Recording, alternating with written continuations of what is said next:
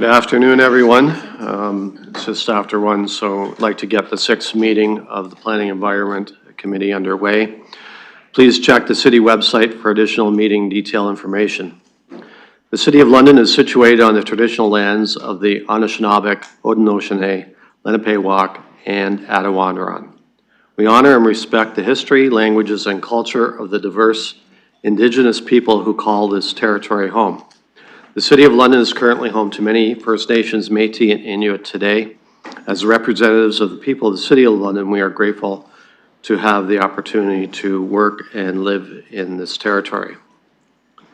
The City of London is committed to making every effort to provide alternate formats and communication supports for meetings upon request. To make a request specific to this meeting, please contact pec@london.ca or 519-661-2489. Extension 2425. We are missing 2 members of our committee, Deputy Mayor Lewis and Councillor Hillier, due to personal matters. We have the mayor joining us and we have Councillor Stevenson joining us online. At this point, I'd like to look for any disclosures of pecuniary interest. Seeing none, we'll move on to consent items. I've had a request to pull 2.3, and as practice, we will move that to the end of our meeting down to deferred matters. So I'll look for committee members to look for a motion here. Councillor Cuddy. I'll move that, Chair. So you're going to move 2.1, 2.2, 2.4, and 2.5? That's right. Yeah, thank you. I'll look for a seconder. Mayor, seconds. Any comments or questions from committee members or visiting councillors on this? Councillor Hopkins. Yeah, thank you, Mr. Chair, for recognizing me. I'm not part of this committee, but I do have a question regarding 2.5, which is the Pack Road sewer extension. Read the recommendation. I wonder if I can go through you to staff. I know there's other opportunities, and I'd just like to go to staff to explore those opportunities for the developer. Okay, I'll go to staff on that question. Yes, thank you. Through the chair.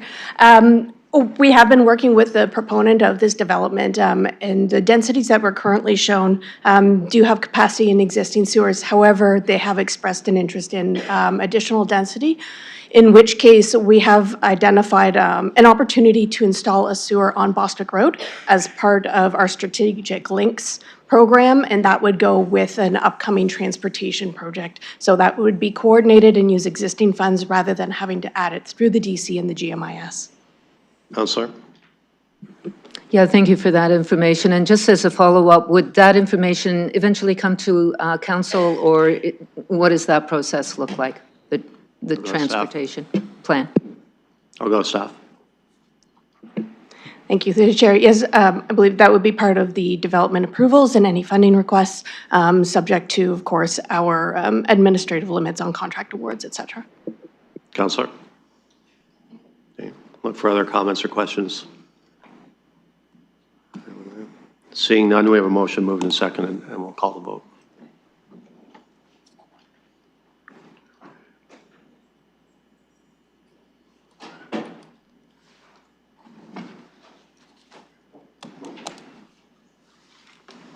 Councillor Stevenson.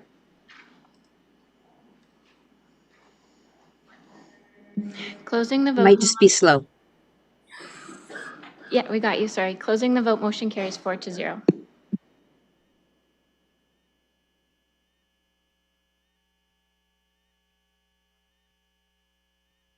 Okay. All right. We're onward to scheduled items. 3.1. This is a delegation from Mr. Metralier, the chair of our Community Advisory Committee on Planning. Please, sir, go ahead, and you have 5 minutes. Thank you, members of council. My name is John Mark. Is this my guy? Hold on a second. Look, just want to make sure your microphone's on.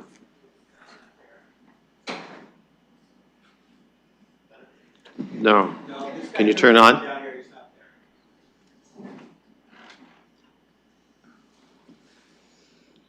Just gonna go find IT. Yeah.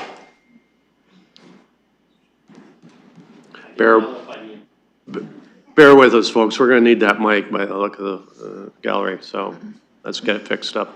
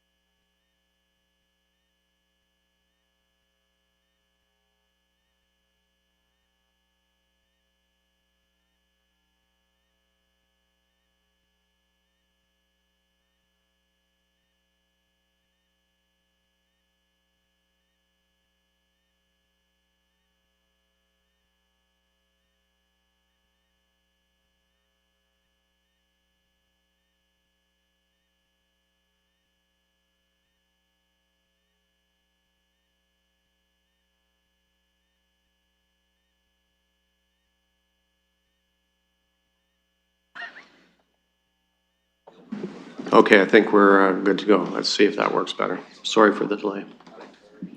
Thanks. Is that better? Yep. Sounds like it. Okay. My name is John Mark Metraye. I'm Chair of the Community Advisory Committee on Planning. Thank you, as always, for your indulgence. I did just want to briefly speak to item 3.7 of the report that's before you. This is regarding privately initiated applications to expand the urban growth boundary. The committee was consulted on this item and had a discussion and some thoughts. As you know, we are traditionally known as the city's Heritage Advisory Committee. That's what you hear from us mostly on.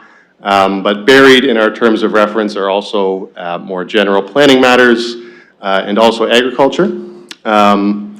And so while there are some, I would say, diverse views within the committee on the urban growth boundary, we did have an interest in the subject itself.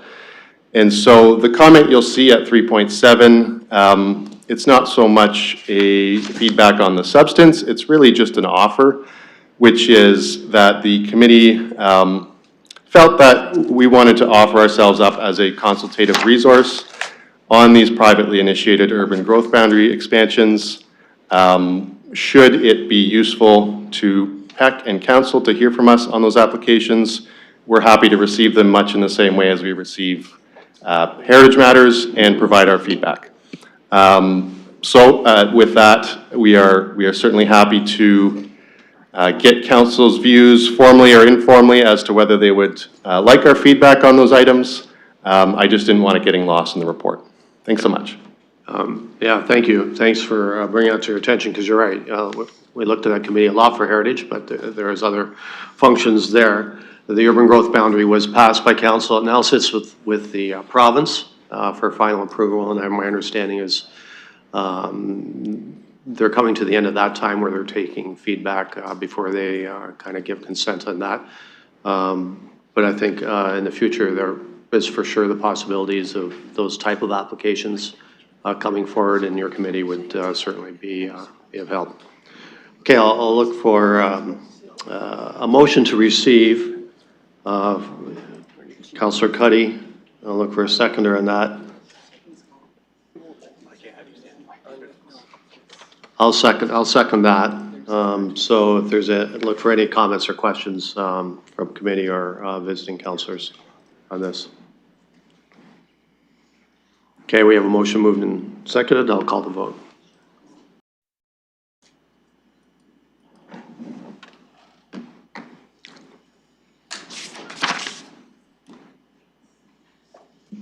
Closing the vote, the motion carries 4-0.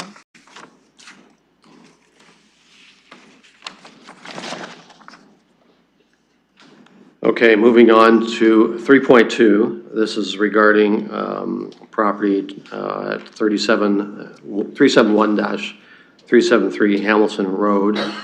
I'll look for a motion to go into a public participation meeting. Councillor Cuddy, seconded by, I'll second it.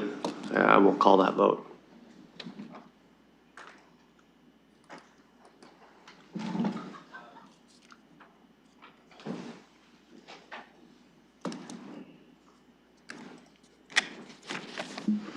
Closing the vote, the motion carries 4-0. Okay, I'll look for the applicant. The applicant would like to address the committee. Please, ma'am, give us your name and you have 5 minutes. Good afternoon. My name is Heather Garrett. I'm with Zelenka Paramo Limited. I'm the agent for the Canadian Mental Health Association. I first want to thank Heritage staff for all their help with this. We've read their staff report and we agree with it. So I'm here if you have any questions. Thank you. Thank you. I'll look for other members of the public that would like to address the committee on this one. Please, ma'am, give us your name and you have 5 minutes. My name's Anna Maria Velastro. I have a question that I'd like to have answered. I'd like to know if the applicant, when they build something there, if they're going to comply with section 9.1, 6 of the site plan control bylaw that encourages new builds to include bird-friendly windows and native plantings on the new with the new development. So can you answer that for me? I'll take questions and I'll pose them after we're finished. That's with the only PPM. question I have. Thank you. Thank you. Look for other members of the public that would like to address the committee. Seeing none, I'll look for a motion to close the PPN. Councillor Cuddy, seconded by, I'll second it. We'll call them vote.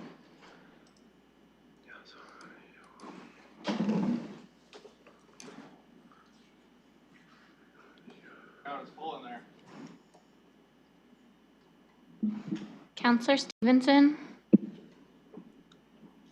Yes,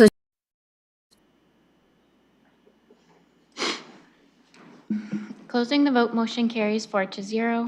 So on the question from the gallery regarding bird-friendly windows, I'm going to go first to staff to see if they can comment on the application. If there's anything in there regarding that, and if not, I'll go to the applicant. through the chair, would you please go to the applicant? Okay. Thank you. All right. Ms. Garrett, can you comment on that, please? Through you, Mr. Chair.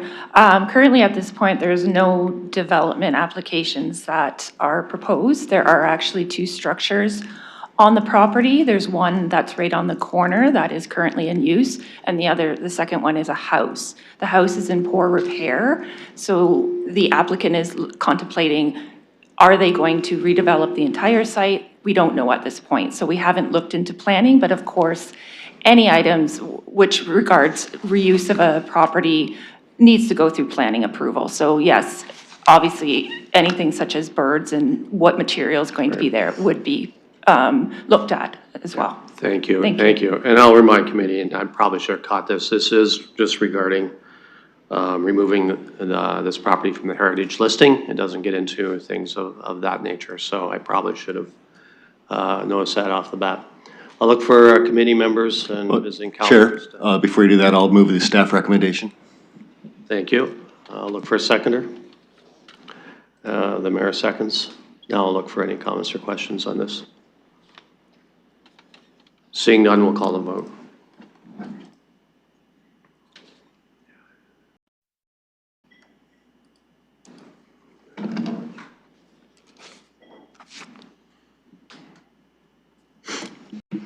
Councillor Stevenson? Yes. Closing the vote, the motion carries 4-0.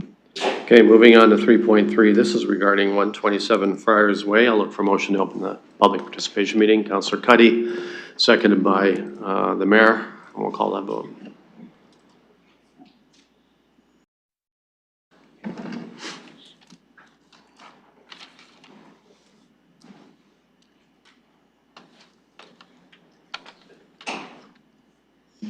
Counselor Stevenson? I vote yes.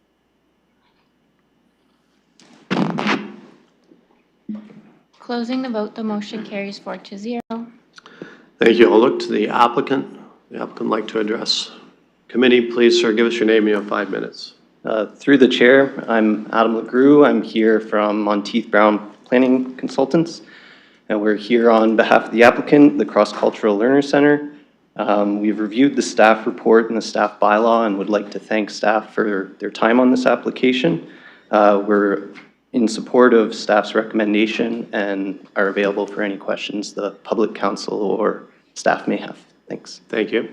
I'll look for members of the public that would like to address. Ms. Velastro, please go ahead. You have 5 minutes. My name is Anna Maria Velastro. I do have a question for you. My understanding is that it's up to the applicant to install bird-friendly windows and ensure their plantings are regionally native to Southern Ontario. My understanding is the province doesn't allow the city to mandate that. It has to come from the applicant. And I'd like to know if the applicant is willing to comply with that section of the control site bylaw, which is asking new builds to put in bird-friendly windows and native plants. Do you know if your applicant is open to that? I'll look for other comments or questions from the gallery. Seeing none, I'll look for a motion to close PPM. Councillor Cuddy, seconder. The mayor, second.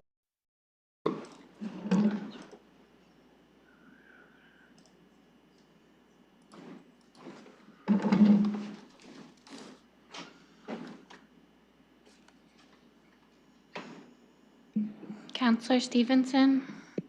I vote yes.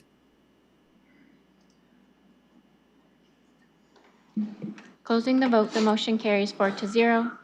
Well, before I go to the applicant, I'm just going to ask staff, this is a two-story building. It's not a rebuild, it's just reconfiguring the interior. Is there any guidelines for bird-friendly windows on that type of project? Through the chair, that's correct, that they are just using the existing building and there's no guidelines for existing buildings. Okay, thank you.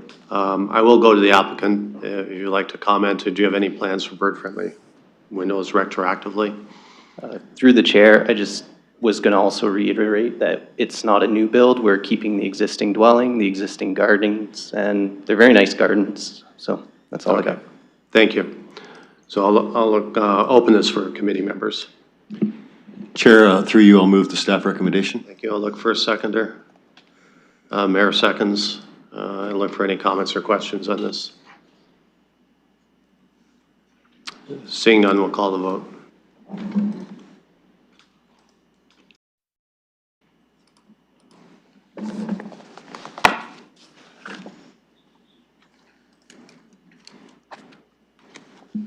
Closing the vote, the motion carries 4-0. Thank you. The next item is 3.4, and this is regarding 63 Greenfield Drive. I'll look for a motion to open the public participation meeting. Councillor Cuddy, seconded by, I'll second it. We'll call the vote.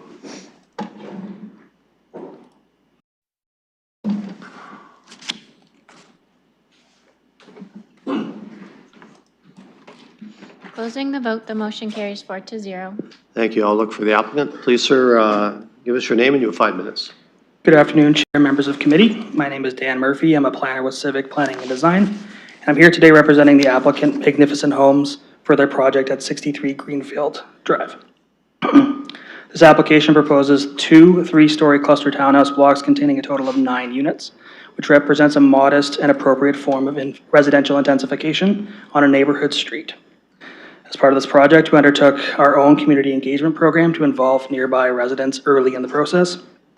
Postcards were distributed to neighboring properties, inviting residents to a virtual community information session where we presented the proposal and received feedback directly from the neighborhood. This proposal conforms to the neighborhood's place type, and which contemplates this scale of residential intensification and permits townhouse forms on a neighborhood street.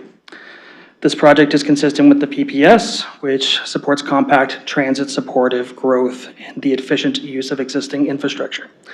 This project delivers both, as it's situated within the primary transit area and is located less than a 5-minute walk to existing LTC service and planned BRT. I'd like to thank Planning and Development staff for their work on this project, and we are in full support of the staff recommendation today. Thank you. Thank you. I'll look for members of the public that would like to address the committee on this item. Please, sir, give us your name. You have 5 minutes. My name is Brian Couto. I'm the owner of the property next door. I feel that this development does not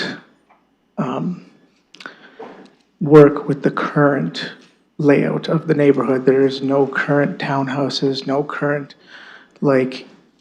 anything around the area. This is a major change.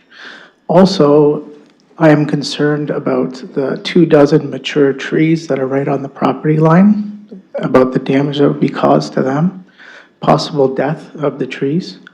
And I would like to know what, if it does go through, what needs to be done in, as far as I know in London, we take mature trees very seriously and upending and destroying so many trees. Also, the effect on our privacy is quite significant, considering these are planned to be 3 stories high. I don't see how you could build a proper privacy fence going looking right into our backyard. So I just kind of want some answers on this development. Thank you. Yeah, I'll bring your questions forward after we've finished hearing from everyone. All right. I'll look for the next speaker.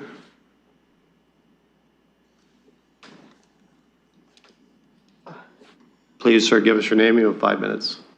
My name is Richard Legault, and one of my concerns is, number one, garbage pickup, parking on the street, the location of this development, right opposite 2 driveways, snow removal, and again, the concern of the trees.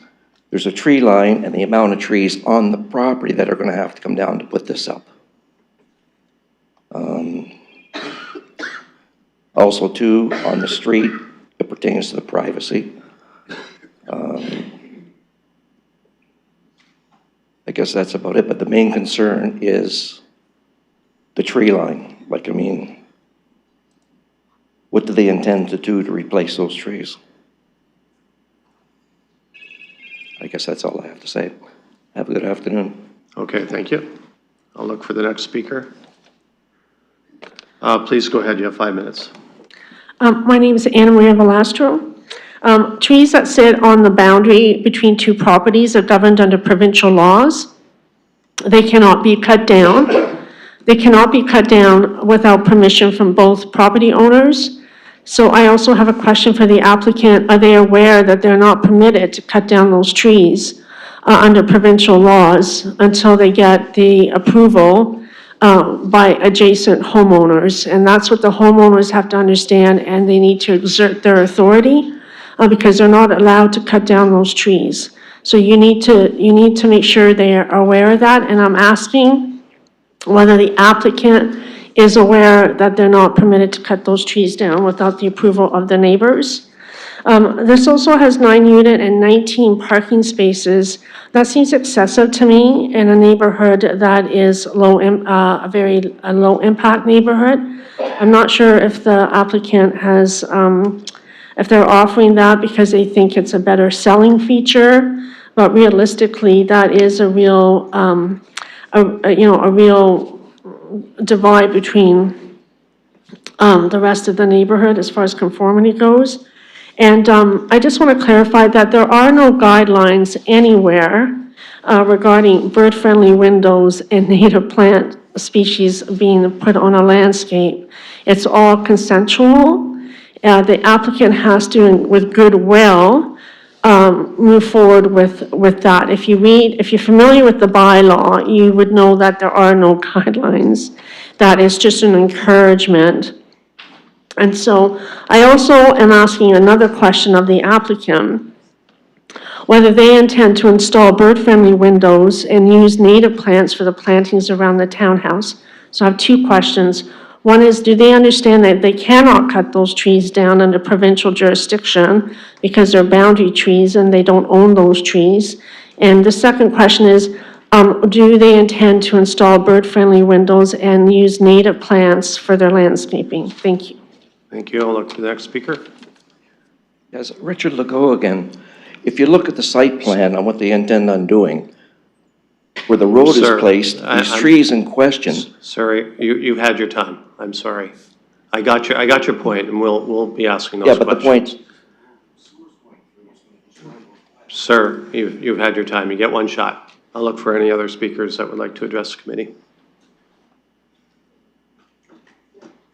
Seeing none, I'll look for a motion to close the PPM. Councillor Cuddy, seconded by the Mayor. We'll call the vote.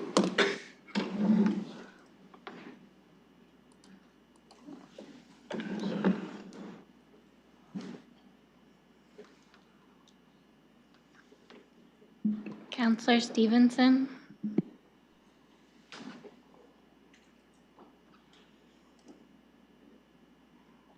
Closing the vote, the motion carries 4-0. Thank you. So I'll go to staff. There's a couple of items there.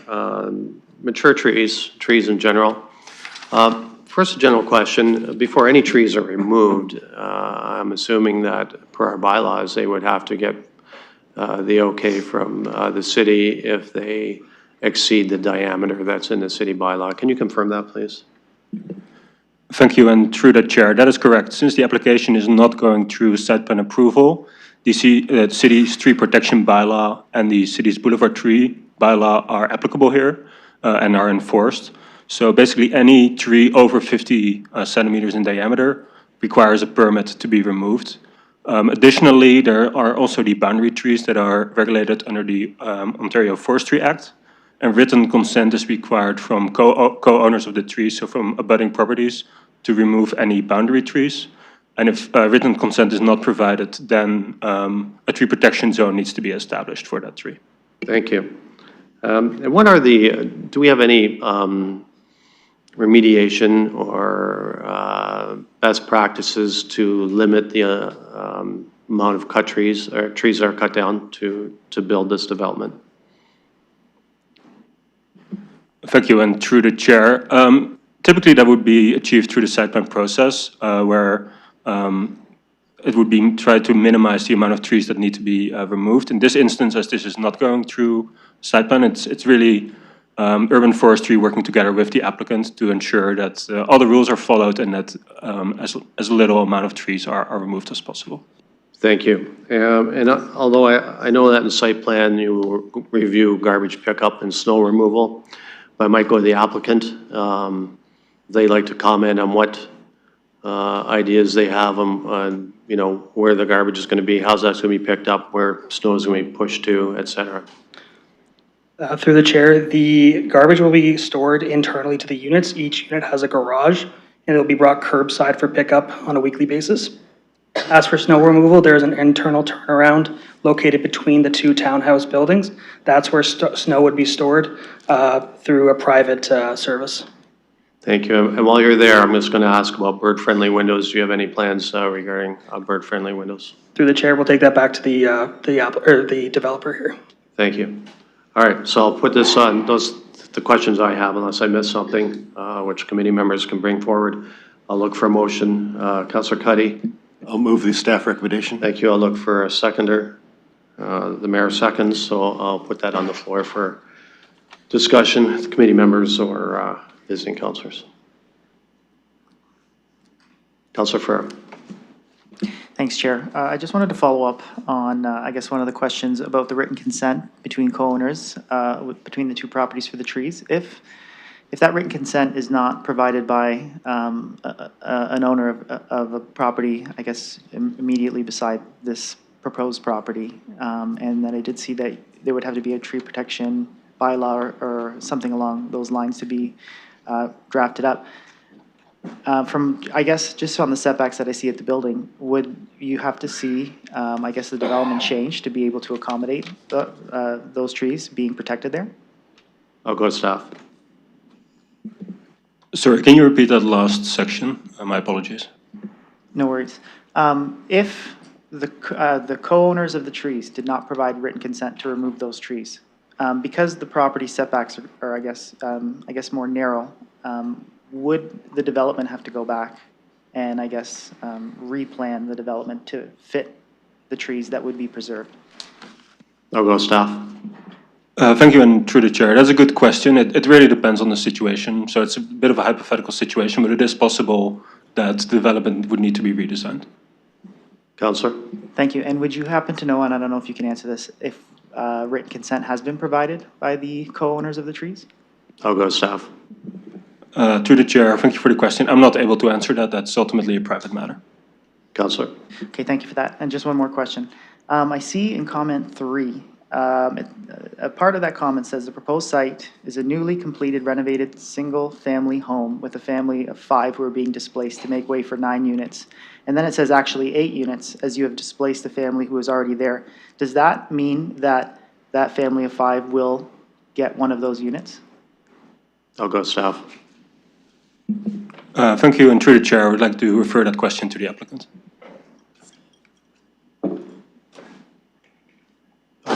I'm sorry, could you repeat that?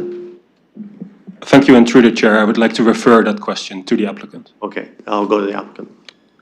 Through the chair, I'm not sure the exact arrangement that they have with the current property owner. It's my understanding that there will be, through the Tenant Act, certain steps to take once their lease is complete. Councillor? Okay, thank you for that. As not a voting member, so I can't vote on this, but, you know, I guess for that point in that comment right there, you know, a framework or some type of program that would be able to protect, you know, situations like this, whether or not if this family were to be able to have that new unit or not would be good. I know we're going to be discussing that on an item coming up, but those are my comments there. Thank you. I'll look for other comments or questions from committee members or visiting councillors. Seeing done, we got a motion moved and seconded. I'll call the vote.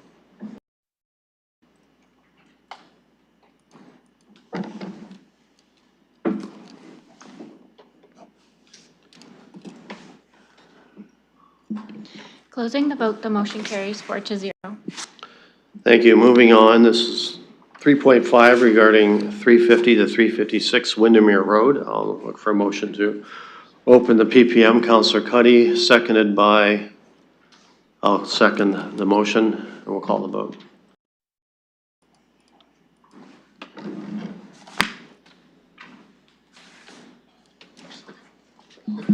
Closing the vote, the motion carries 4-0. Thank you. So I'll look for the applicant. The applicant would like to address the committee. Please, sir, give us your name and you have 5 minutes. Thank you. My name is Caden McAllister. I'm here with my colleague Matt Campbell. We're planners with Lincoln Priamo here on behalf of Distinctive Homes for the zoning application at 350 to 356 Windermere Road. This zoning application looks to rezone the lands to permit 2 3-story back-to-back townhouses containing a total of 24 residential units. As part of this application process, we held an open house meeting on January 15th and have also received some additional comments from the public. I'm just going to provide a couple notes that sort of goes over some of the concerns regarding compatibility, traffic, trees, those sorts of nature. So a couple notes I have on that is regarding trees. It's been brought to my attention there are a few that have been removed. There were permits acquired for that, and I believe Councillor Pribble also has record of that. It was brought to my attention that some of the trees on the sites were in rough condition and were posing safety concerns.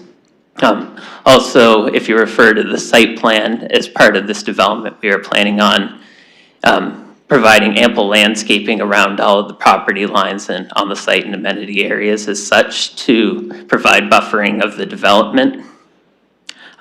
Regarding parking and traffic, as part of this development, we've proposed surface parking areas to the rear of the site behind the townhouses to screen the viewing of the parking from Windermere Road, and the landscaping as well will help to screen it from abutting properties.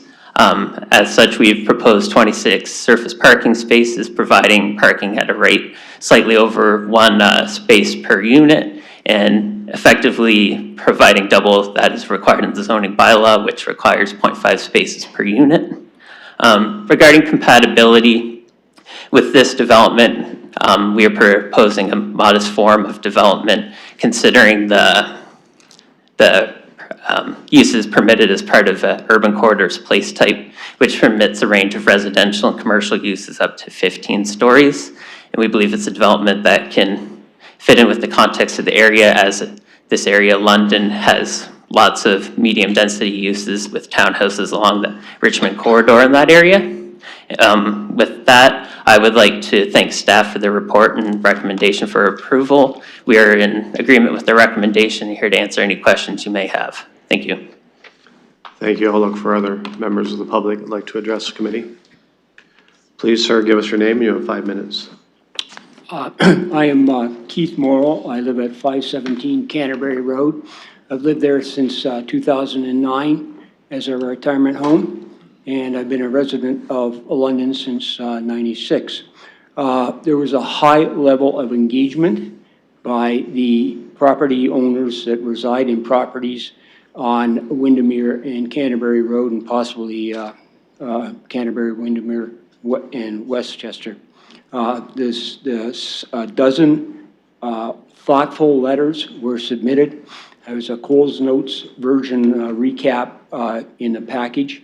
I'd like to also point out this is a student rental area. This property will be occupied by students, predominantly second and third year. Where I live, I am surrounded by students. 3/4 of every student has a car. These are going to be 3-bedroom units times 26, and the stated number of parking spaces, in my view, is woefully inadequate for the number of cars that those student tenants are going to bring to those apartments. Additionally, Windermere Road, while not a major corridor, is between Richmond Street, Western Road, east-west, and is jammed with cars at 3:30 or 4 o'clock when the University Hospital unloads its staff, and should have a 5th lane. And there's no place for a 5th lane except for on the north side of Windermere, and that would put the frontage available for this property to basically zero. The tenants would come out the front door and be on the street. There is no bike lane on Windermere Road between Western Road and Richmond Street.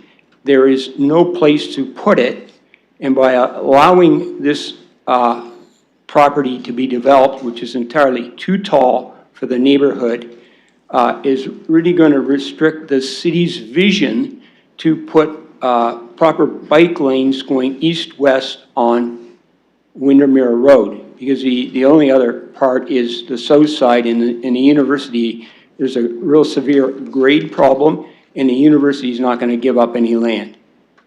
So my comments then concisely are inadequate parking on the site based on 26 units, considering the number of cars that second through graduate university students bring to them. We have a number beside us, across from us, and everybody's got a car, and they're poorly parked. So the numbers are a problem, and the closeness to the street property line just doesn't allow the city any latitude at all to install a bike lane, if that is in their vision going forward, or a 5th lane that is badly needed in that section of Windermere. Thank you. Thank you. I'll look for the next speaker.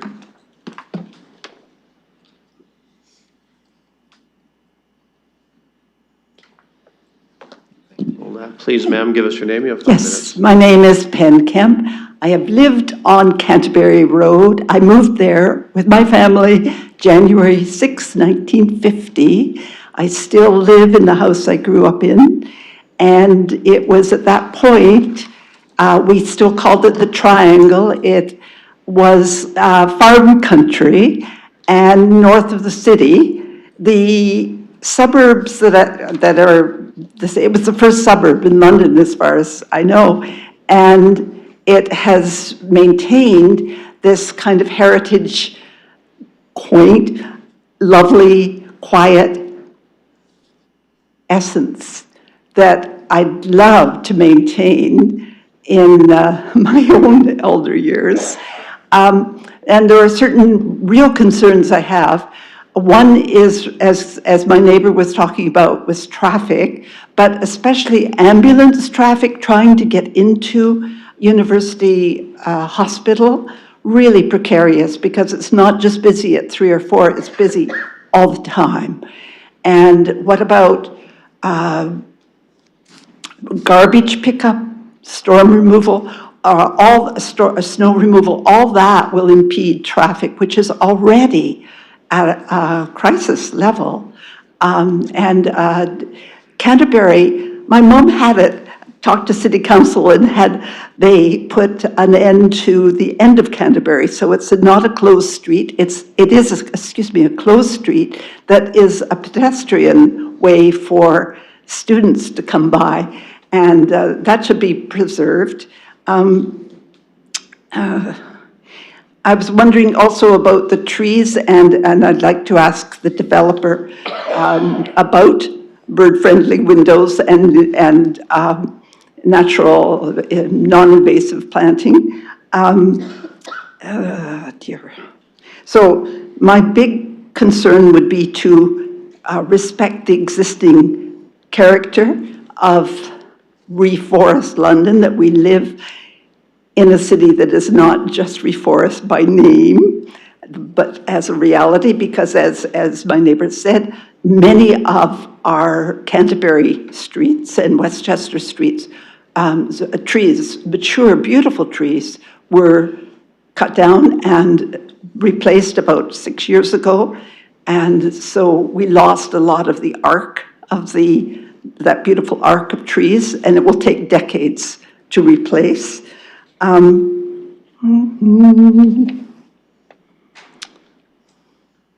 yeah, our basement was regularly flooded. Medway Creek is right there, and we know climate change is happening. Climate change has given way to floods or heating or whatever, but we, all through the 50s, up till now, I don't think the storm sewers were any way adequate, even now. Our basements were flooded regularly, even up till 2024.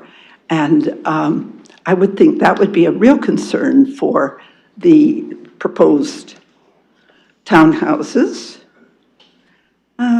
So basically my point is not to change the zoning, because that would lead us wide open to lots of change in that really special heritage neighborhood. Thank you. Thank you. I'll look for our next speaker. Please, sir, give us your name and you have 5 minutes. Good afternoon. My name is Harkinder Chahal. I am living at 360 Windermere Road, that is just next to this proposed development. And these people who spoke just before me have brought out so many points, and they already covered so many points. But imagine how scared I am just next to this high-rise coming up. When we bought the property in 2006, we bought it because of the character and the way this whole street is laid out.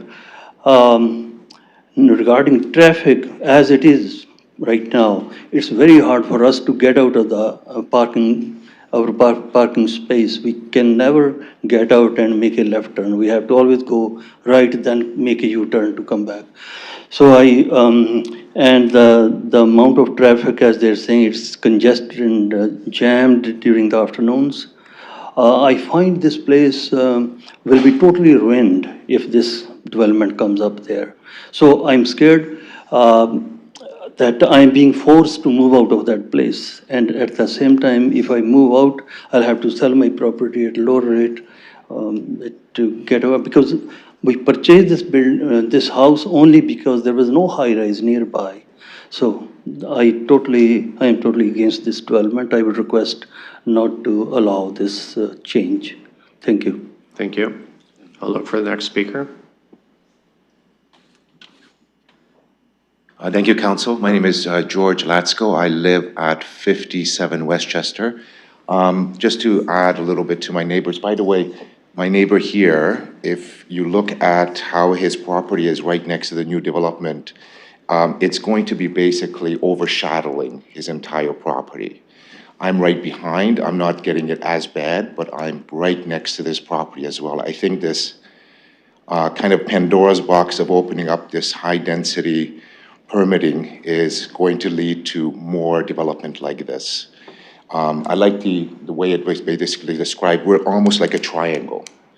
It's really, the entire neighborhood is built like a small residential family neighborhood, and this is going to change the character completely. I think at the very least, it should be from 3 floors to 2 floors. If the permitting is allowed, it should be basically reduced.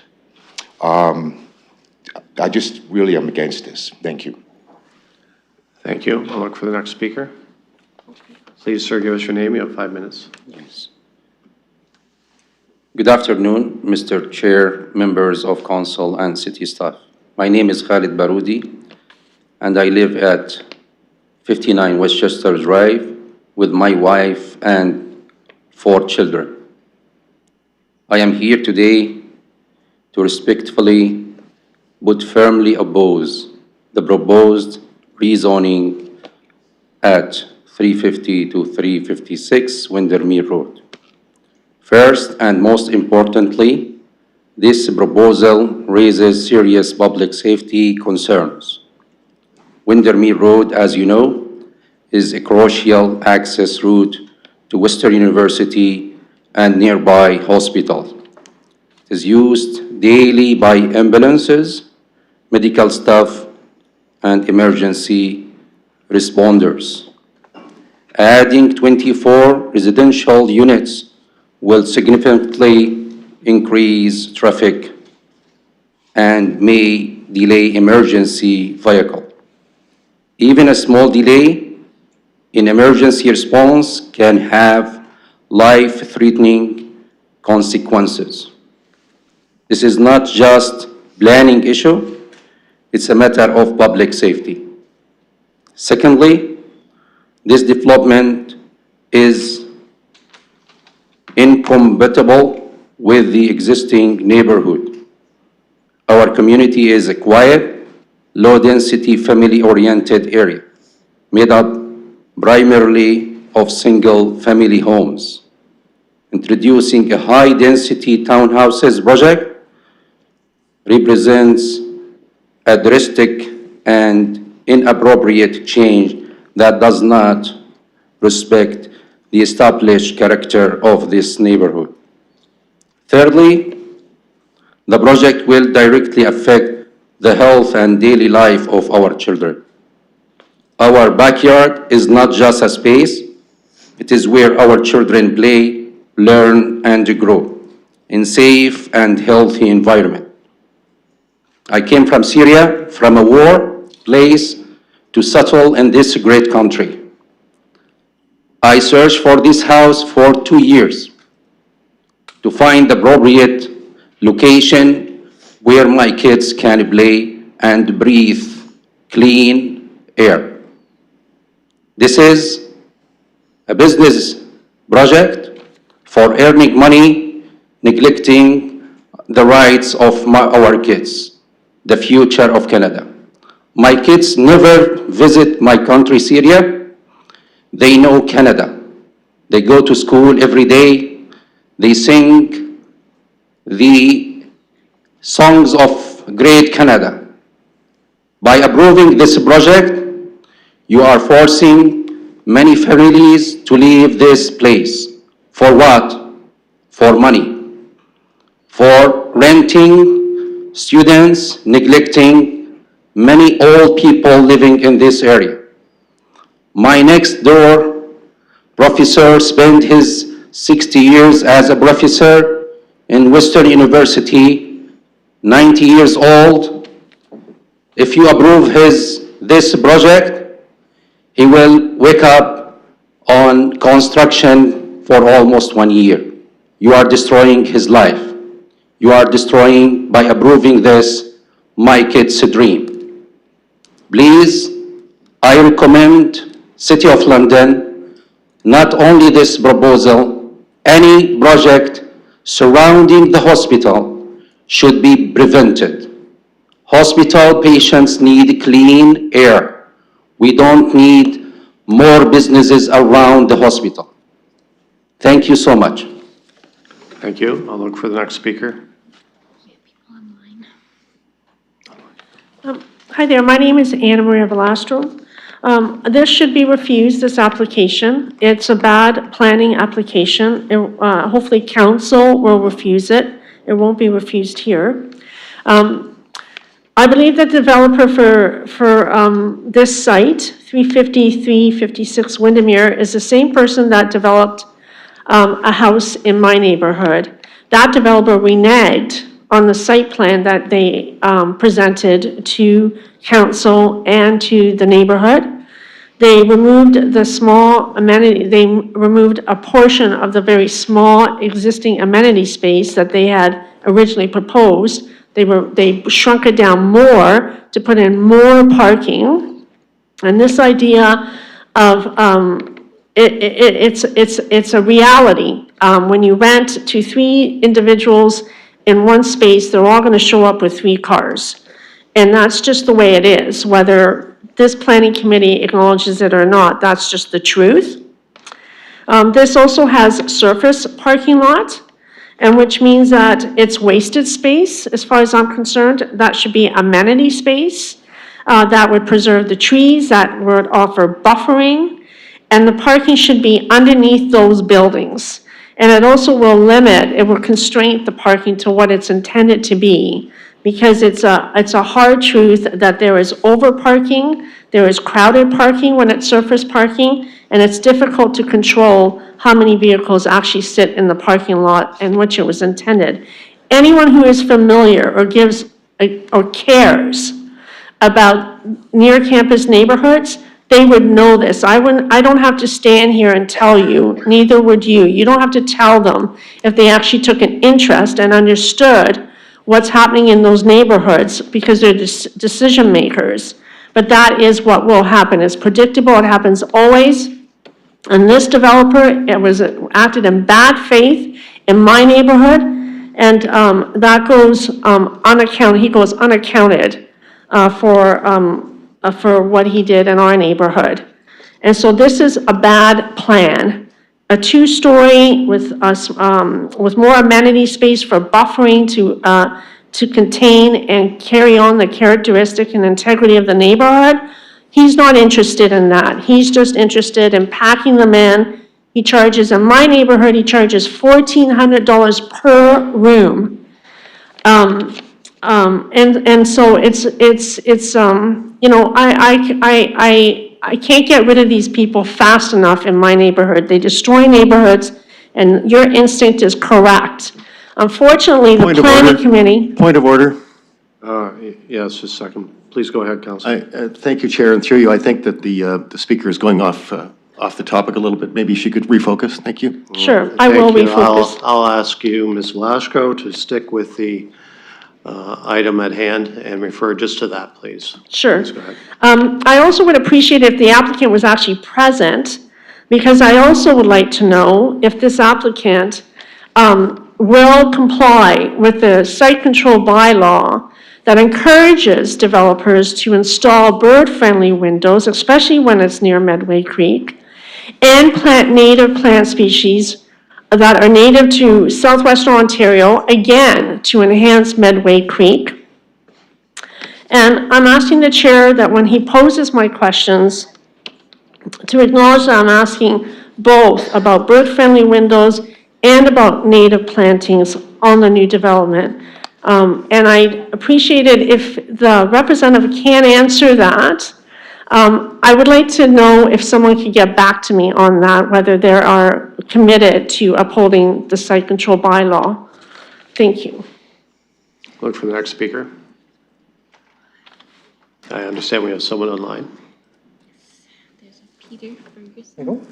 Mr. Ferguson, are you online? Can you hear me? Yes, I am. Can you hear me? We got you. You have 5 minutes. Please go ahead. Great, thank you. My name is Peter Ferguson. I'm a long-term resident of Canterbury Road. I've been there for more than 20 years. I have a lot of concerns. I'm speaking in opposition to the zoning application. I have many concerns. Given the time, I'm going to focus on traffic. There is, in fact, a triangle between Windermere, Richmond, and Western Roads where that Canterbury intersects. Windermere Road is already an overtaxed road. There's high congestion, especially in the morning and the end of the workday. Coming west on Windermere in the morning, the left turn into the hospital is backed up past the road split so that when there is a left turn lane and a right thoroughfare, the right thoroughfare is already blocked off. Adding more traffic is going to increase that problem. In the evening, the traffic coming north on Western Road turning right onto Windermere Road is badly backed up. The traffic from campus coming out of campus onto Windermere Road is also badly backed up. Adding additional traffic in the form of this zoning application is going to make all of these problems worse. The assumption that it will just be 26 cars is myopic, I think, or dishonest. And I think you can't account for those cars. You have to also look at the delivery drivers and the Uber cars that come there. We all saw this with the development on Richmond Deluxe, which is south of Windermere, and also the north of Windermere, the Masonville Yards, which is across from the mall. And both of those developments had dedicated lanes for drop-off, pickup, Uber drivers, DoorDash, etc. And that's just leaving aside the impact of the traffic on Western and Richmond Road. I think there's a very important public safety issue that needs to be considered. Windermere is a major transit point for ambulances and people driving to emergencies. Despite the fact that there's an entrance off of Western Road, ambulances and people accessing emergency transit Windermere Road. There's also a lot of pedestrian traffic on Canterbury Road. Students that are walking from housing north of campus come down Windermere Road and cross at the Windermere Canterbury intersection.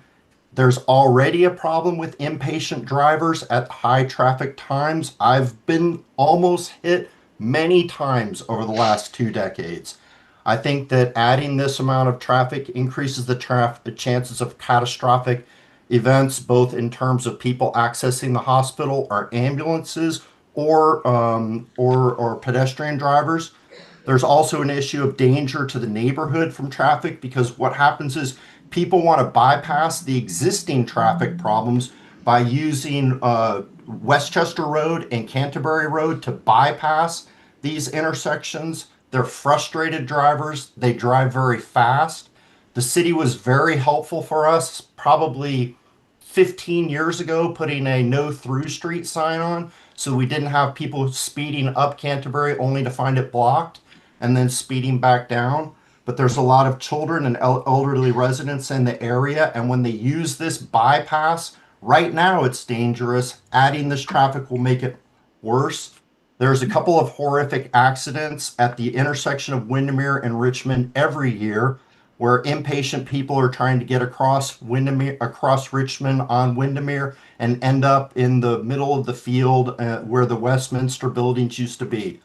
I would ask if there has been a traffic assessment study. If it exists, I was unable to find it in the package of information, and it was noted in the document that it did not seem to exist. I don't think that I think you should call for a traffic assessment, And if one is done, I think it cannot be allowed to have overly optimistic assumptions about the number of autos. This is high-end housing for wealthy Western students that are going to bring their cars. We know all up and down the street, when the students are in houses, which we have no problem with the students being in the houses, but they all bring cars. So saying you're going to create 78 residential spaces and there's only going to be 26 cars there is dishonest. It may fit the zoning bylaw, but it does not reflect reality. We must include also, if they're doing the traffic assessment, it has to include other approved housing that could also tax the intersection, like the mall area housing, which has already been approved. 30 This seconds. must take place during the fall and winter terms when there's a lot of traffic. Okay, so I don't think the risk of this must be acknowledged. The road was not designed for high density areas. There should be a traffic study. We need the Windermere Road to be expanded before this type of development, because this is not a modest compared to the neighborhood. The neighborhood are single houses, and this is a massive expansion of the neighborhood. And I think this is a dangerous problem in terms of traffic. Thank you for your time. Thank you. I'll look for the next speaker. Please, sir, give us your name. You have 5 minutes. Hello, my name is Mike Sinclair. I live at 51 Westchester Drive, so I'm probably one of the few here that are going to be most impacted by this project. Currently, I enjoy park-like setting. My neighbors behind me where this proposal is supposed to be, beautiful yards, pool. I've been there, like I said, 25 plus years. And the reason I bought that neighborhood was because it was a beautiful neighborhood. Over the last 20 years, our neighborhood has already begun to deteriorate. We have a lot of student rentals in there. We have a lot of people parking on grass, the lawns, the streets. We have students have no respect for the community or the people that live in the community. We have garbage issues constantly.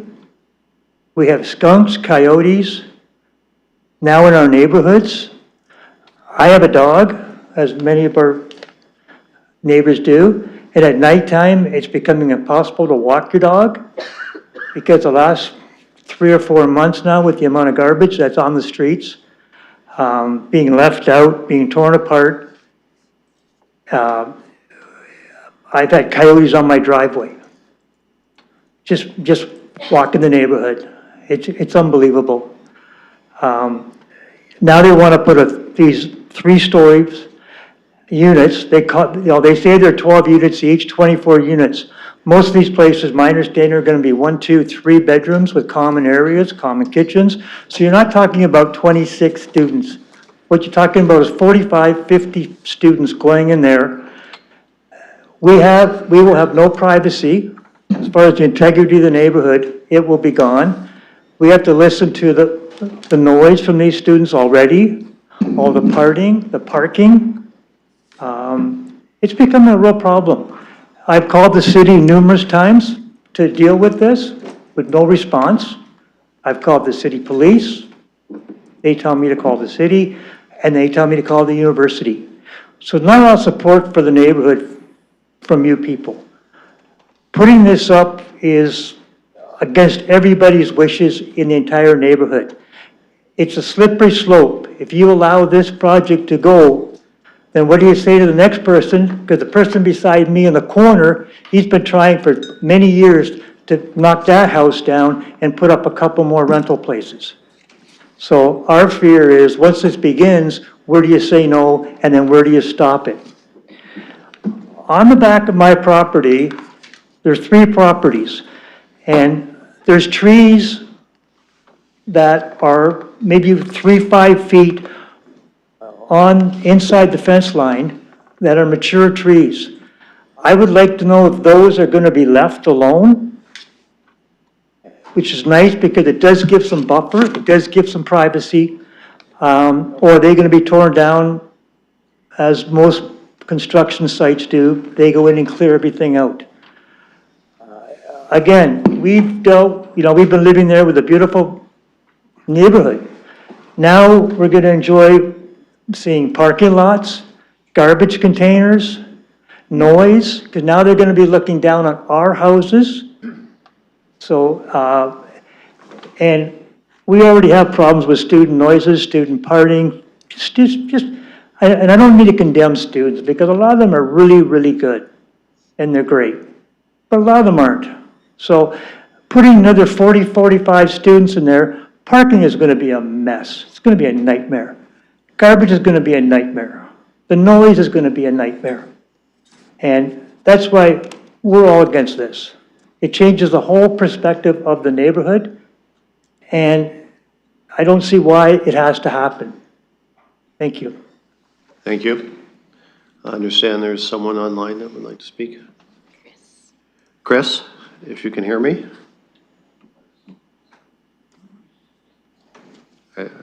Okay. Hello, can you hear me? We can. Please go ahead. You have 5 minutes. Excellent. Thank you, Mr. Chair. Thank you, Mayor Morgan and councilors for allowing me to speak to you today.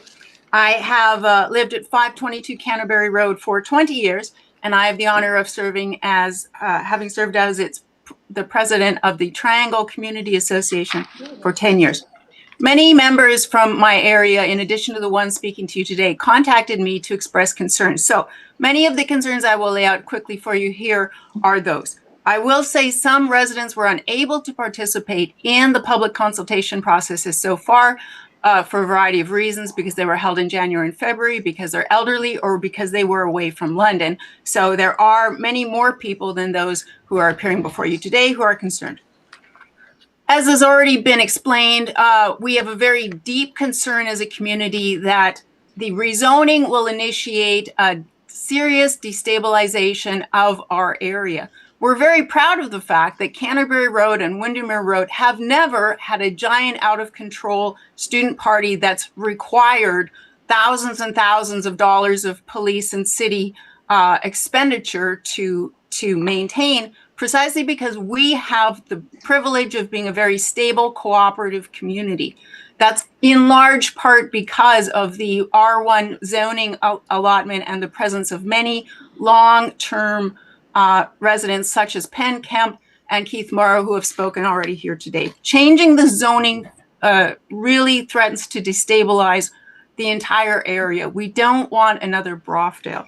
Second, many people have already talked to you about the issue around parking. I totally agree that the parking allotment is insufficient, in no small part because, along with the fact that many of the residents, more than one per apartment, will have a car, you have to remember, and the staff report did not know, that parking near the university public parking is non-existent. There's enormous pressure and much illegal parking simply because there's not enough existing parking, and adding more population will drive this problem into an even further negative aspect.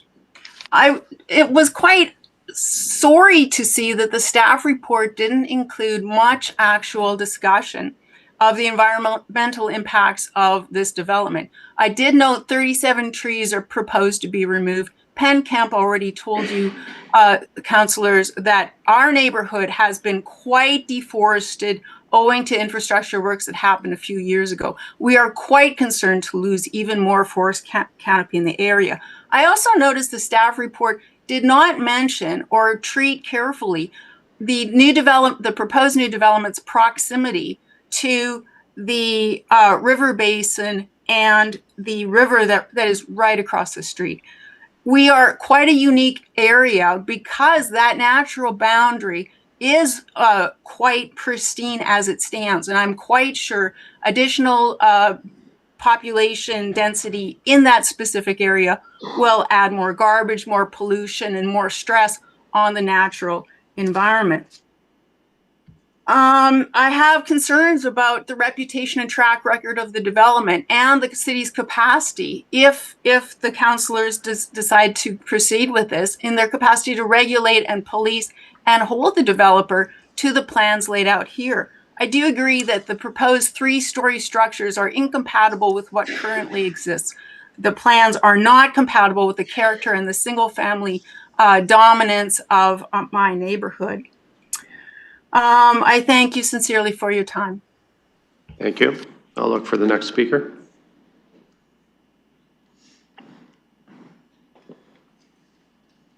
I'll ask clerk if there's anyone else online. I don't see anyone coming to the microphones, and I don't have anyone online, so I'll look for a motion to close the PPM. Councillor Cuddy, seconded by the mayor. We'll call the vote.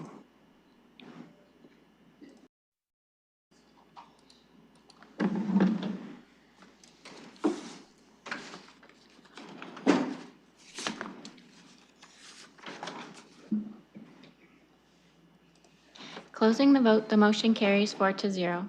So a couple questions that were raised or concerns, and I want to go to staff before we put it on the floor.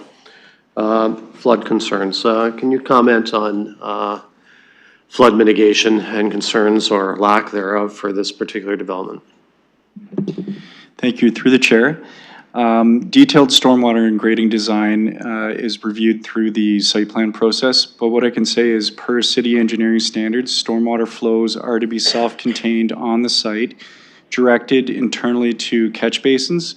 From there, they'll be conveyed through private sewers out to our municipal right-of-way, underground, and then the major flows will be directed to Windermere Road. So we're not anticipating any negative impacts at this point to adjacent properties. There's no concerns with flooding. And also I wanted to point out that the existing topography is actually sloped towards Windermere Road, which helps with the overall design. Thank you. Thank you. Again, trees. They mentioned there's 3 mature trees. Have those been identified, or are those due to come down, or is that something that staff can comment on? Thank you, and through the chair. So the application was reviewed by landscape architecture and ecology staff, and no issues were identified. As part of the application, a tree preservation plan was also submitted, and that plan identified a total of 54 trees, of which 37 are proposed for removal. Any replacement trees will be addressed through a future site plan application. And then with regards to the ecology, there are no natural heritage features on site. Ecology staff reviewed the application and addressed no concerns. Okay, thank you. And traffic study, has a traffic study been done for this particular development? Thank you, and through the chair. As part of the complete application, a TAA was not required, as it's a total of 24 units, which is relatively minor compared to the total amount of traffic in the area. Windermere Road is a civic boulevard with over 14,000 vehicle movements a day. Western Road has over 22,000 vehicle movements a day, and so a TIA was not required, as the impact of the proposed development will be very minor on the total traffic in the area. Okay, thank you. Any other concerns that were raised, I'll leave for committee or visiting councilors to address on that one. So I'll put that out on the floor for committee right now.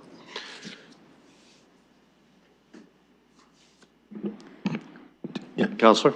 Chair, I'll move the staff recommendation. I'll look for a seconder.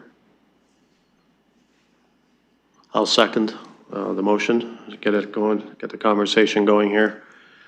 So I'll look for comments from members of the committee or visiting. Councillor Primal. Thank you, Chair. And I would just like to add a few more questions from the residents. The city has considered the addition of bike lanes on Windermere Road. If the proposed bike lane is approved, the presence of the proposed units will create an increased safety risk for pedestrians, bikers, and drivers alike by having so many residents traversing a very small stretch of the road. How will the safety issues be addressed? I'll go to staff. Thank you for the question, and through the chair. There is an upcoming transportation project on Windermere Road to upgrade the 4 lanes of traffic and introduce bike lanes on the north side of the street, I believe between Windermere and Dune Drive. This is upcoming. I believe it's scheduled for 2028.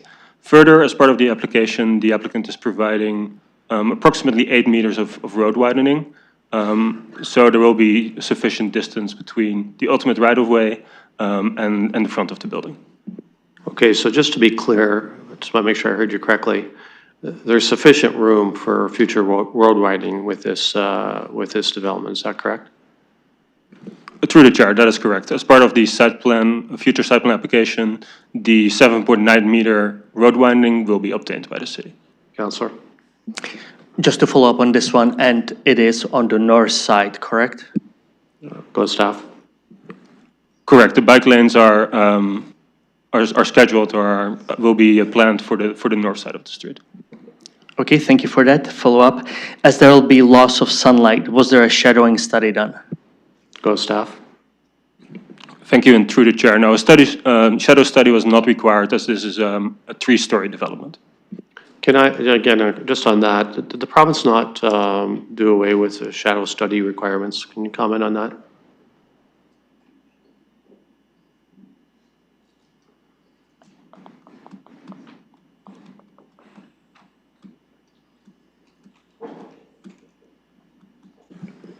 Through the chair, no regulations have been introduced yet by the province as of this time. Typically, as a city, we would like to see shadow studies for mid or high-rise development. So 6 to 8 stories minimum is where we like to see shadow studies. And as mentioned, this is a proposal for a 3-story development, so no shadow study was requested.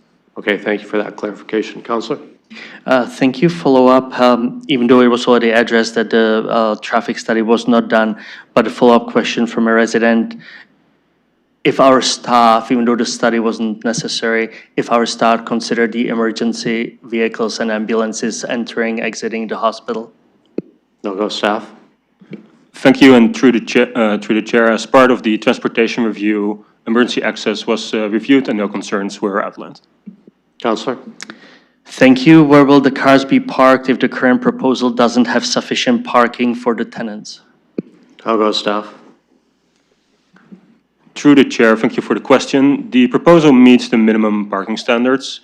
In fact, additional parking is provided above the minimum standards. There are also no parking signs existing on Windermere Road. So any parking spillover onto the street would be a bylaw enforcement matter. But from our perspective, sufficient parking is provided. Councillor? Follow up, garbage collection and snow removal? Go staff. Through the chair, those matters will be addressed through the future site plan application. Councillor?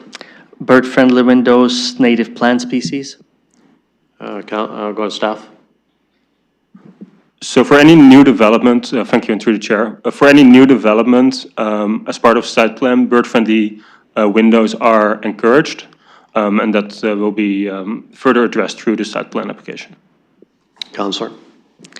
I know we have talked about trees already and this was answered. I just want to confirm that I did receive emails, phone calls, concerns when the first trees came down.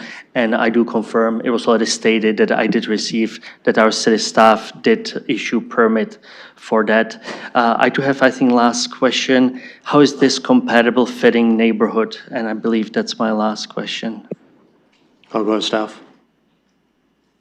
Thank you, and through the chair. The London plan contains evaluation criteria for all planning applications, including the degree to which proposal fits within the existing and planned context.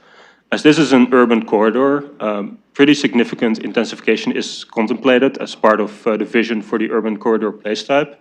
And staff reviewed the application based on the evaluation criteria and are satisfied that the use, intensity, and form meets those criteria and is compatible with the neighborhood.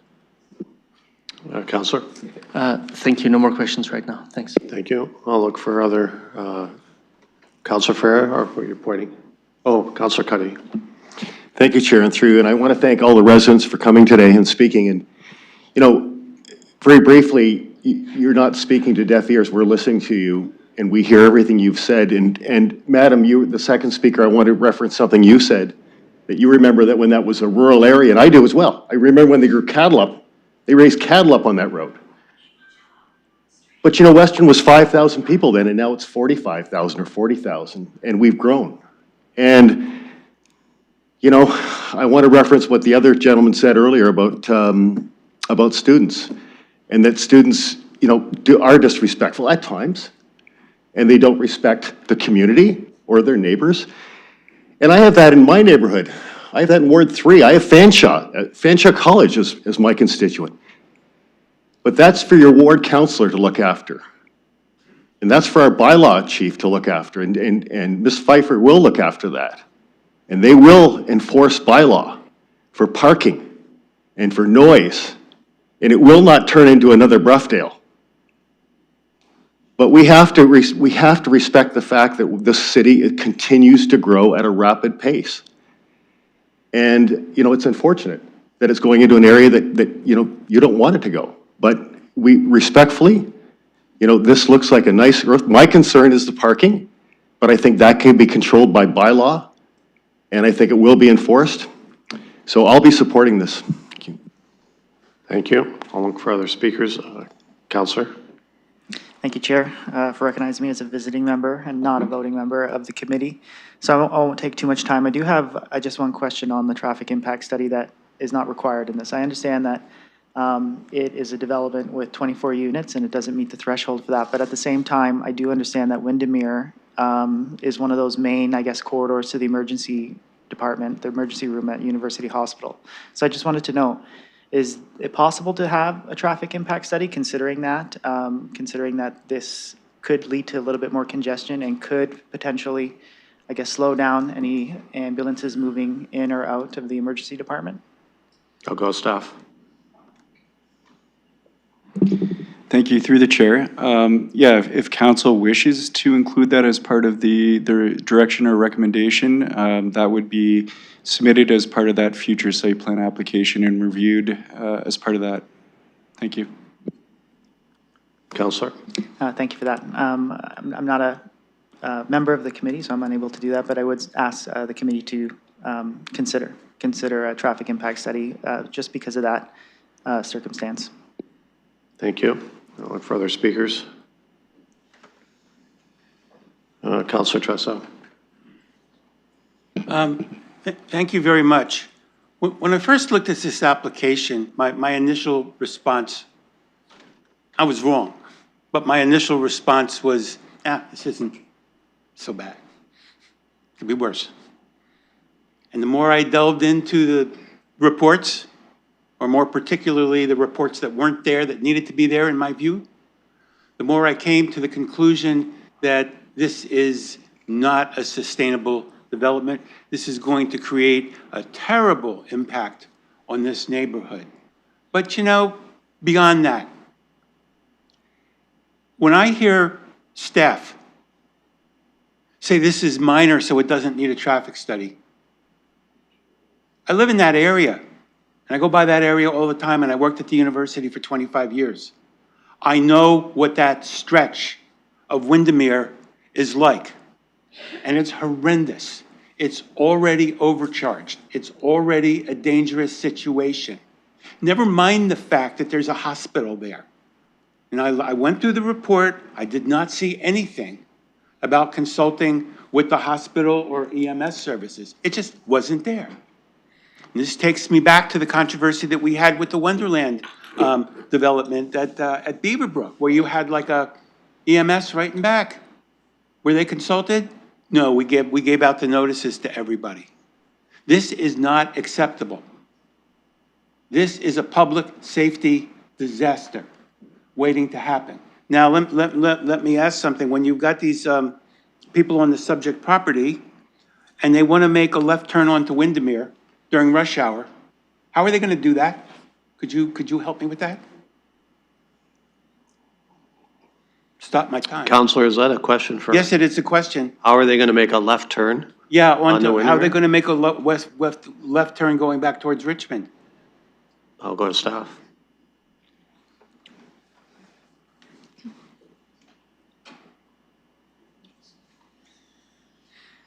The answer is they're not. Need your microphone. Microphone. Oh, thank you. Through the chair.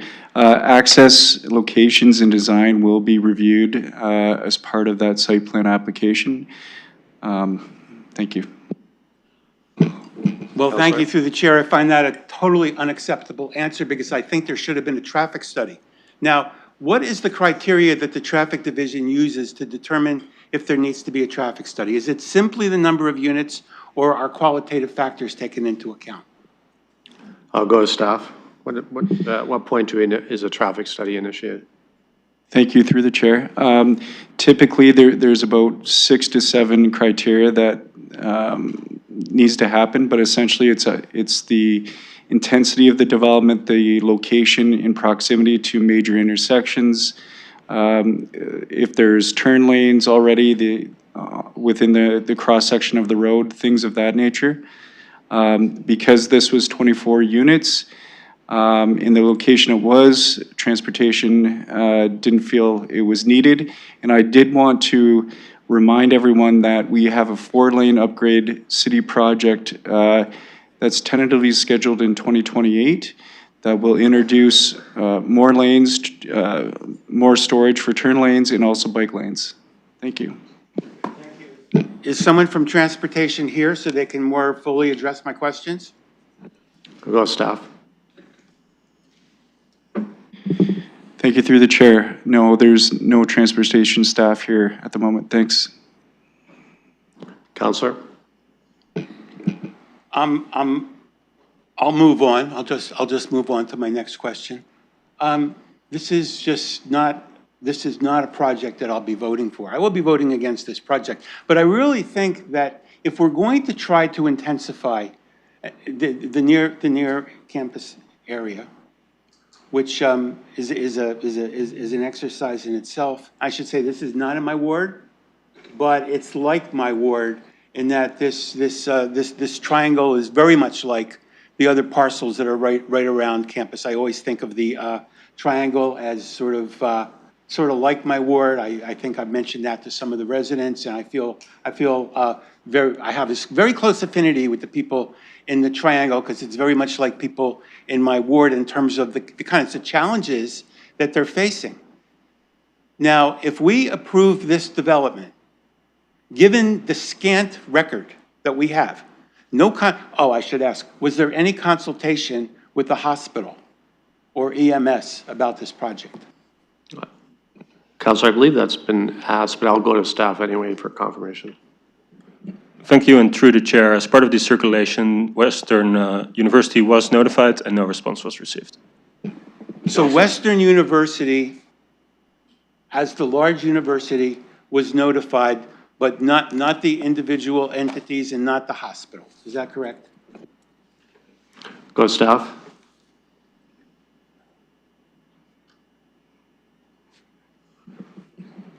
Through the chair, the university hospital was within 120 meters of the subject lands and were notified, and no response was received.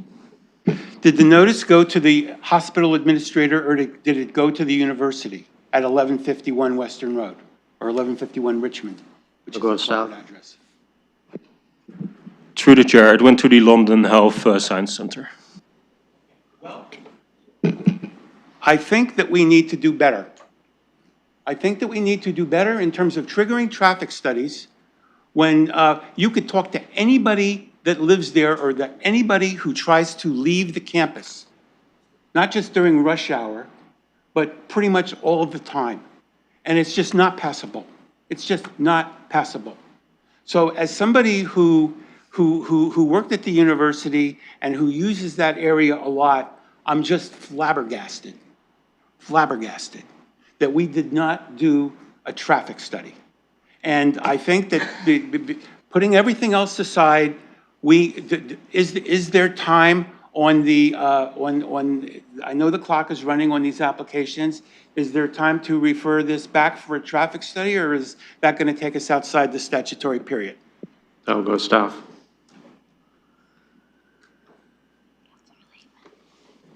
Thank you, and through the chair, we can provide the information on when exactly the 120 days would end, but this application is going to council in a few weeks, so I think it will be challenging to get a traffic study done before that time. Instead, a traffic study update could also be provided as part of a future site plan application. Yes, I understand that. There's a big difference between doing one after the fact, after there's been approval as part of a non-mandatory site plan, and on the other hand, doing it as a traffic study before the application is complete. And I'm going to be asking, I can't make a motion here. I would ask someone on the committee to defer this I'm sorry, to refer it back to staff for more, for a targeted, focused traffic study that is limited to the area between Richmond and the hospital. I don't want an area-wide traffic study, but this needs to be looked at. And my sense is if there's nobody on this committee that's willing to do that, I will certainly raise it at council. So I think I've set out my objections. I think that this is an accident waiting to happen. I know that people are in a critical situation when they're in the last few minutes before they get to University Hospital. I've known too many people who are in life and death situations on their way to the university. And to hear that there's not been a traffic study here, even a very, very targeted one, and to hear, well, we gave the notice that we normally give under the Planning Act. It's so insensitive to the actual reality of what people who are using this area have to deal with.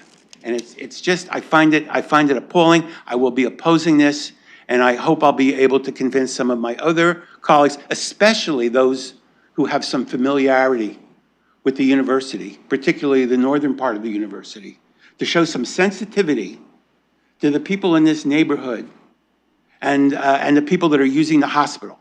And I think I've said what I have to say, so I'm just going to stop it. Thank you. Councilor Rahman. Thank you, and through you, Chair. I just wanted first to thank the delegations and those that wrote in and emailed in on this matter. I represent Ward 7, so I'm on the boundary of this ward in the triangle, and get a lot of communication, have lots of friends in the area as well, so I have heard quite a bit about this development as things have proceeded, including when the trees came down on the property. So I'm glad to hear that that was resolved. And I know Councillor Purple has worked very hard to listen to the community and to hear the feedback and submit questions. So I want to thank the councillor for that as well. This application, I would concur. I would like to see a traffic study, and if it could be done before the application is approved versus during the site plan process. I do think it would be helpful for the community to belay the concerns and the fears. When I talk to residents in my ward, they have particular concern of getting to University Hospital in time if they were to have a health matter that needed them to get there fast. And one of the challenges is that we do not have adequate connection points into the hospital from the northwest part of the city. And so you're rerouting yourselves around, Sarnia Road, or you're rerouting yourselves down into where this traffic is already hectic. And 30 minutes, as stated in some of these letters, I would say is an undersell at times, especially during the winter. I've seen people in stopped traffic for 45 minutes plus in this area. I'm there all the time, and I know how challenging it can be. And I am concerned that even though when we are engaging with the hospital, that these matters are not perhaps taken to the level that they should, not saying by our staff, but also by the hospital. We used to have a process where the hospital would actually give us timing to the community around how long it anticipated ambulance times to be in different segments of the city. I'm not sure when that changed, but we need that information, and we need it to be available when we are making these kinds of decisions. And I know that we can't necessarily hold up an application because of the fact that we don't have, the time associated with getting from a particular address to the hospital. But I do think that as we think about a whole community approach, we have to think about these matters. I heard it at people's doorsteps when they were talking to me about their real fears and concerns about being in a place in their lives where they wanted to make sure that they had the ability to get there safely. So I do think that this is a matter worth raising, and I hope that a member of the committee will make the amendment here so that it can move forward. I'd also like to better understand the timing of the road reconstruction in the area and how that will be considered around the site plan and some of the considerations with the design. And I understand that that's more of a traffic question. I really appreciate our planning staff answering those questions that they have so far. But I also think it speaks to the need for more integration and more discussion in these meetings around how we're moving around the city. Yes, we have the mobility master plan and we know what's envisioned in the plan, but aligning those thought processes around our planning and our traffic, I think, is important, and that's a whole other topic, and I won't go off topic. To the residents that are here, just wanted again to say thank you for the feedback. I hear you on the tree removal. It is a lot of trees in an area that's lost a lot of tree canopy cover because of construction, because of road reconstruction in the area. So absolutely a concern. And again, thank you for bringing up the sensitivities of the Medway Creek in this discussion as well. Thank you. Thank you. Councilor Pribble. Thank you, sir, the chair, to the staff. When it was discussion about the hospital that LHSC forwarded, there was no objection. Was there any response from the Meadowlily, or there was actually a response stating there's no objection? I'll go staff. Thank you, and through the chair, no response was received. Councilor. I'm sorry, I can hear that. Okay. No response was received from the hospital. Councilor. Okay, thank you for that. My issue is, again, we all know that, or I think most of us know this area, and I have to state, and I already addressed it with the transportation staff, actually our huge issue, already existing one, is actually with the lights at Sunnyside and Richmond. Because what's happening now, and I spent a lot of times in this triangle on the traffic, during the busy times, individuals driving on Richmond, there are two lights at Western and Sunnyside.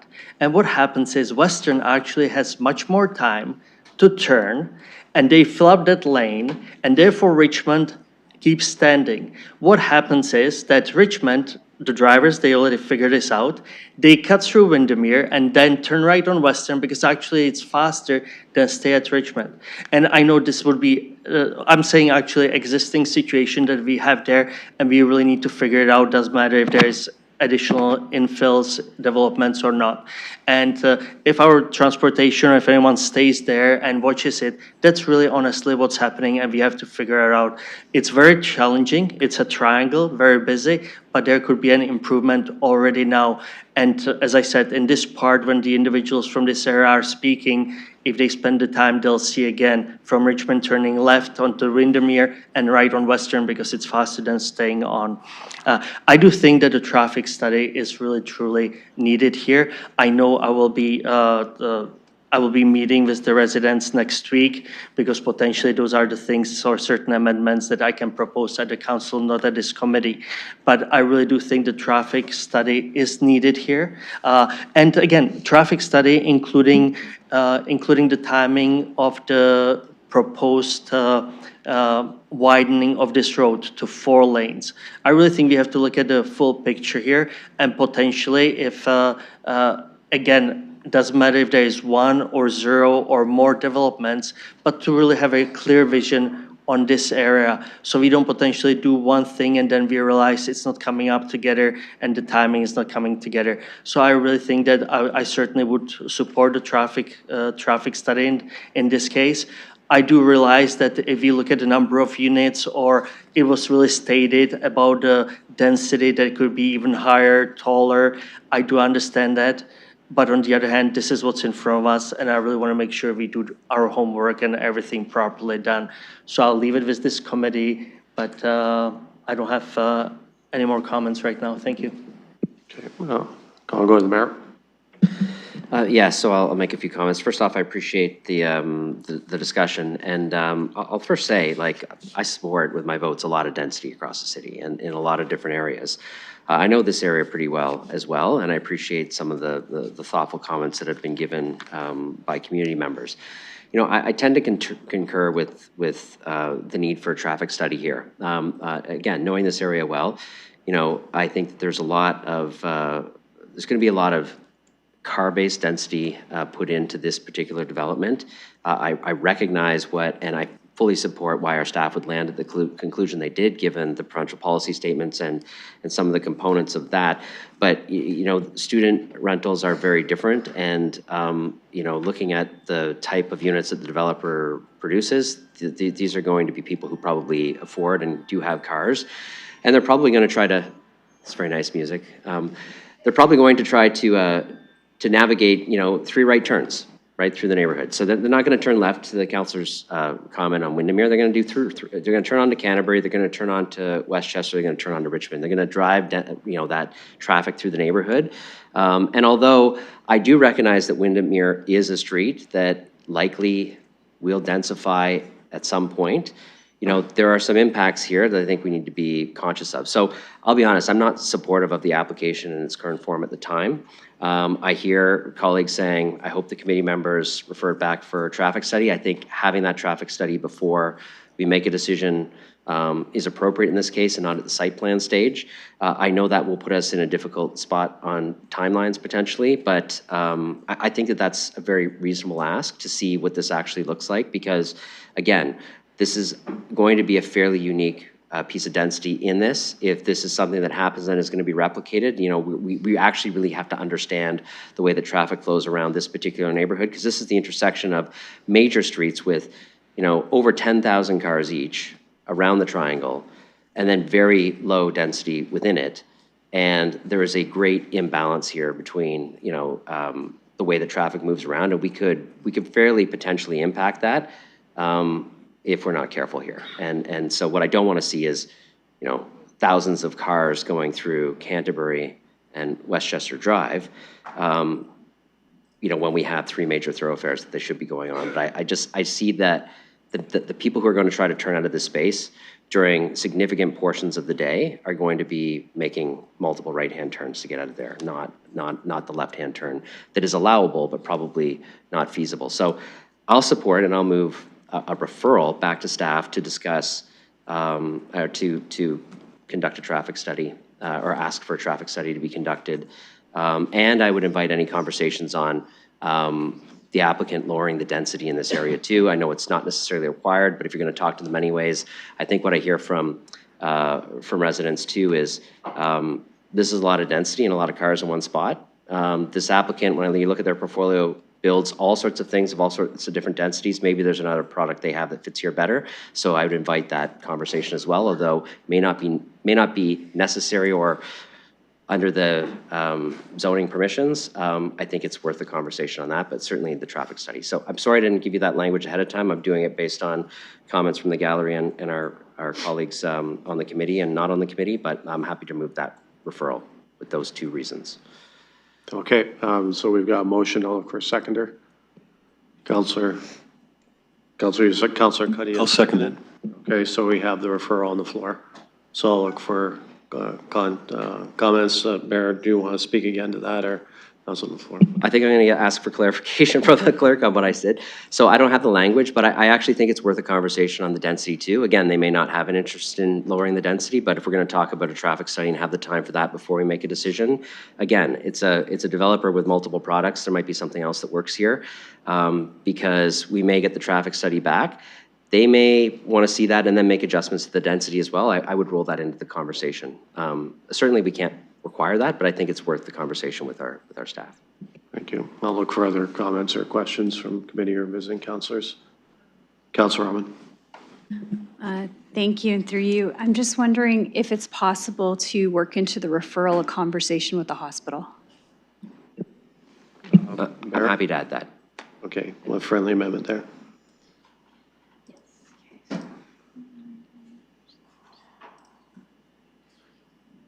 So we're just working up the motion on e-scribe so we can all take a peek.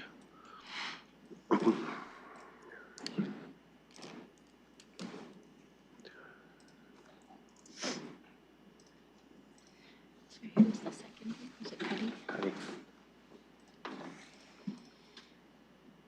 so that is an e-scribe. Okay, it should be up on eScribe. Want to take a look?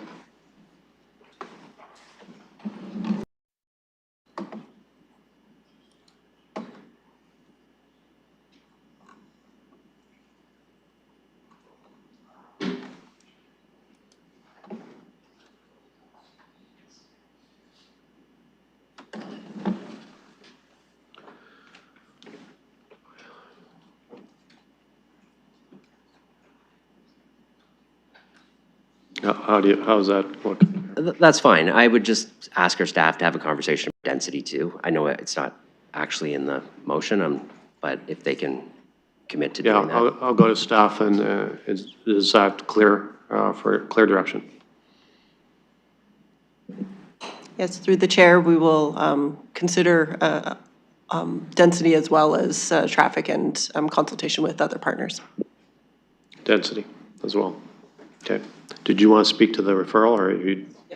Go ahead. I'll speak briefly to it. Again, I think what we hear from the community is there's some unknowns here, and I think it's a very fair thing to ask for them to become knowns on the way that traffic is going to move around this neighborhood. Again, I want to be clear, and I want to say I disagree with the approach that some of my colleagues take in their language they use. I don't think staff have done anything wrong here. I think they put together a very fair proposal based on the way that we normally do things. This, just knowing the area, is fairly unique in the way that people will move around it, and there are large discrepancies between the major thoroughfare densities and the interior densities within this triangle that I think warrant a more careful look. But that I want to be clear, I don't feel that's any fault of our staff in doing a bad job on this. I just think for those of us who are representatives, and you hear from the people who know the area well, this is a fairly unique place. I've worked up in that area for many years. I've walked these streets many times. I kind of understand, as Councillor Rahman does, Councillor Pribble does, Councillor Trossau does, that there's a bit of uniqueness to this particular triangle. I mean, if you just look at where it is an island within a massive amount of traffic flow moving around it in all directions. It is a very unique part of the city. It warrants a very careful look at it before we make a decision that may change the entire dynamics of this small neighborhood. Councillor Farrar. Thanks, Chair. So I appreciate the conversation. I appreciate the move to look into the traffic study and to consult with the hospital. I do appreciate the public speaking your truths, and because you know better than anybody, especially I guess the one on Canterbury and the one on Westchester and Windermere. You know the area very well. You see the traffic every day, and I really think that that is a very important part of the insight that we need to see here, so we can actually bring something forward to actually addresses this. I wasn't going to be supporting the application as it was before. I will, if I see this traffic impact study come through council and it gets approved, I'll approve that, but that doesn't mean that it's approving the bylaw amendment as it is. That's just us looking back to see what is the traffic component really going to look like with these developments, and then we can make a decision from then. So that's really what I wanted to see. I would also say, like when it comes to, I guess, the university, even though they didn't respond or reply, that doesn't necessarily mean that they may have an issue or not. The hospital is responsible for obviously saving lives, and the emergency department themselves are responsible for that triage component. And we are responsible more so than the hospital, obviously, for, how do you get there, the roads that lead there, and what happens with the traffic there when it comes to our planning. So it's really up to us to make sure that we have that responsibility, and it's really up to us to make sure that that works for them. So I guess, consulting with the hospital directly is I think the best choice here. I really appreciate the motion that the mayor has brought forward. I appreciate Councillor Rahman, Councillor Pribble, Councillor Trossau's comments on just pushing for that traffic impact assessment, because I really think that is something that we need to look at. And I appreciate, consulting directly with the hospital and pointing and flagging this to them, just to say, what do you think when it comes to this? So I will support this as it comes to committee. Again, it's not approval of the zoning bylaw amendment as it is. It's just an approval to look at that assessment coming back, and then we can make our determination when we have more information as it comes back. So I'll leave my comments there, and I appreciate the work. Thank you. I'll look for other comments. If the committee will allow me from the chair. Yeah, I think we've come to a good conclusion here. It's quite evident that there is some traffic concerns. I think when you have 14,000 cars and, a 24-unit walk-up you know, for sure, how many of those units will have multiple cars. Who knows? So we heard today that Western has limited parking there, so I think a lot of students are taking advantage of transit that we have, those are living around. That being said, I'm familiar with this area, and it is a bottleneck, and I think that's why staff are looking at widening in the near future. But what really concerned me was the comments about access to emergency care at the hospital. So I would fully support this referral. I was actually working on you know, amendment myself, and I'm sure other committee members were when the mayor brought this forward. So I think it's an important thing that we look at the actual traffic impact, especially that pertains to the hospital access for sure. So I will support the referral. Okay, any other comments or questions before I call the vote? We have a seconded. I'll call the vote.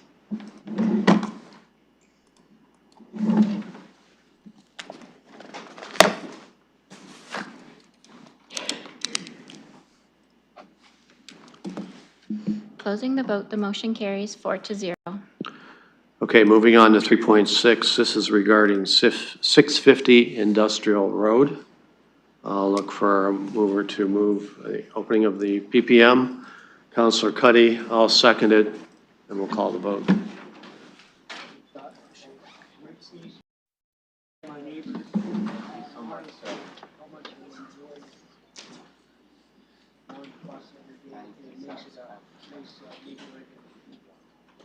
Councillor Stevens. Closing the vote, the motion carries 4-0. Thank you. I'll look for the applicant. The applicant would like to address the committee.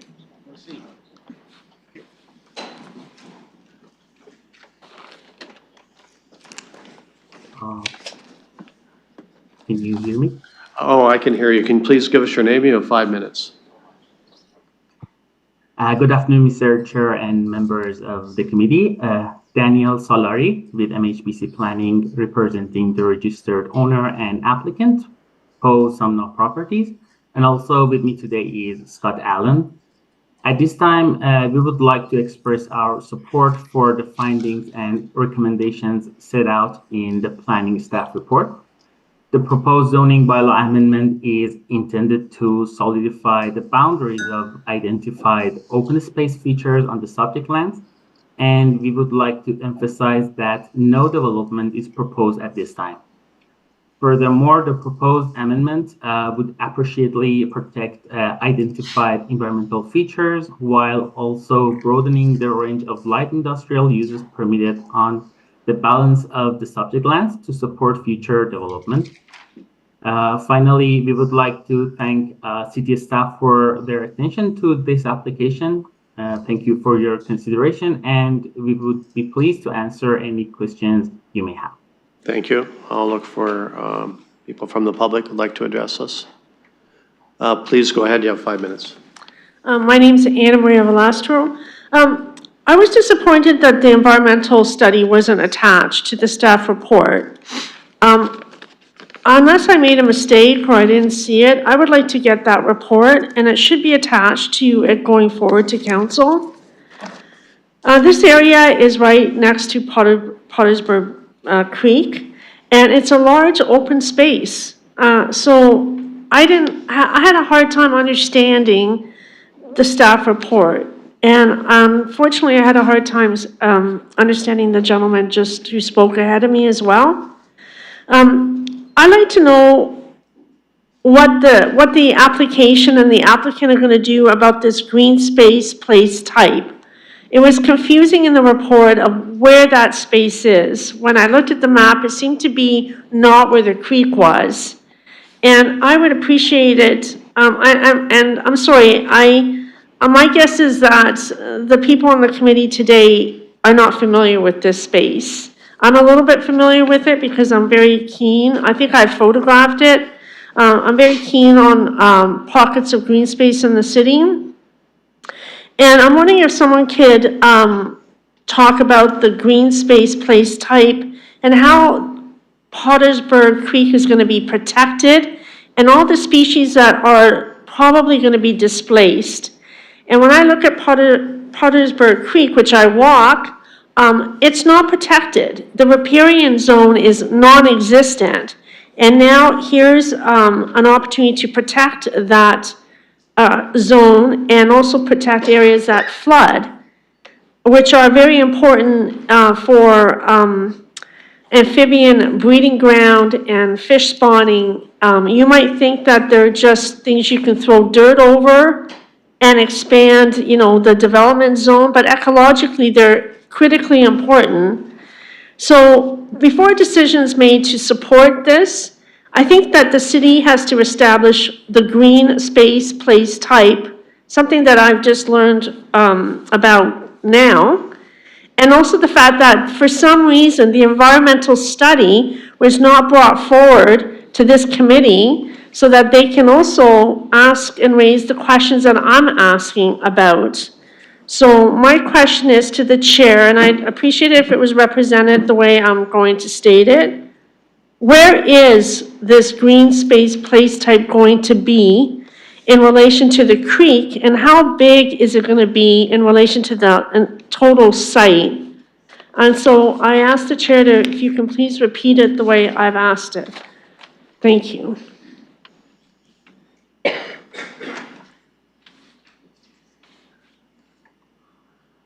I'll go to the next speaker.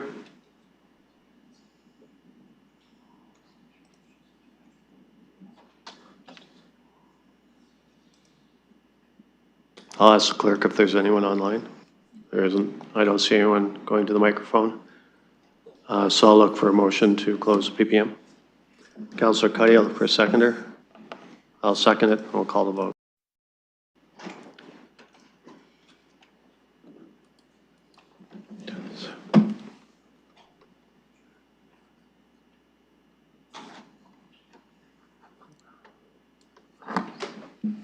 Counselor Stevenson? I vote yes.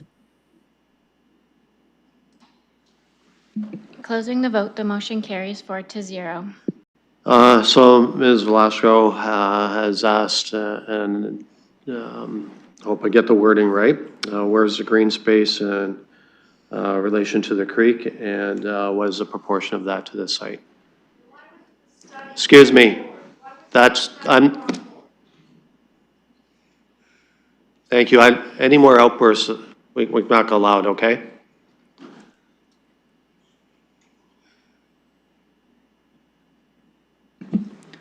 Through the chair, the area where the green space is the area that is proposed to be rezoned OS5 based on Schedule A of the staff report.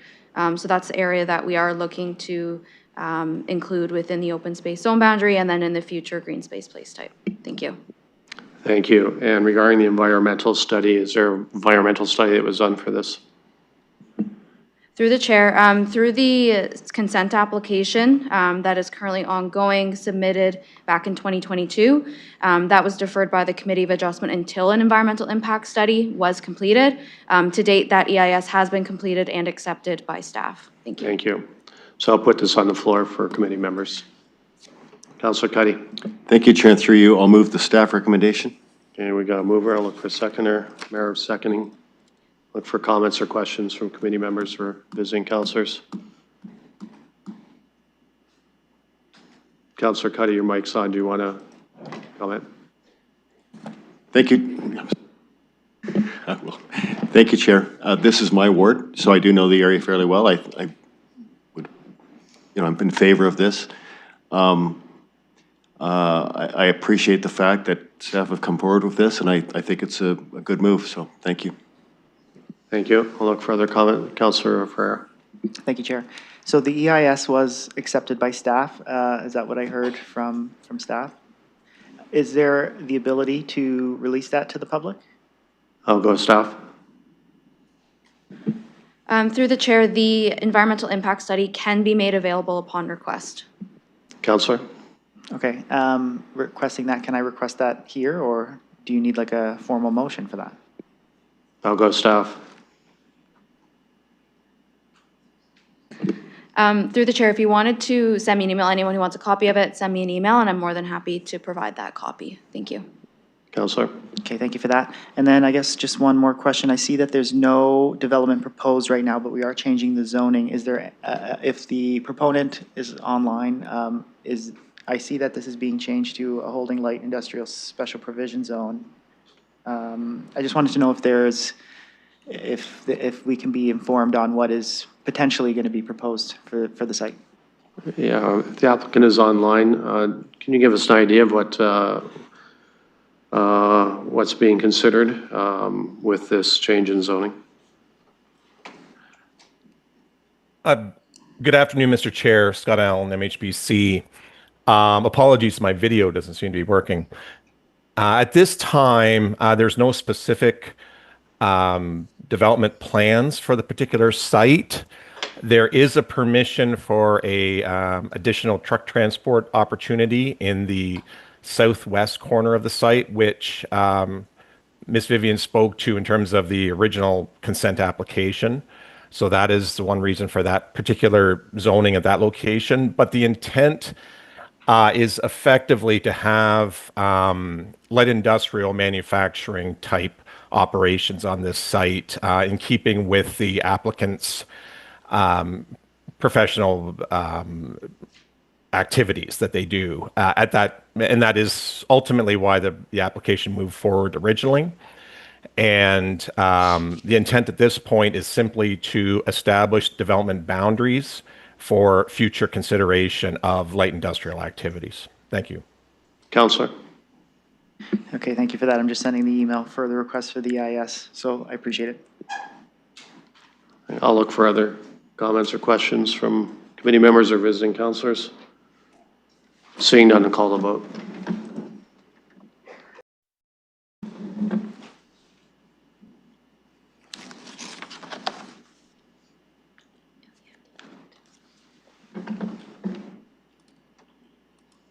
Counselor Stevenson?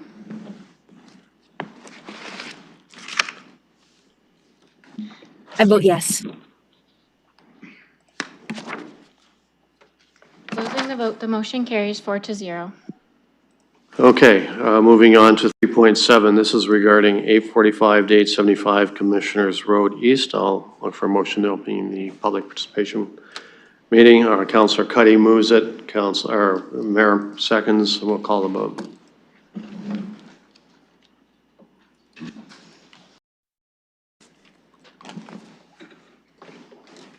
Aronson votes yes. Closing the vote, the motion carries 4-0. Thank you. I'll go to the applicant. Please, sir, give us your name, and you have 5 minutes. Good afternoon, committee members, Mayor Morgan, visiting councilors. My name is Alex Vandersluis. I am the development manager with Auburn Developments. We are the applicant for the proposed zoning bylaw amendment at 845, 865, and 875 Commissioners Road East. We're very excited by the opportunity to develop this site and build several hundred rental housing units, approximately 800 meters to the Wellington Road BRT corridor, and certainly within walking distance of one of the largest employment centers in our city, with Victoria Hospital and Parkwood Hospital just to the west of the site. We do have a request of committee which was outlined in a written submission and is on the added agenda, which I'll explain a little bit later. But first, I wanted to give a brief overview of the history of the site and explain the contents of the application as far as the work that we've done in getting to this point.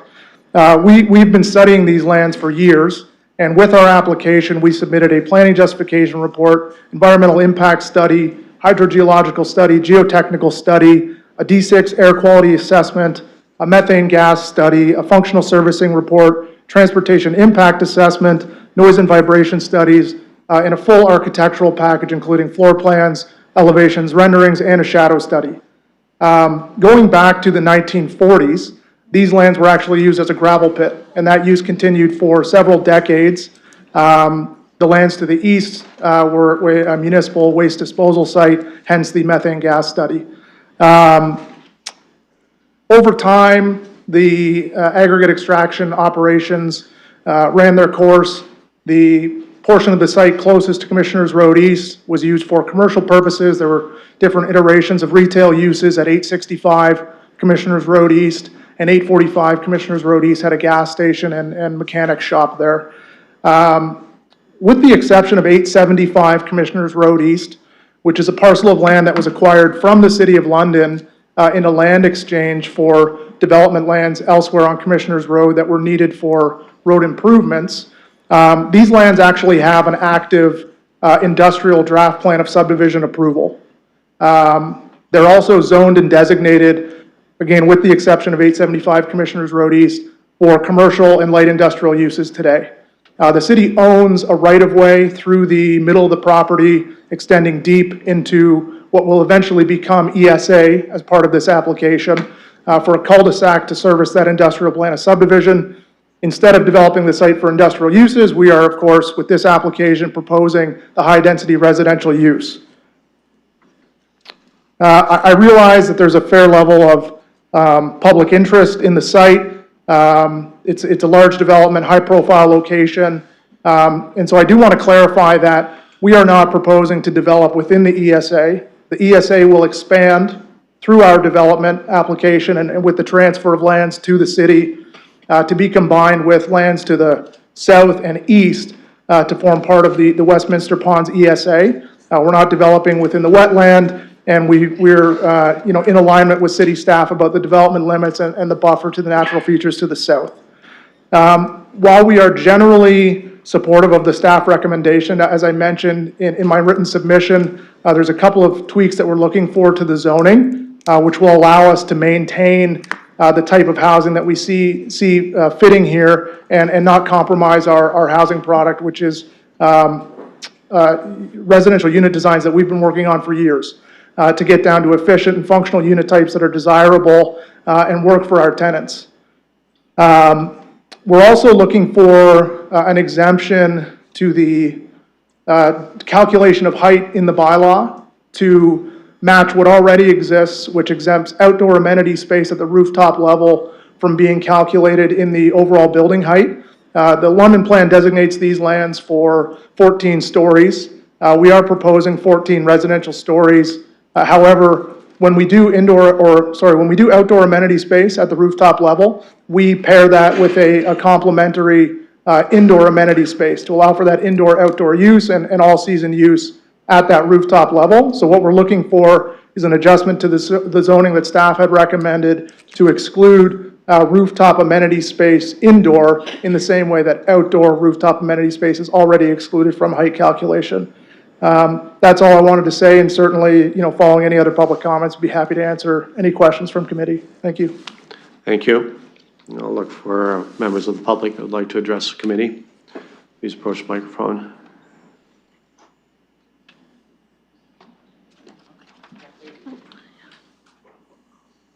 Okay, please, sir, give us your name. You have 5 minutes. Thank you, Mr. Chair. My name's David Wake. I've been a longtime advocate for protection of Westminster Ponds and made my first appearance before a council committee at the old City Hall down the street. So I've been following developments related to the ponds for many years. In this case, I find, because of the history of various previous approvals, the whole planning history of this project, I will support the staff recommendation, in particular the transfer of lands within the ESA to city ownership, as that will certainly enhance the management of those lands. And also the holding provisions that are recommended by staff to assess some further details related to the environmental impact statement so that we can be assured of the best quality of protection for the remaining area and the best management of the buffer system. So I did write comments that are on the added agenda, and I just wanted to offer those clarifications in these comments. So, thank you. Thank you. I'll look for the next speaker.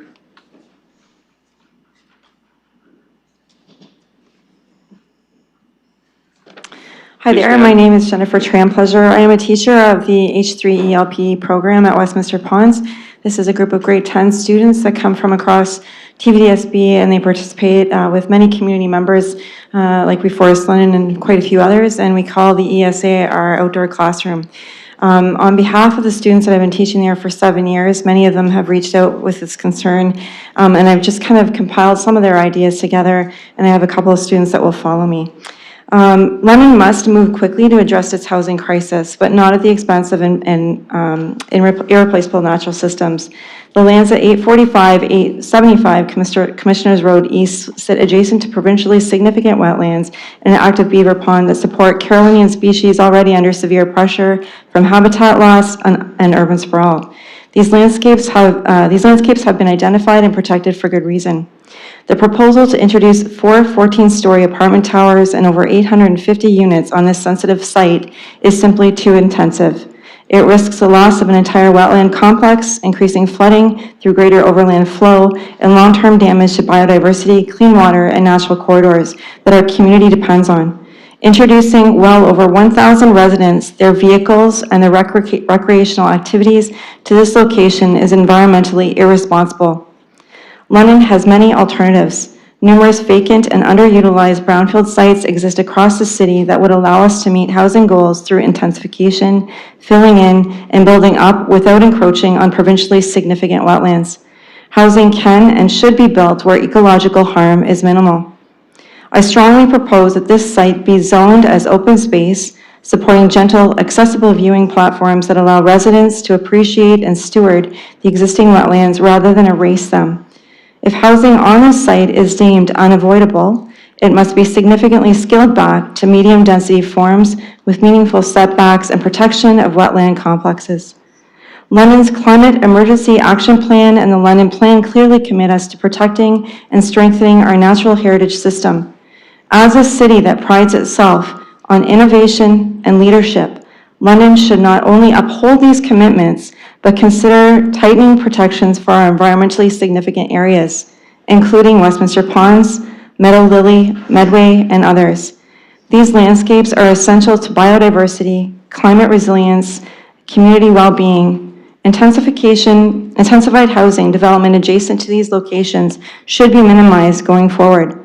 Other jurisdictions are moving forward by celebrating and safeguarding nature through the creation of national urban parks, places that protect ecosystems, support climate adaptation, and general community pride, tourism, and long-term economic value.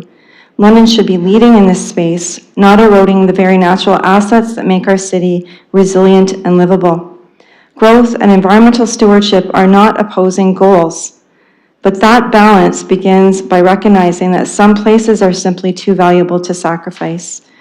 Mayor and Chamber, thank you for listening to my words. Thank you. I'll look for the next speaker. Please, ma'am, give us your name. You have 5 minutes. My name is Rebecca Deering, and I am a grade 10 student speaking on behalf of the H3 ELP Environmental Leadership Program. Today's decision is more than zoning. It is about whether we prioritize short-term development or the long-term protection of a sensitive ecosystem that serves the entire community. I also want to acknowledge that there is a housing crisis in London, and that increasing housing supply is important. However, this specific location is not an appropriate place to address that need, given its direct connection to an environmentally significant area and a provincially significant wetland. I am here to oppose the rezoning of 845 to 875 Commissioners Road East to allow 4 14-story apartment buildings, and instead urge you to designate this land as open space. While this site may appear vacant, it directly borders an environmentally significant area and a provincially significant wetland. These areas are designated to protect sensitive ecosystems and the species that depend on them. This includes species such as killdeer, native plant species like snowdrops, and turtles such as the Midland painted turtle and snapping turtle, both considered species under special concern. These species are already vulnerable, and habitat loss or disturbance can quickly push them toward threatened or endangered status. The ESA also supports over 200 bird species, including the at-risk wood thrush. Development of this scale introduces risks such as bird window collisions and increased light pollution, which can disrupt the migratory patterns. It also increases sediment and construction runoff entering the wetland, reducing water quality and damaging habitat for amphibians and invertebrates. In addition, this site lies within a floodplain under the Upper Thames River Conservation Authority. Increasing paved and built-up surfaces reduces natural water absorption and increases stormwater runoff. This raises the risk of flooding while also carrying pollutants such as oil, metals, and sediment into the wetland system. These impacts do not remain confined to the development site. Once development occurs at the edge of an ESA, ecological effects extend beyond the boundary line. This decision is not just about one development. It is about whether we protect the integrity of these ecosystems or allow gradual encroachment that weakens them over time. I urge you to reject this rezoning proposal and protect this land as open space. Thank you. Thank you. I'll look for the next speaker.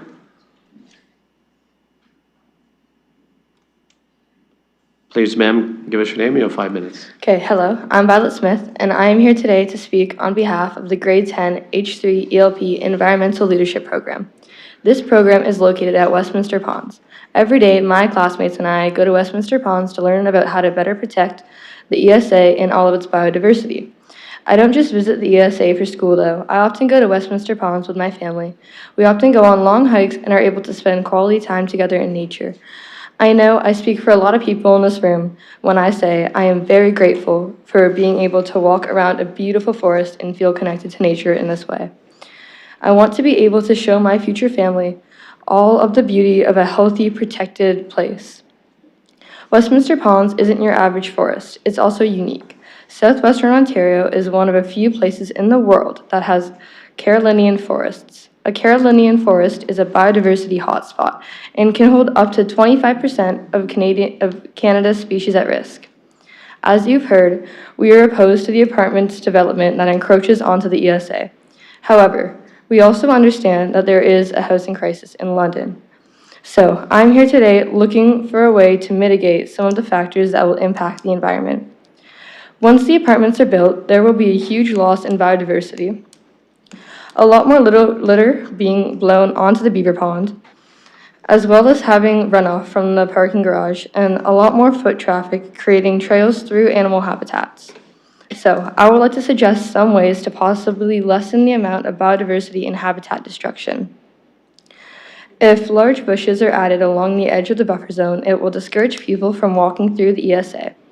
Large bushes, as well as more green space for people to be outdoors, will help soak up some of the water that will be experienced because the apartments are currently zoned on a floodplain. If the number of apartments gets decreased to 2 instead of 4, there will be less litter being thrown into the ESA and less parking needed, which will help with the large amounts of runoff that will pollute the beaver pond.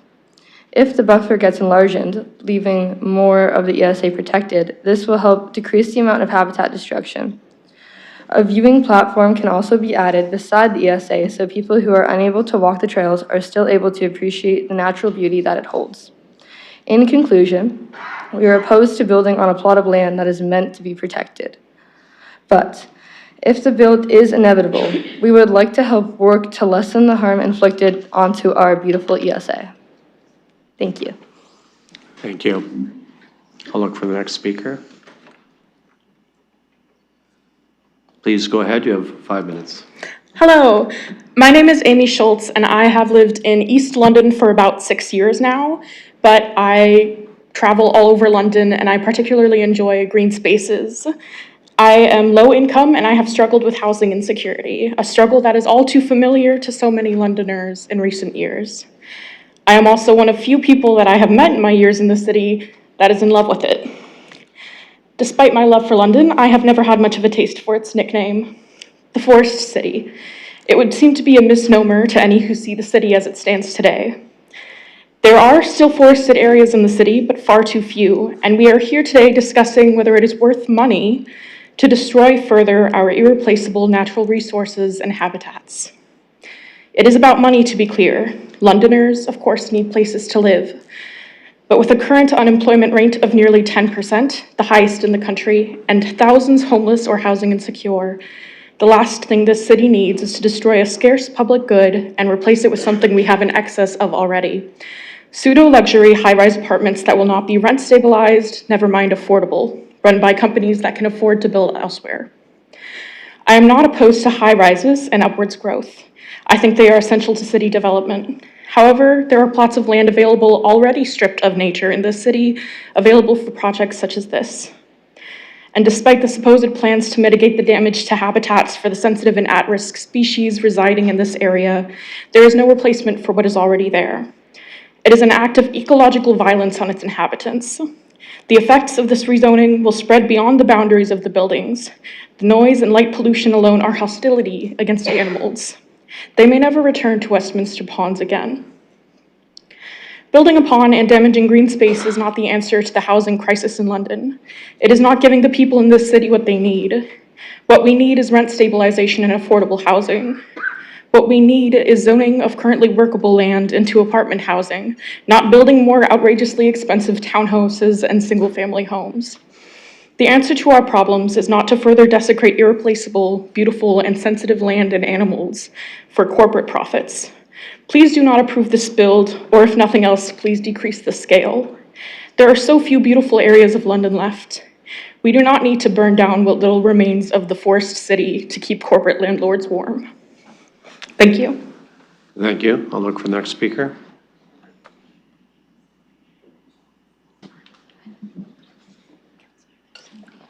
Good afternoon. My name is Maitland Shaw. I'm a grade 12. Okay, thank you. Please go ahead. You have 5 minutes. Hi, my name is Maitland Shaw. I'm a grade 12 student at Medway High School and a graduate of the TVDSB Environmental Leadership Program. I would just like to thank, over here we have David Wake, Mrs. Trampleasure, Brendan Samuels. These are pioneers in conservation that have been doing this for a very long time, and I definitely stand on their shoulders being here today. I would also like to thank you for upholding London's Climate Emergency Action Plan, Section 7.1c, by having that climate lens as we regard these issues and in considering all the statements of the people in opposition to the Commissioner's East property. I stand against this proposal. I think that it should be maintained as open space. The Westminster Ponds area is the largest environmentally significant area in London. It is an absolute treasure, hosting tons of biodiversity. It is essential for flood attenuation. It's essential for climate change mitigation. And it is a gem, and it is what makes our city the Forest City, or tries to be that anyway.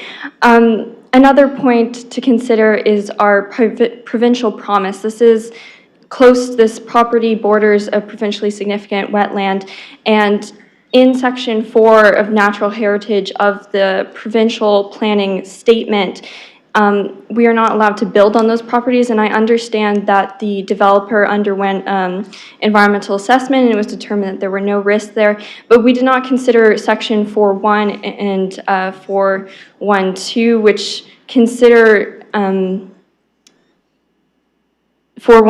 and 4.1 and 4.1.2, which consider the long-term consequences of a development like that, including the connectivity of an area. And I think by having 4 apartment buildings right there close to the ESA, we are restricting nature's access to the environmentally significant area. And we know that there are 265 species in Ontario that are at risk. Since in the past 30 years, there's been a 15% decline in species at Westminster Pond specifically, and it is a very vulnerable population. I understand the developer mentioned in their justification that they were going to propose ecological buffers as well as reconstruction of a pond that they're taking apart, but the ecosystem is just too fragile to undergo that in the time that we need it, and the benefits of having that environmental significant wetland preserved definitely outweigh the benefits of supporting that housing, which might not accommodate many people in the current economy. So I would just like to say that if we consider this in the context of the municipal government, in the context of the provincial government, but also in the context of the federal government, that if we ever hope to maintain that COP15 30 by 30 target, 30% of our lands protected by 2030, we need to model that on a municipal level, and it starts with making a decision now. Your decision has a tangible impact on the future of Westminster Ponds and the future of all kids who go there to play, on all people that go there to hike and expect to hear an avian population that is sustained, and see monarch butterflies that can benefit from the milkweed and the goldenrod and the asters that will be there if we do not build in this area. So please do maintain this area that's proposed on Commissioners East as open space. It is in your hands. I'm proud to live in London, but at the same time, I would hope that you can fuel that pride and live up to the name of the Forest City. So thank you. Thank you. I'll look for the next speaker. Please, ma'am, give us your name. You have 5 minutes. Hi, everyone. My name is Alexandra, and I want to thank everybody for the time to listen to me speak about this potential zoning bylaw amendment. I'm an ecologist who has worked across Canada for the last 10 years of my life. During that time, I've worked alongside environmental monitoring projects similar to what is being proposed via the development by Auburn Developments. A large part of the conversation that is missing in these developments is that these developments do not happen in a vacuum. The increased pressure on the area is not limited to the footprint of the development. Rather, the impacts radiate out and unintentional impacts routinely happen post-development. Land developers work and think in pockets of land without understanding the interconnectedness of the work that they are proposing. While this development would provide additional housing, it would also create additional trash and other anthropogenic impacts in the surrounding provincial significant wetland and environmentally significant area. We are rapidly losing wetlands across North America, and this development would be one more cut in the thousands that the land has felt already. If those in attendance today do not know, wetlands are one of the best carbon sinks available to us, but they are often viewed as empty land that is serving no other purpose than development potential. The proposed development will be negatively impacting London's only listed cultural heritage landscape. This area has also been noted to have a rich archaeological significance and has been used since at least 2,500 years before present. Thinking closer to our modern time, this land has encouraged naturalists and supported the growth of London itself as the site of the Westminster Pond Centre, which functioned as an administrative building and will hopefully function as a future centre for environment and sustainability. Staying in the common era, we are currently experiencing the 6th major extinction event on Earth, which studies have repeatedly found to be purely human-caused. There must be considerations for the species that we share this land with and who have called the Westminster Ponds home for generations. The increased anthropogenic impacts, including noise, outdoor cats, pollution, invasive species brought in on the heavy machinery used to develop the site, and trash will place undue burden on this urban wild space that is already under enormous pressure. As previously stated, this is a provincially significant wetland and is home to many listed species who are losing their habitats year over year. There are many more appropriate spaces to consider development, especially when taking into account the inherent engineering problems that come with developing wetlands, including having to drain the development area and then somehow keep water out of a place where it wants to be. London is supposed to be the forest city, according to the vast amount of marketing information that is produced by the city. In fact, the city received the designation as the 2026 Forest Capital of Canada on February 25th, 2026.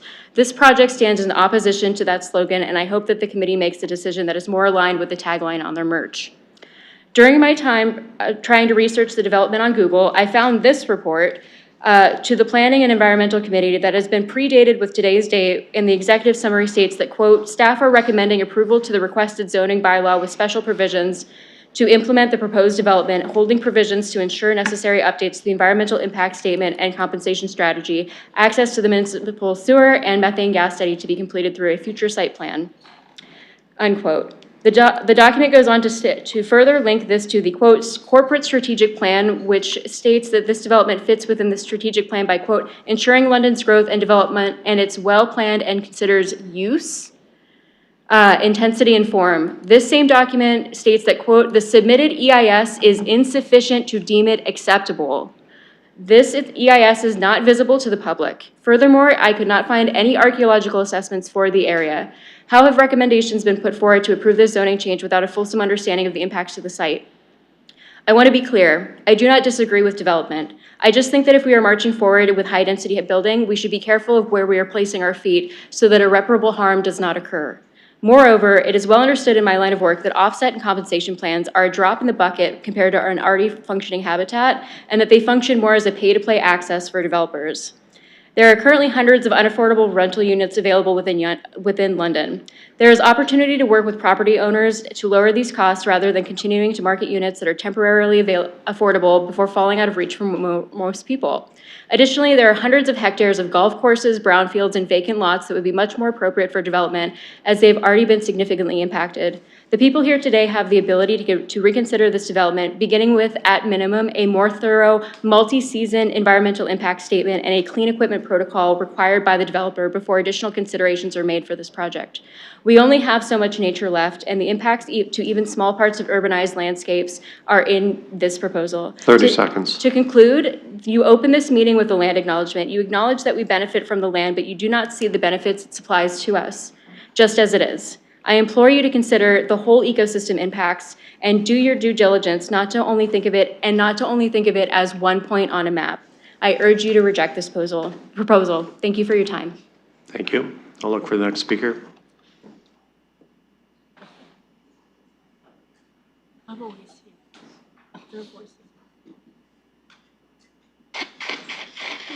Please go ahead. You have 5 minutes. Good afternoon. My name is Wendy Stone, and I am a resident of 860 Commissioners Road East, the property that is across the street from the proposed development site. First, I would like to commend the speakers that have gone before me. They've covered a lot of the ground for which I wish I could have spoken, and which I know is supported by very many people. On that note, I would like to say that I know another private citizen from the building in which I reside, has put forth a letter to the city and has attached a petition with close to 200 signatures opposing this development. On that note, I'm choosing to focus specifically on one area of the assessment that has done that I have read, and that is the transportation impact assessment, which I read. The assessment that showed, as is done, basically came up with a failing grade as the situation currently exists. From my understanding of the reading, there's something called an LOS, a level of service, and it is graded from A to F. Most of the assessments and the, I can't think of the word at the moment, but the ratings for those fell into the DEF category, which means the current structure for transportation is already failing.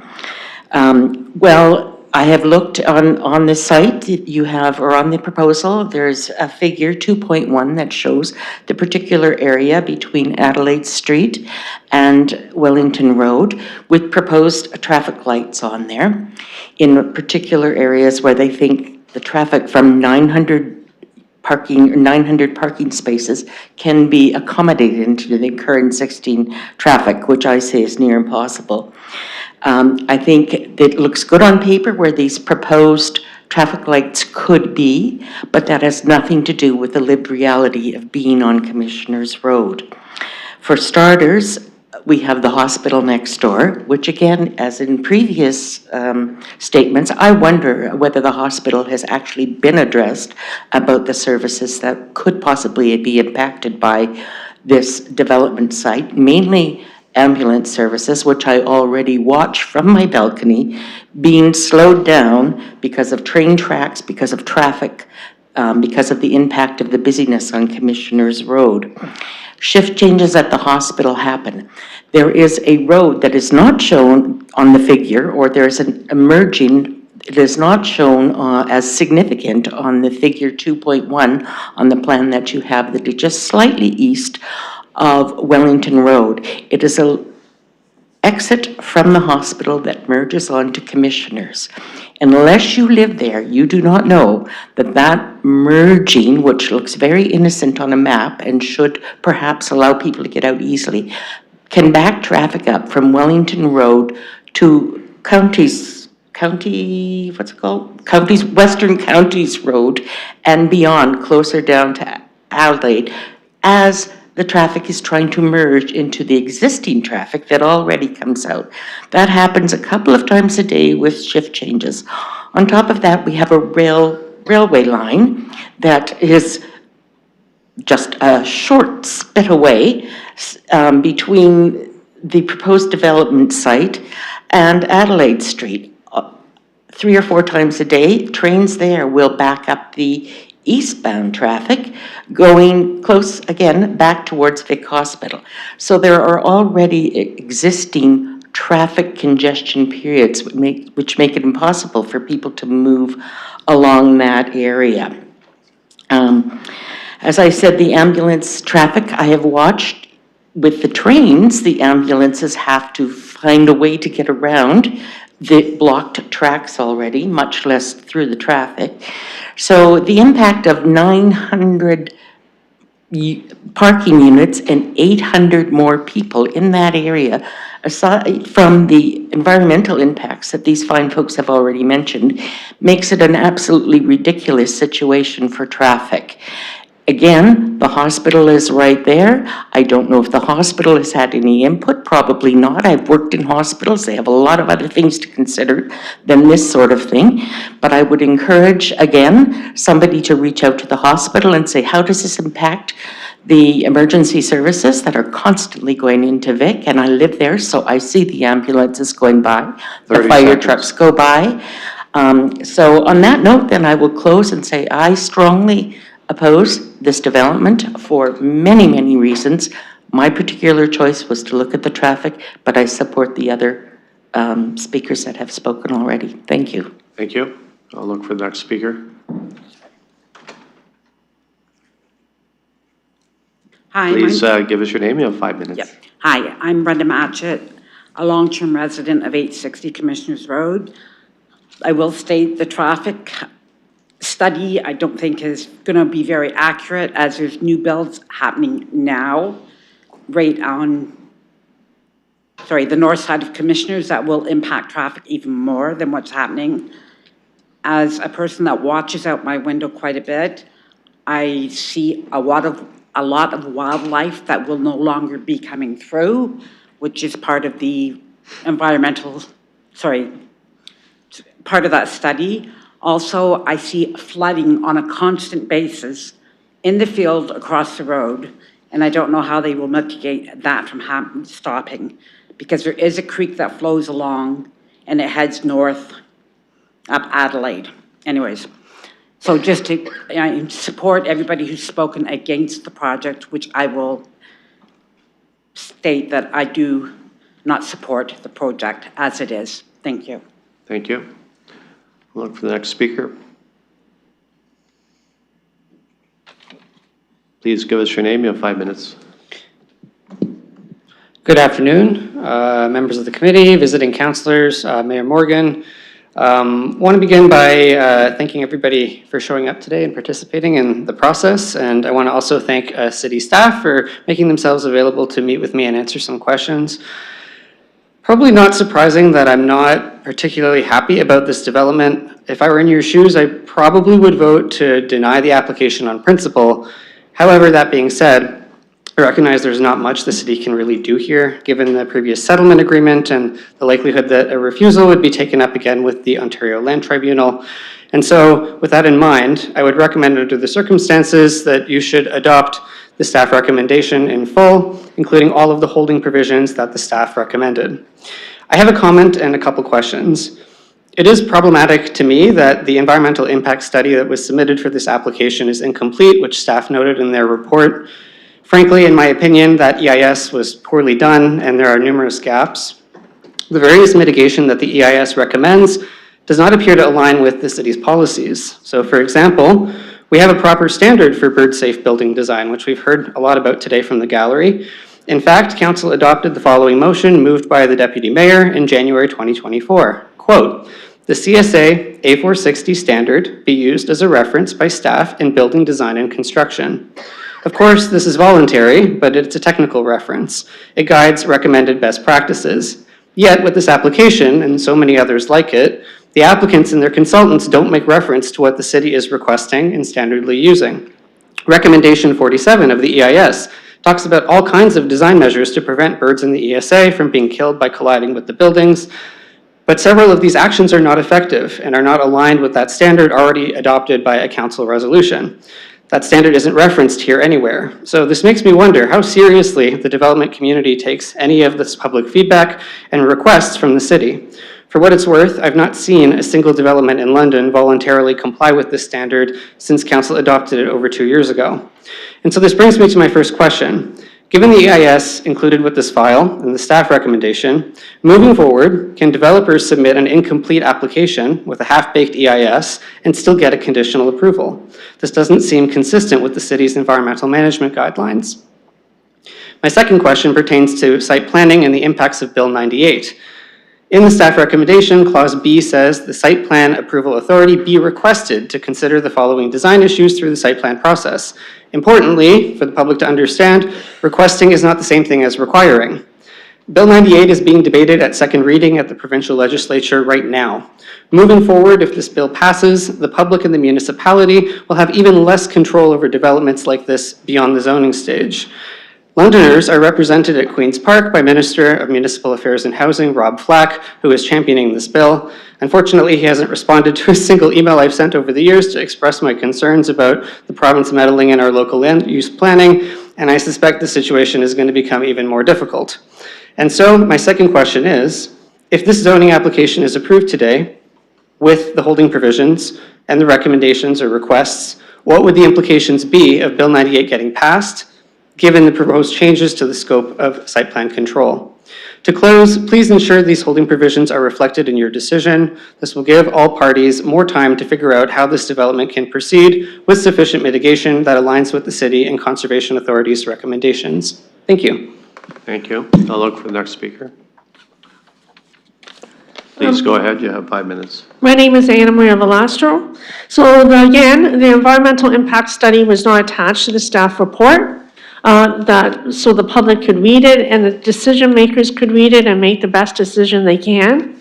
The applicant has not committed to having bird-friendly windows or planting native species. You haven't made that commitment today, even though you boasted about how you're swapping lands and things like that, but that was very absent in your presentation. The other thing is that environmental impact studies are woefully defective. With high rises, they don't measure the impacts of lighting on the natural system. It doesn't measure lighting on nocturnal species. And it doesn't measure the impact of a massive parking lot that wildlife would have to traverse, plus it gets lit all night long. And there's no rationale given why it's a surface parking lot, other than it's cheaper than building an underground parking lot under the actual buildings so that you can plant trees on the perimeter of those buildings, because you can't plant trees over an underground parking lot. None of that was addressed. It was my guess is none of it was addressed in the environmental impact study, and even that study wasn't complete. And somewhere there has to be a way to hold a developer accountable. And this committee has that ability to not accept this until an environmental impact study is completed, until it addresses the impacts of lighting, surface parking lots, and 900 people coming and going right on the edge of a provincially significant wetland. And the other thing is that you cannot replicate a wetland. You can put a hole in the ground with, with heavy equipment. You can move earth and then fill it up with water. That is not a wetland. That is a hole in the ground with water that you've put in there. A wetland is a very sophisticated ecosystem. That's why they're protected. That's why they can't be replicated. I encourage this committee to deny the extra height on this building and send this back until the environmental impact study is completed, and that is where the city has some ability to shape this development, and also if it has the ability to bring it down, it's the intensity of the building, not whether something can go there or not. okay? It has nothing to do with it being farmland at one time in history. It's the intensity of the building that people are opposing. So wherever this committee or council has the ability to bring down the intensity, including lighting and surface parking lots, that's where they should be looking to ensure that whatever goes in there, it has minimal impact on the natural system. Thank you. Thank you. I'll look for the next speaker. I understand there's someone online. Miguel, can you hear me? Yes, yeah, thank you. Thank you, Chair. Yeah, Can you please hear go me? ahead. You have 5 minutes. Thank you. Yeah, thank you, Chair, and then the committee as well for allowing me to speak today. So my name is Miguel Belcina, and I wanted to express my opposition to the proposed bylaw amendment and the overall proposed development. So as a frequent visitor to the city's ESAs, such as Westminster Ponds, I'm deeply concerned about the condition of the city's natural green spaces. This proposed development will have a negative impact to the provincially significant wetland and environmentally significant area directly adjacent to the development. This area is not only beneficial to wildlife that live and breed in the area, but to the many Londoners who visit the area as well. There's extensive research that shows the benefits of wetlands, from flood prevention, cleaning our air, and boosting local diversity, as well as health benefits and social benefits for being in nature with friends. The building of four 14-story high-rises and large paved parking lots so close to the PSW and ESA do not adequately leave a buffer that ensures there's no negative impact to the ecology of the ecologically sensitive area. This plan is a fitting example of the shifting baseline syndrome that we continue to fall into, where we continue to move the baseline on what we consider as conservation or protecting the environment in the wrong direction. We continue shrinking our ecologically sensitive areas, and eventually the new baseline will be there is no ecologically sensitive area. The holding provisions in section 4.7 of the planning report also are not adequate to protecting the ecology of the area. The completed impact study that was mentioned in the report recommended buffers and mitigation measures to be made. I believe the proposed plan fails to achieve this effective buffer or mitigation. The development is only meters away from the ecologically sensitive area. In the proposed drawings, you could see the ponds, which will be within feet of development, if not paved over by the parking space areas. So this will displace the many wildlife in the area and impact how the public enjoys the area.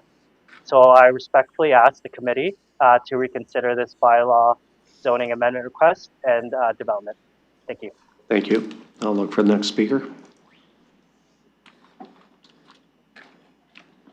Please give us your name. You have 5 minutes. Hi, my name is Darlene, and I moved to London from Mississauga about 10 years ago. I live in Blackfriars area, and I love London. When I first moved here, I was like, oh my God, it's so green here. You walk the ESAs, you see people photographing owls, and just like all of this wildlife, and now I'm a nut for it.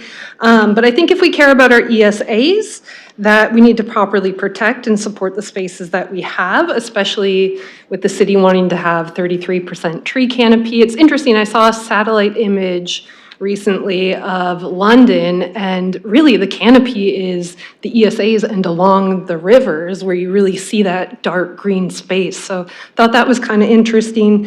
So it seems like development is happening, and if it is, I think we need to put some safeguards into play. I want to make sure that nothing moves ahead until there's a clear plan in place to properly protect the surrounding environment with the consultation of the Upper Thames River Conservation Authority. If we can't stop it, I think we can make sure that it's done right. Thanks. Thank you. I'll look for our next speaker. I'll ask the clerk if there's anyone else online.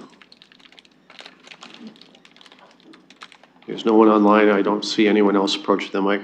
So I'll look for a motion to close the PPM. Councillor Cuddy, I'll look for a seconder. Mayor, we'll call the vote.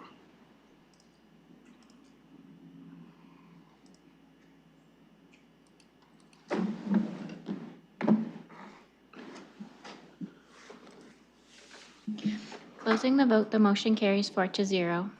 Okay, I'll put this out for committee members. And I'll go to Mayor Morgan.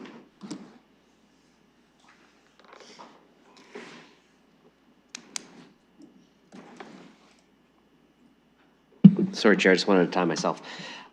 So I'm willing to put a motion on the floor, which is an alternate motion to what the staff suggested. It has several additions. One, it addresses the 1.5 meter setback concern that would allow for the design to be a more affordable design as the developer suggested.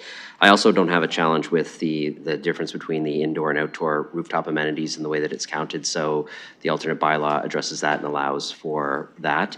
It adds two pieces to the site plan approval direction. One, and these are for consideration of the site plan process. They're not requirements, but the consideration.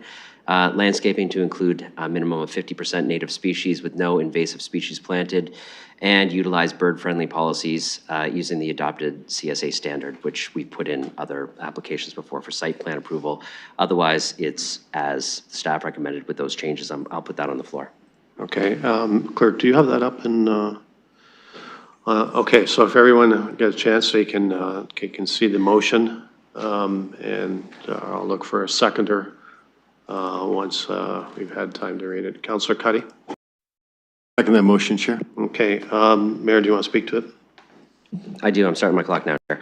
I'm going to take some time to address this because I'm sure there are members of the gallery who stood up and said, listen, we really trust Mr. Wake and Mr. Samuels, and you're probably sitting there wondering why they recommend us approving the development as constituted by staff. So I just really want to explain this because I don't disagree with a lot of the concerns that have been raised, but people have to understand the reality of the situation it is today and what the current permissions are on the land. First, it's important to recognize that there's already an approved plan of subdivision on this site, which means without coming to council and just going to site plan authority, there could be a significant residential build on the site, a build on the site already. Yes, not residential, but a plan of subdivision build on the site already. So the rezoning application allows us to actually make some changes to what is already approved there. When you look at the actual zoning on the site, there is one small piece of open space. Otherwise, it's a significant commercial zone and a massive light industrial zone. And the light industrial zone is in the furthest south portion of the block. It is a huge amount of development that overlays most of the area that people were expressing their concern about. What the development does is, yes, it allows for some density. Yes, it changes it from light industrial and commercial to a smaller block of land on that site, tucked up against Commissioners Road and more to the west side of the block away from the existing ESA. And then it donates a huge portion of that formerly light industrial and commercial land to the city to actually expand and protect the ESA forever. So I understand the concerns and I understand why people would say, just don't approve it. But the reality of today is this site can be developed in a way that you probably would disagree with more. And if there's an opportunity for us to absorb a good portion of this site through a development agreement that allows for some density into the city's hands and expand the ESA and protect that portion of it that's transferred to the city forever, you know, that's not a bad pathway moving forward if you care about the long-term protection of the ESA. One piece I want to mention to Mr. Wake, he didn't mention it in his comments, but he did mention it in his letter. You know, there's also an interesting history on this site, going back to when it was Westminster Township. And I totally agree with, through the chair, with Mr. Wake. There might be some interesting plaquing here about the history of that through maybe the Historic Sites Committee of the London Public Library. I'd be happy to talk to you about that at a future date. I think there is some recognition of some history on that site there that wouldn't be part of this zoning process, but is something that might be interesting to add to the site. I'm sure the applicant would be interested in recognizing it on a portion of the property somewhere. So all that to say, I think I'm very much a pragmatist, right? And I can agree with a lot of what members of the gallery said, but also recognize that there are other really intelligent members of the gallery who share your opinions, who are asking us to go with the staff recommendation, and I'm trying to articulate the reasons for that so that you really understand it. To my colleagues on council, I think that this is a proposal that balances some intensification in housing, and there are many people in the audience who said, we recognize we have a housing crisis, that is steps from the under-constructed BRT route very close to major employment centers in the city, like the hospital, and we have the opportunity to absorb and expand the ESA and take on a series of sensitive lands into city ownership without having to pay a tremendous cost for acquiring them through a private process, but as part of the development process, we can take on and make that part of the city's property. So I think this is actually a very balanced proposal that is on par in the best interests of both the city and its residents to be able to expand and protect the ESA while at the same time addressing housing. Again, I just want to be clear. We have to make decisions based on what is already allowed on the site too and what can move forward without us. When there is an opportunity for us to shift that through a new development application, there's always opportunity for us to add a public good to this. And I think our staff have done an excellent job of saying, you want to intensify this site from what's already allowed on it? That's okay, we can do that. That aligns with a number of our policies. But we actually want to take on a significant portion of the sensitive lands into city ownership so that we can protect them in perpetuity. So I want to commend our staff for going down that approach. I know that a number of members of the gallery were asking us not to do this, but I would invite you to look into this, speak with the two people who are in the gallery who articulated for us to do this and the reasons why. I'm happy to engage with you too, and I know our staff are as well, to further understand why we would do this if we agree with many of your comments about protecting the ESA. So I think I'll leave my comments at that, Mr. Chair, and I encourage staff to support my alternate recommendation, or councillors to support my alternate recommendation. Thank you. I'll look for members of the committee comments and visiting councillors. Councillor Tressa. If I understand it, through the chair, we're just discussing the amendment, we're not discussing the main motion, or? This is a motion that has been put on the floor. Okay, I can't support this. I just can't support this. And I have the greatest respect for people who have said, we've got to go ahead with the holding provisions. We don't. We don't. First question. Is there anything in the memorandum of understanding from the previous LPAT decision that says we do not have to go through the EIS process? I'll go staff. Through the chair, the settlement decision established the ESA boundary line. The specific language within the settlement notes that parties, that there's nothing that contained in them that shall limit or restrict normal exercise of direction for city staff on new applications. And we do note that, however, we do have consideration for the existing settlement ESA boundary delineation, and through the holding provisions that we are proposing to carry forward in the site plan, we do believe that we will be able to satisfy the new application components by including compensation within the ESA lands. As the mayor mentioned, we are increasing the amount of open space in OS5 zoning as well as green space to the effect of approximately 3 hectares. And beyond that, we are meeting all of our PPS requirements, and again, feel that it can be appropriately satisfied with the holding provisions through site plan. Well, my question was merely whether there was anything in the what we've been directed to do that says you don't have to do a full EIS, and I take it the answer to that is we still have to do the EIS. And staff did say, it was pointed out by a few people in the audience, that the EIS was unacceptable, incomplete, and needs more information. So I'd like to ask specifically, in order to make the EIS complete, acceptable, and not needing more information, what has to be done to it? I'll go staff. Through the chair, the completeness component that we noted as part of our report was to ensure that in perpetuity and moving forward through our policy, we would not be accepting EISs that don't include revisions to MAP 5. So again, through the settlement, we established the EIS boundary, but the specific components of the ESA that would appear on MAP 5, including significant woodlands, the various wetland components that are not PSWs, those pieces, those are complete application requirements, and we do have London Plan policy to require that. However, we do note that a blank map that says MAP 5 revisions would satisfy that component. And then through this process and bringing the applications forward to council and committee, we are able to disagree with the process, but at least have a map to demonstrate this is what you're proposing, this is what we believe that should be happening based on the findings of the EIS. So it would just be that MAP 5 component. Thank you. Councillor? if I made the statement that I'm trying to get to the bottom of what are the policy reasons underlying the EIS requirement, because I think that's crucial to this discussion. Because on the one hand, we have a lot of reasons why we have to move forward with this. We can sort of solve all of our problems with holding provisions or site plan review. But the EIS serves as a document that should happen early in the process. The EIS should not be something that is left till after the fact. After the fact, it's not finished yet, but we're going to sort of put a holding provision in to make sure it gets finished. And when I read through some of the guideline documents in some of the other cities, such as, and I don't have time to go through all these in my 5 minutes, but Hamilton's, Ottawa's, Guelph's, there's more specific language in those guideline documents that makes the specific point that the EIS is a framework document and it has to come early in the process.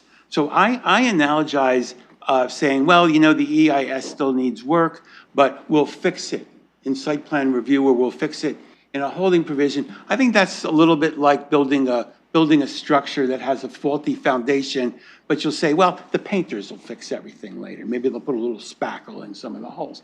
We need to have a proper and complete and lawful EIS before we proceed. I will be asking, and that's why what I would want to say would be contrary to that. I would be voting against that. Before we even get to that point, I want to see a complete and certifiable EIS on the table. And the question I would ask legal staff, is legal staff here? Okay, so the question I would ask legal staff is, what is the requirement for a complete accepted EIS in terms of the validity of a project? Can a project be opposed on the grounds that the EIS was not complete? I'll go staff. Thank you, and through you, so the determination as to whether to accept the EIS or as complete or not would be up to staff during the application review. And I expect that their test is PPS consistency. Counselor? I understand that. And my question is, what is the remedy if they're wrong? Would an aggrieved party who does not agree with the EIS be able to have a remedy to test the validity of the EIS? I'll go staff. Thank you, and through you, that would be explored through the council approval process and then also potentially subsequently through an appeal process. Counselor? Thank you. We're in the council approval process right now, so I'm trying to ask the question again. What is the implication of having an EIS that is not complete or up to standards? Could that jeopardize the subsequent appeals? Would an aggrieved party have the ability to test the validity of the EIS? I'll go staff. Thank you, through you. So council right now is assessing the opinion with respect to the EIS. If council's opinion is that the EIS is deficient, then a refusal would follow. And if council believes that the EIS is fine, then an approval would follow. Council has already, staff has already written through the chair. Staff is, I'm speaking fast because I know. Staff has already said in the report that the EIS as it stands right now, which was dated back in September, does not meet standards and it needs more information and is deficient. So why would this council not feel satisfied saying we are going to, unless we can get an extension from the developer to not go to the LPAP because of the time running out, and we're going to refer this back pending the completion of an EIS. Why would this council not just say the EIS, by the staff's own analysis, is deficient, we're going to deny this project? And of course, that's without prejudice for the developer coming back with a proper EIS once those deficiencies. 30 seconds, Counselor. Satisfied. I'm going to ask for additional time because I have a number of questions, but could you answer that one? I'm sorry, I didn't catch that. Yeah, I'll just take that last question Okay. from staff. All right, I'll look for Counselor, oh, I'm sorry, I thought, I I thought I had misunderstood a you. Sorry, question on the Counselor. table. Why would this council not just say, the staff has said the EIS is deficient, and we have to, like, not approve it at this point, and they need to come back with a complete EIS? Why would that not be okay? I'm not too sure that, you're saying, you're asking a rhetorical question, why council wouldn't act in a certain way. I'm not sure staff can comment on that, Counselor. Well, if the staff has already admitted that the EIS is deficient, I don't think it's a rhetorical question.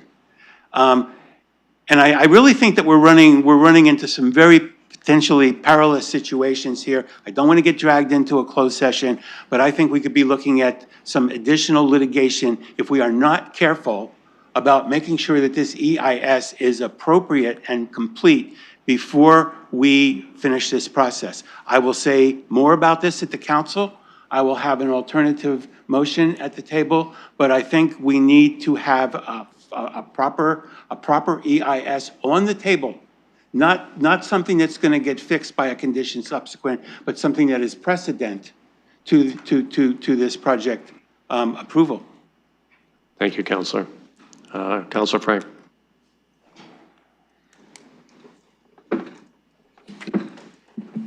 Thank you, and I just have a couple questions through the chair. I'm wondering if staff can comment on if the previously approved application is better or worse for the environment in comparison to this application. I'll go with staff. Through the chair, as previously mentioned, the site is approximately 6.8 hectares in scale, and most of that would have been taken up with the previous development. So the fact that we are getting approximately 3 hectares that is coming into the green space place type and can eventually be added to the ESA management contract, which I will note is part of the Track 2 Pathway to Target 1 areas and managed at the level of a national park. We do view it as a net benefit moving forward with the revised proposal. Counselor. Thank you, and a couple more questions through the chair. Will the full buffers be honored by the developer, or are they asking for any exceptions? I'll go with staff. Through the chair, the buffers were largely established through the settlement. So beyond the ESA delineation, we have enacted what has been proposed and agreed to as part of that settlement. But again, we do view it as consistent with the PPS and to the benefit of the ESA. Counselor. Thank you. And in regards to the holding provision, the R10-4, in regards to the environmental conditions, does that include inclusion for lids or bioswales, or would that require an additional site plan condition to be added to request that the developer include lids and bioswales near the parking lots? I'll go with staff.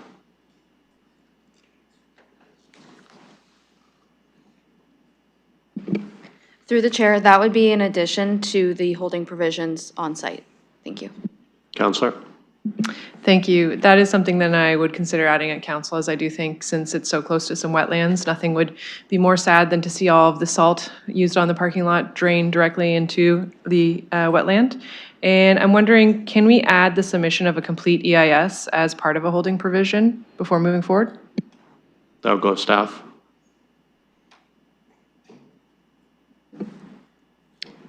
Through the chair, I would recommend if you're looking to approve the zoning, that it would be added as a condition of, or a direction to the site plan authority to consider. If you would like an updated EIS, we can also just require that as part of the site plan process. Counselor. Thank you. It sounds like there'll be a couple additions at council. And then I just wanted to also thank the mayor for adding the native species and bird-friendly approvals. We heard that was important as well for many of the speakers.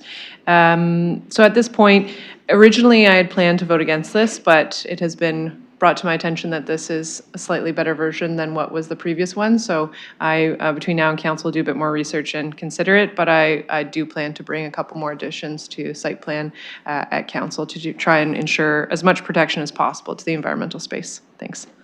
Councillor Hopkins. Yeah, thank you, Mr. Chair, and I look forward, Councillor Frank, to see further amendments. I do have a couple questions around the EIS as well. Through you to staff, I do have some questions coming from the gallery about the transportation assessment. Can staff just give me an update on that transportation assessment with this application? I'll go staff. Thank you. Through the chair, the TIA was reviewed by transportation staff, and the conclusions were that the main east-west traffic flow on Commissioners Road are operating at good levels of service now and in future conditions. However, it did note that poor vehicle left turn movements to and from the site development were identified. So traffic signals at one of the new access locations would improve those left turn movements onto Commissioners Road from the existing apartments to the north and from the new development, but it's not warranted until beyond year 2030. So the city has noted that that we'll continue to monitor the traffic conditions in the area and as the site plan advances. Councillor? So that will still be considered through the site plan process, the upgrades on this road. I'm very familiar with this area moving around. And I know how congested it can be. I know the BRT is coming to this area as well, so it's appropriate for having the, I guess, the density in this area, the 14th story. I wasn't sure exactly how I was going to go with this one as well. The fact that we're getting more land to protect the ESA is something that is really, really important that we need to be able to do. And having that extra buffering, I heard from the applicant, no development on the ESA, which is also important. With that, I do want to, I'm leaning towards it. I know this will go to council on the 28th for a further conversation with the council. So I'm going to inquire a few more outstanding questions I have, but I do want to thank the public and the students in particular for being here. It's so important that we have these conversations, that we listen to one another, that we hear each other. It reminds me of an application many, many years ago that I was involved in over 20 years ago. And once you start to ask questions and hold us, your municipal government, accountable to having answers, it's really important, this engagement piece. We all learn, we may not all be happy with how things go forward, but it stays with us, and we need to constantly be engaged because we know these ESAs, how important they are to our city. I know how I've heard from the public that it is so important that we maintain and we protect these areas, and to have this conversation here with a development is very, very important and vital to our understanding as we go forward. So thank you for being here. Thank you. I'll look for other speakers. Councillor Furr. Thank you, Chair. And thanks to staff for the report. I feel like the real issue that's kind of being circulated around here is the fact that there is yet to be received an environmental impact study, but yet there is also a zoning bylaw amendment that could be approved here today, and we're bringing that back to site plan. And I think that's kind of the main issue that's coming up. That's the main issue for me, especially when it comes to potentially approving a zoning bylaw amendment and not having all the information. I don't know what the impact or the environmental impact study is going to have, and that would be something that would be appreciated to be seen.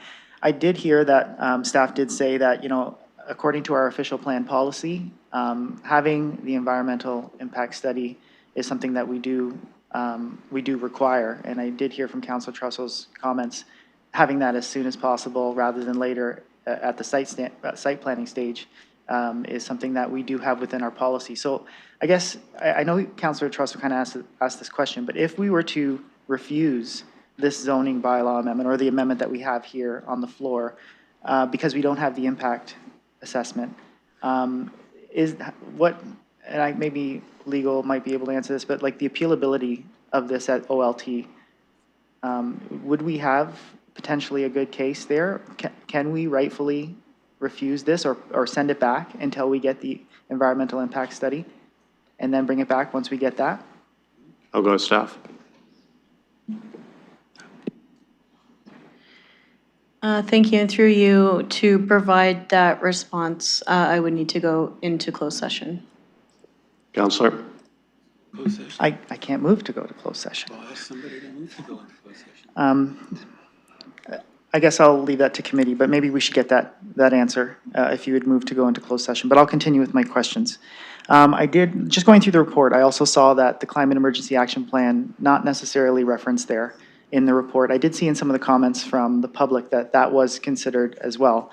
And just making note, in addition to the targeting net zero greenhouse gases emissions by 2050 and focusing on resilience, I do see it also includes protecting the environmentally significant areas. So I do see that maybe that would, because I don't really see that being touched on in the report, and I also see that the environmental impact study is not necessarily there, I have those concerns. And when I see that the surrounding lands, to the east are the ESAs along the CN rail line, and then south is the Westminster Ponds.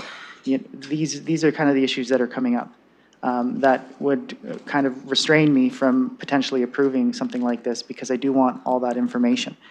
And I did hear from the gallery, like we could be potentially approving something that could irreparably remove significant lands. And we could be risking losing the loss of our wetlands and the provincial wetlands. And I hear, and I really appreciate the speakers who said they're proud to be Londoners, because I'm very proud to be a Londoner as well.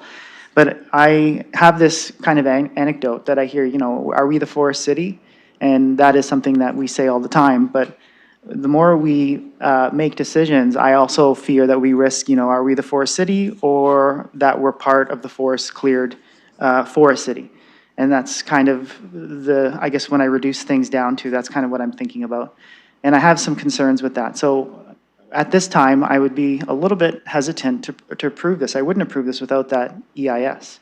I would like to see that EIS. And I do see that could give us standing on potentially sending this back. And I'm not saying to not approve. I'm just saying we should have all the information available in front of us before we make these decisions. So I'll leave my comments there for now. Actually, I do want to ask one more question. I did hear from a delegate or a member of the public who asked a question with respect to Bill 98.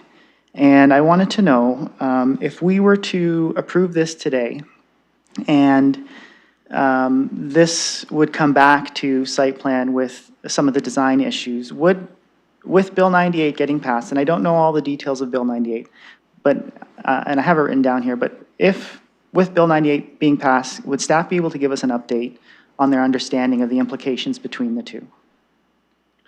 I'm cautious to ask a hypothetical, but I'll allow it if staff want to comment on the implications if Bill 98 doesn't go through. Through the chair, with respect to Bill 98, today we're working within the current legislative requirements. Suspecting that if Bill 98 comes in at some point and the application for site plan hasn't come in, we have to have due regard with that legislation. Having said that, there are elements that maybe the applicant is wanting to do over and above what the legislative requirements are, but that's on the onus of the applicant. Councillor, I'll go back to you with 45 seconds. All right, thank you. I'll give some closing comments then. I would like to see if we could go into camera to see if we can get that question answered from our city legal team. And I'd also say, it's just kind of making these decisions and weighing out whether what's the impact for our environment, what could be irreparably taken away for housing. Is it affordable housing? It's just, there's a lot of things that we were trying to weigh out here.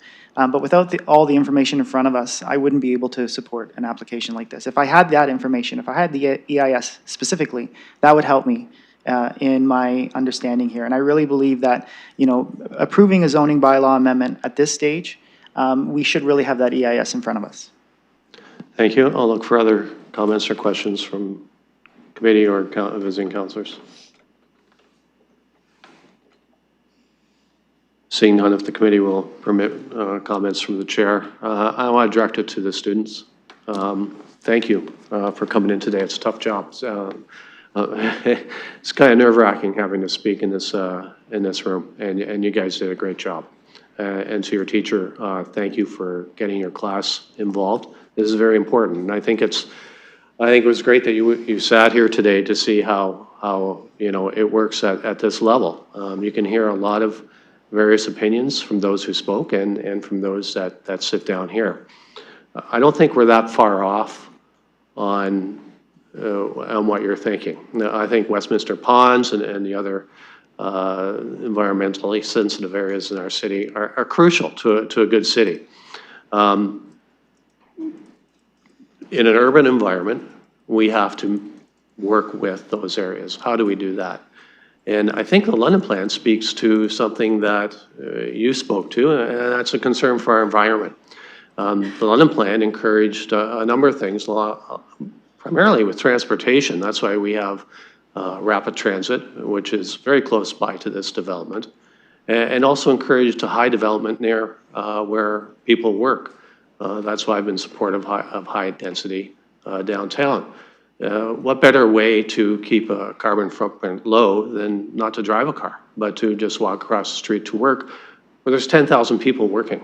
So this provides 868 units to address the housing challenges that pretty much everyone acknowledged, but in a way that I think is appropriate to access high-order transit and also to where they live. I'm also encouraged by the fact that we're not encroaching onto the environmentally sensitive area, but we're giving 3 hectares back. And that's a lot of land. 3 hectares is a lot of land. So I'm glad to see that. It's not the first time we've done it. In my ward, there's a provincially recognized ecological sensitive area, Sifton Bog. And at one time, the Sifton Bog was just in the middle of the countryside. Now it's completely surrounded with residential and commercial. And it thrives. And I encourage you, if you haven't been there lately, to take a walk on the boardwalk through it or the natural trails that go around it. It's a terrific area. And you see what wetlands can be and should be. And we're able to do both. And I think in this particular case, we can. So for those reasons, I'm going to support the motion. I think it's a chance to address our housing needs for sure, but in a way that's environmentally sensitive for the reasons that I listed. So I will be supporting it. So I'll look for any other comments or questions before I call the vote. Seeing none, I'll call the vote.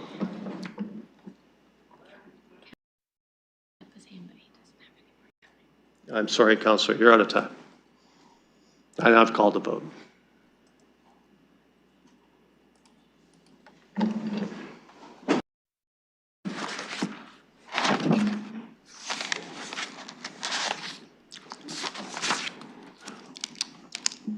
Closing the vote, the motion carries 4-0. Okay, moving on to 3.8. This is regarding the Kelly Stanton Environmentally Significant Area Conservation Master Plan Phase 1.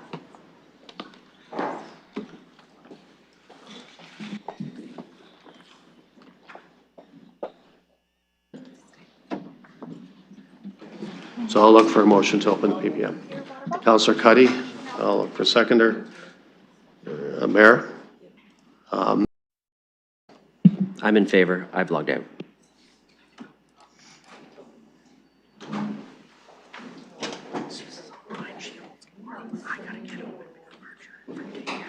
Okay, Susan's. Closing the vote, the motion carries 4-0.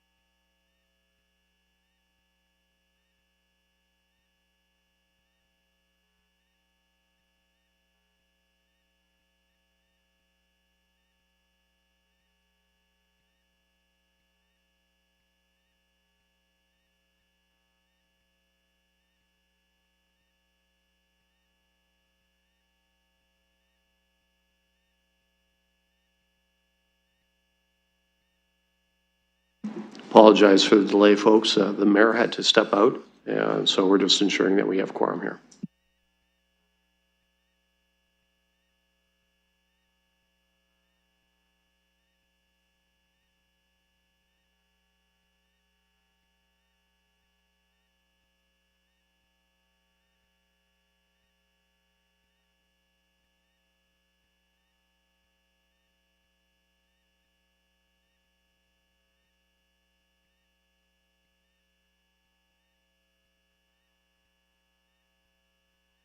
Okay, we've got that sorted out.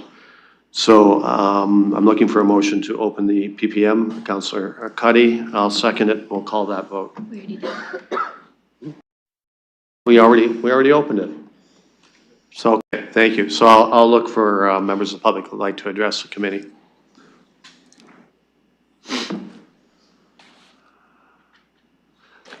Please go ahead. You have 5 minutes. My name's Anna Maria Velastro. I've documented this area extensively. I've walked it all the way from the proposed Gainsborough Road all the way to the mouth of the Thames River where it merges with the Thames River. I've walked under the very scary culvert that goes under the CP rail line. And we've walked the creek, down the middle of the creek all the way to the Thames River.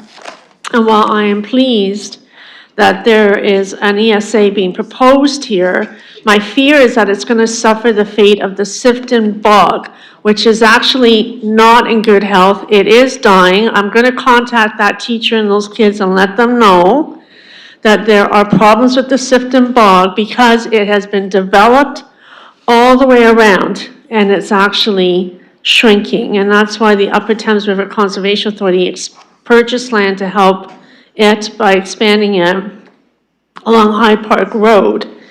Okay, so it's just important to understand these things. So the Stanton, we call it Singing Frog Creek. We named the creek Singing Frog Creek at the time we were walking it and trying to raise public awareness about the ESA. That in its current state, it will also die because unless the city purchases the farmland, what is now a defunct farm fields, that goes over the Hunt Club lands and out along, over the Hunt Club neighborhood and then over into the Hunt Club golf course area, that ESA will have the same fate as the Sifton Bog because it's too small right now. And it's a beautiful, beautiful place and it's worth protecting. So my understanding now that those defunct farm fields are owned by Southside, and the city should actively pursue expanding and restoring the ESA so it can actually live and support the wildlife that are there. Because the city has already done a lot of damage to the lands on the south side of the ESA by turning it into a stormwater drain. And it removed all the function of the creek, the spring overflow, which again is very important because it's amphibian spawning ground and fish spawning ground. And there's already been a lot of damage to the ESA. And so while this is a wonderful thing that they're protecting these 2 parcels of land, it's not enough. And let's not kid ourselves by saying that things like the Sifton Bog are doing well when they're not. And we need to understand why it's not and to foresee what is going to happen to this ESA if we don't follow the creek all the way and protect those lands all the way to the mouth of the river. When you get down to the closer to the Hunt Club, the houses are right up against the ridge. And so the only hope there is to acquire the lands on the other side. And maybe we can just do the right thing for once. Let's just do the right thing for once, protect the lands that are here, and then pursue restoring the lands that take it all the way to the river, because that's the wildlife corridor.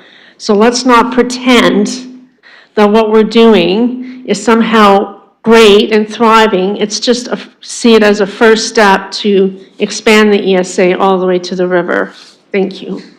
Thank you. I'll look for the next speaker. Ask clerk if there's anyone online. I don't see anyone going to the mic, so I'll look for a motion to close the PPM. I'll look for a motion for someone. Councillor Stevenson, and I'll second it. We'll call the vote. Councillor Stevenson votes yes. All right, I'll put this, oops, sorry, clerk, I'll wait for you. Closing the vote, the motion carries 3-0. Thank you. So I'll look for a motion from committee. Councillor Cuddy. Thank you, Chair. I'll move staff recommendation. Thank you. Councillor Stevens seconded. I'll look for any comments or questions for staff. Seeing none, I'll call the vote.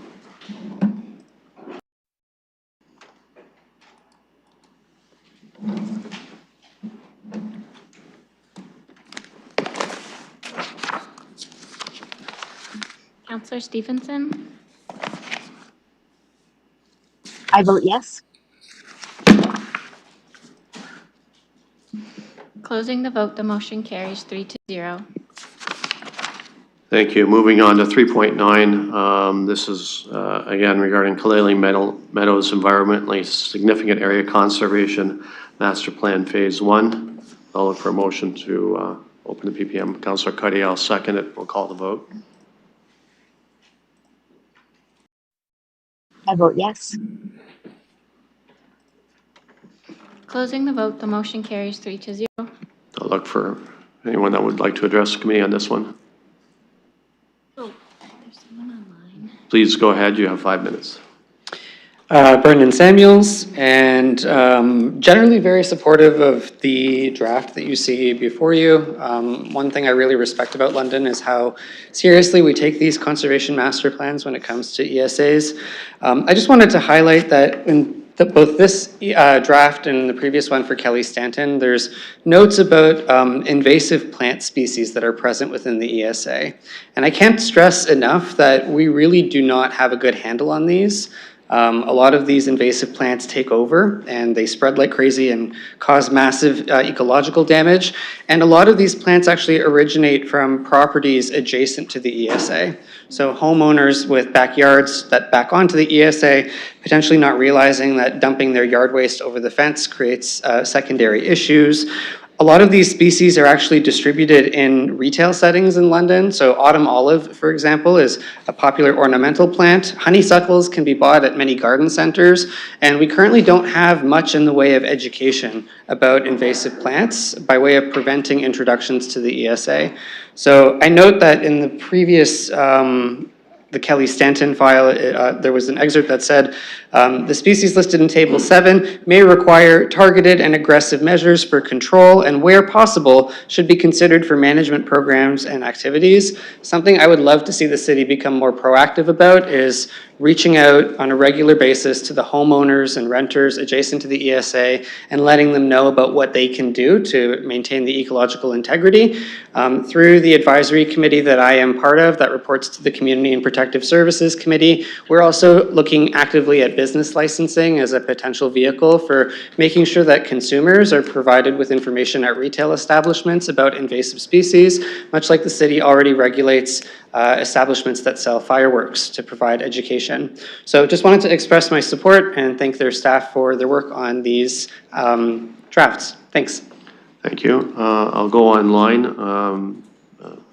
Let me just check here. Michael Patterson, right, can you hear me? Can you hear me? Yep, you have 5 minutes, please go ahead. Appreciate it. So my name is Michael Patterson, a longtime homeowner who borders the proposed ESA extension proposed in Section 4 of the Master Plan for Meadowlily Meadows. I'd like to thank the time today. I am opposed to the expansion of the ESA as it pertains to my private land.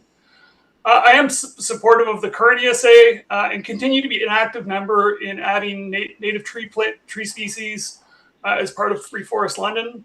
And I do appreciate the previous comments from the gentleman that just spoke. I think it's great that we educate people that live where I do in maintaining the ESA and keeping it in good stead.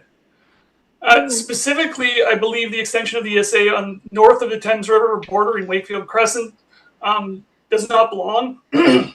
The broad nature of classification of the sensitive area in this report to measure tree cover, proximity to wetlands is not specific and loosely ecologically defined. As defined in map 11, this area that I'm talking about has not been defined as ecologically or environmentally significant. And we're talking about an area of 10 to 20 feet of land that would be added to the ESA along this parcel of land. And it's defined as the habitat of the hackberry emperor, which is, as laid out in table 14, tolerant to human disturbance. It's also defined as a significant woodland and valley land, but again, that definition would cover most of the areas along the Thames River in our city, and I don't believe that warrants an extension of the ESA areas. As a homeowner, having the city seek control of land that I purchased, paid taxes on for the last 15 plus years, would negatively impact the property value of my house. And I believe we can use resources to more appropriately protect lands, again, as laid out by the previous gentleman, to make sure that we're protecting the existing ESA, which has unfortunately not been done to the level that I would expect. Much of the areas, particularly behind my property, have had significant erosion problems. So maybe a question to the council is, how will the extension of the ESA, or how will this go about changing how we deal with erosion and how we'll mitigate erosion moving forward? Thank you for your time and your consideration as part of this public review. Thank you. I'll look for the next speaker. Do you want to speak? Yeah. Okay, go ahead. You have 5 minutes. I'm supportive of the extension because ESAs will die if they're like people. They need to expand out. Can you just go to the microphone, please? Okay. Yeah, thank you. Okay. I'll just do this. Thank you. Okay. ESAs will die if they don't have a chance to expand out. They're like anything. They seed out. Their nature is to expand out.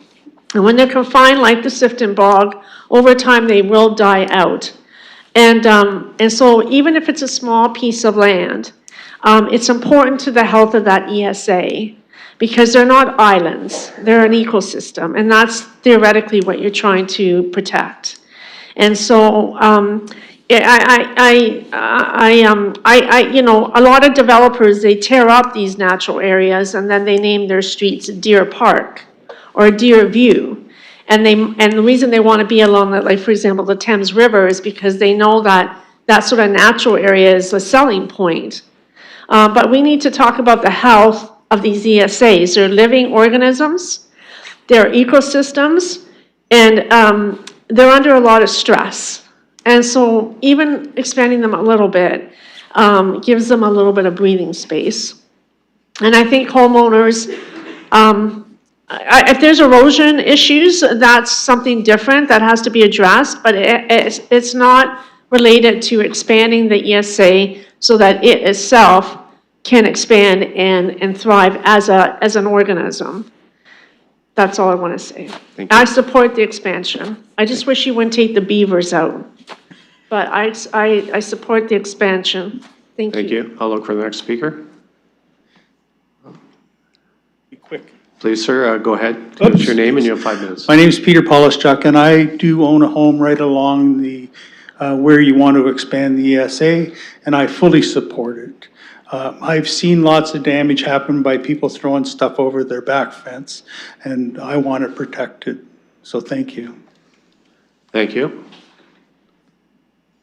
Please, sir, give us your name again, and you have 5 minutes. David Wake. I've followed this work that's been done on Kalali over the last number of years. I strongly support the work that's been done and the recommendation from the staff. I do very much agree we need to do a better job of managing some of the invasive species, and when budget time comes around, maybe we need to take a closer look at how we can be more effective in doing some of those things. But strong support for this very good conservation master plan. Thank you. I'll look for any other speakers. I'll just check with the clerk if there's anyone online. No? Okay. Seeing no one else, I'll look for a motion to close the PPM. Seconded by Councillor Stevenson, and we'll call the vote. I vote yes. Closing the vote, the motion carries 3-0. So there was one question I'll pose to staff regarding how this extension will mitigate erosion in the area. Through the chair, the recommendation that staff are proposing is to establish the green space place type on map 1 and then subsequently revise the ESA delineation. With respect to erosion, these features are dynamic in nature, and so they do change over time. The erosion that the resident on Wakefield Drive may be experiencing is likely due to the changing route of the Thames River. Again, rivers meander and change over time. In terms of the specific management, adoption of the CMP will not be changing our existing management program. That's location specifically. We are undertaking review with UTRCA, our management contractor in the area, and we'll do our best to get that trail component open as soon as possible. However, it is currently closed with consideration for the erosion. Thank you. Okay, I'll put this on the floor, looking for a motion. Councillor Cuddy, are you moving the staff recommendation? Yes, Chair, I'm moving the staff recommendation. Can I get a seconder? Councillor Stevenson is seconded, so I'll look for any comments or questions. Councillor Pribble. Thank you. So the chair to the staff, Mr. Patterson, he mentioned two more things, and he mentioned or comments with a question at the end. Map 11 defining as being not significant, and in the report that's what it states. And he says, why would we, if in the report it states not significant, why would we consider enlarging it? Do you want to go staff? Through the chair, just to clarify, map 11 in the submitted conservation master plan is a snapshot of the existing map 5 natural heritage features that currently are included in the London plan. So the purpose would be to amend that through the official plan amendment. We were just demonstrating what the current and then future version would be. Councillor. Thank you. Okay, thank you for that. Will this negatively affect the value of my property? Go staff.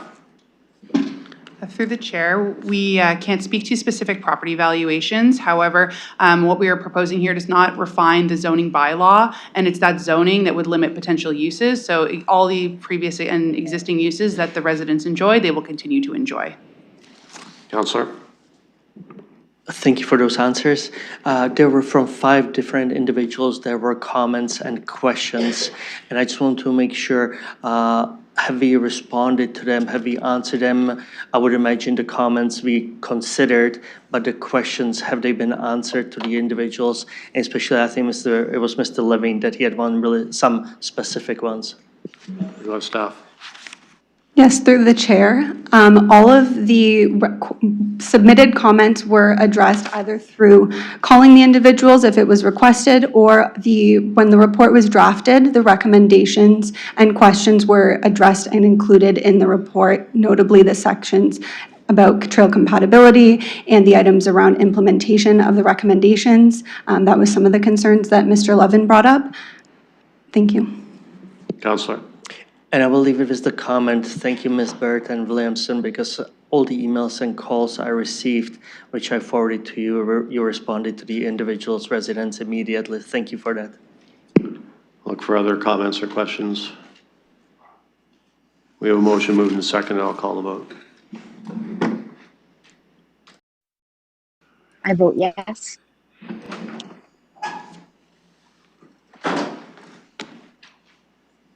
Councillor Cuddy. Closing the vote, the motion carries 3-0.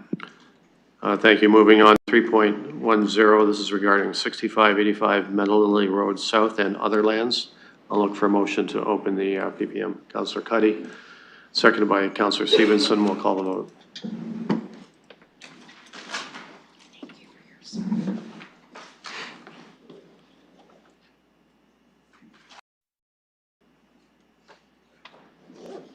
I vote yes.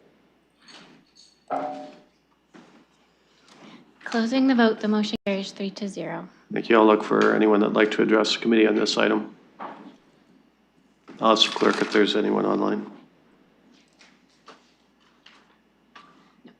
Okay. Seeing, Ms. Velastro? I was part of this appeal, and the city lost this appeal because of a definition of trees. And, I mean, it's done now. I'm not sure what the public meeting is about. There was a decision at the Ontario Land Tribunal, but it's a lesson to be learned from staff and council, because decisions at the Ontario Land Tribunal are, those adjudicators don't have any ecological background.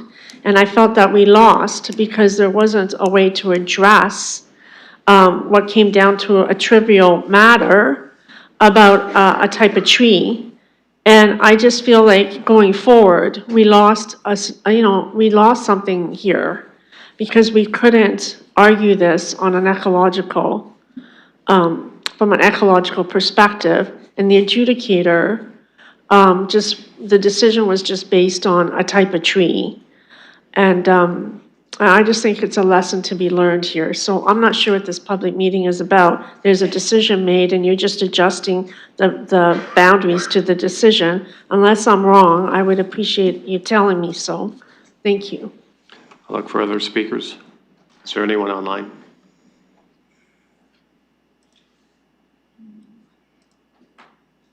Okay, so I'll look for a motion to close the PPM. Councillor Cuddy, seconded by, call the vote. I vote yes.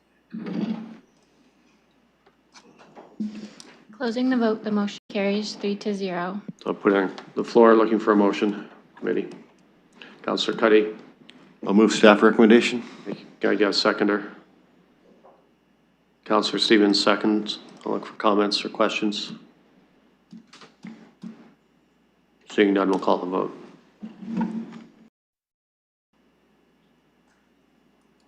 I vote yes.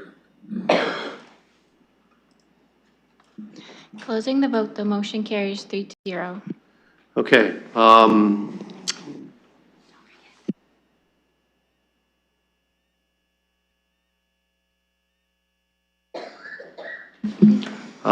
I would like to move the order of items to be considered. I'd like to get permission from the committee to go in camera to move 6.1 up to the next item before we get into items for direction. I get a motion. I'll move that, Chair. Thank you. Can I get a seconder for that, please? Thank you, Councillor. Councillor Stevenson, seconds. And we'll call the vote.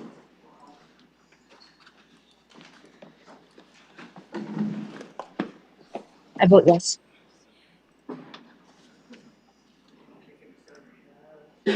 Closing the vote, 3-0.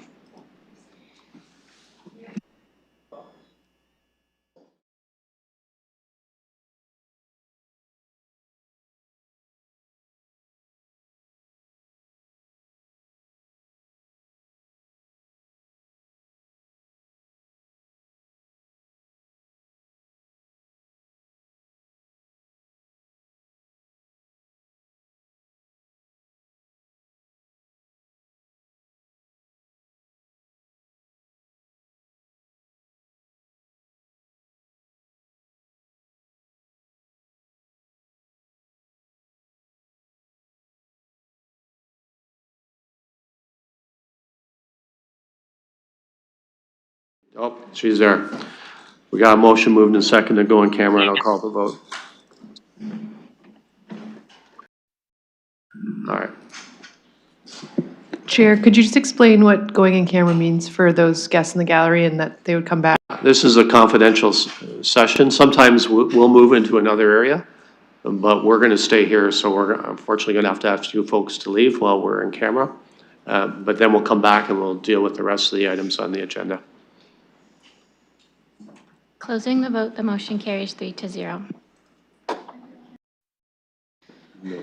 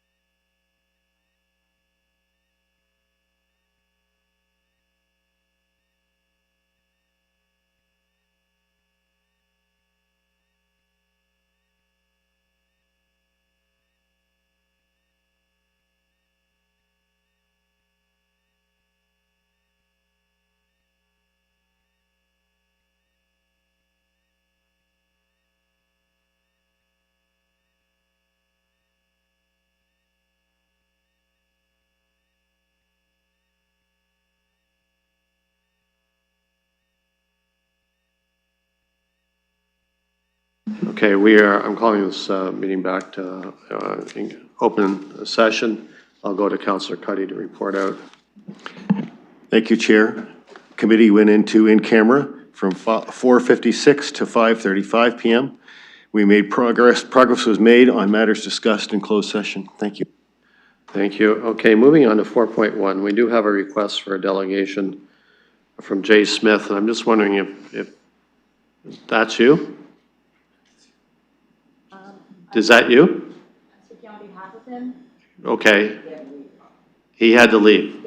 Okay, well, we have to vote to accept the delegation, so let's just see what committee does. So I'll look for a motion to accept the delegation. Councillor Cuddy, second by Councillor Stevenson, and we'll vote on that.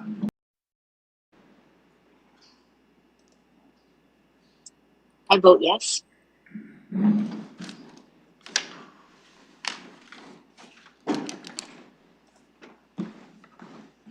Closing the vote, motion carries 3-0. Okay, if you could go ahead, give us your name, and you have 5 minutes. Hello. Well, good evening, councilors. My name is Ken. I'm speaking on behalf of Jordan Smith, who is the chair of the East of Adelaide chapter for Acorn in London. For those who don't know our history, London Acorn is a community and tenant union. We represent low and moderate income residents, your most vulnerable, yet often your most vocal constituents. We are here because we believe housing is a human right, and right now that right is under siege in our city.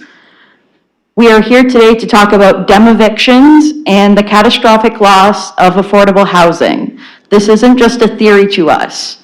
We've been going door to door, and the scale of this problem is becoming more apparent every day. These aren't just one or two isolated cases or bad apples. We are seeing a systemic pattern where long-term tenants, those most reliant on stable housing, are being forced out of their homes. The people first in line to be pushed out are the ones who can least afford to move. When you displace a tenant who has been in their home for 15 years, you aren't just moving them, you are often pushing them into core housing need or homelessness. We hear a lot about new supply, but let's be clear. What is replacing these lost units is nowhere near equivalent. Even units labeled as affordable are often pegged at 80% of market rent. In today's market, that is still out of reach for the people Acorn represents. We are tearing down the only genuinely affordable units we have left specifically because they are rent controlled. The new units replacing them will not be subject to rent control, meaning the economic landscape for Londoners is only shifting in one direction, toward more displacement and less stability.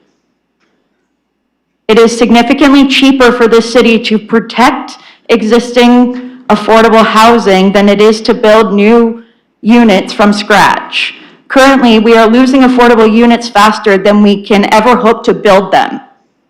Human suffering is happening at scale in London. If you want to see the results of failing to protect our most vulnerable, you don't have to look further than our downtown core.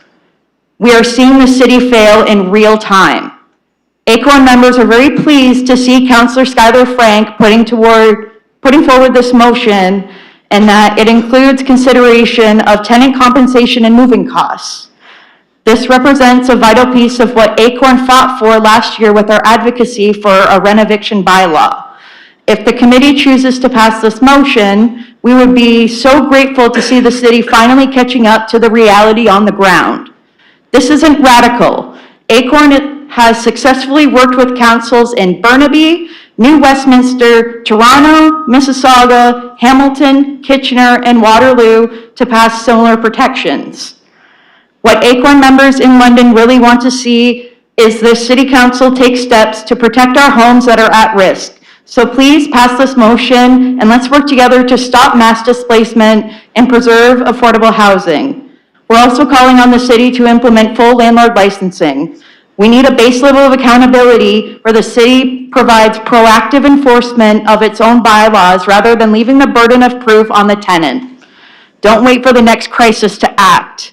Protect the housing we have, protect the people who live there, and let's build a London that actually includes everyone. Thank you. Thank you. All right, so as far as the committee and this item is concerned, Councillor Frank has put forward a suggestion for a motion, and I'll look for someone to, you can see at the bottom of our letter the suggested wording. I'm willing to put that on the floor, but I'm from the chair, so we only have 3 of us. So I asked if someone else would be willing to put that motion on the floor, or I can. I'll ask Councillor Cuddy to take the chair so I can do that.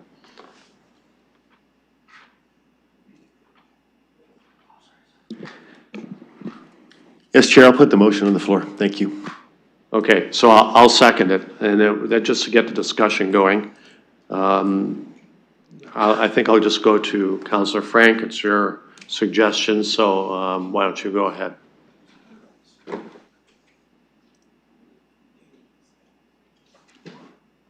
Councillor Frank, please go ahead. Thank you, and I appreciate the mover and the seconder for getting this on the floor, as I'm not a member of planning. And this motion came about through some of the discussions after the 550 Rideout Street South, as well as 145 Baseline Road West, which is in my ward, where we approved some infill projects that had existing tenants in those buildings and had a lot of discussion about what will happen to those tenants. And in those cases, the applicant was willing to put in some good faith verbal and written commitments. That being said, we don't see that all the time, and additionally, those are non-binding. And as we continue to see and support growth and intensification in the city, I believe we also have a responsibility to ensure that the people calling these places homes are not left behind in this process. And I think that this motion is more about balance. It's making sure that while we're trying to build the London of tomorrow, we make sure that the tenants and residents of London are not having their housing destabilized today. And we've already seen some examples where we don't have a clear framework. 145 has been in the news, and I do see that the efforts we did to try and protect the tenants in those buildings, I think, were good, but it has caused some confusion in the process. And I think having a clear program or plan or strategy that would deal with the conditions for the developer or the applicant for tenants' security, I think that would help us move forward in a good way. And I think that the two examples I give, they're not isolated cases. We've had more come through in the last couple of years, but we haven't been able to ensure that there are protections for tenants with those because we don't have a plan. As you can see with my additional communication, there are existing Ontario municipalities that have some form of plans or programs or protections.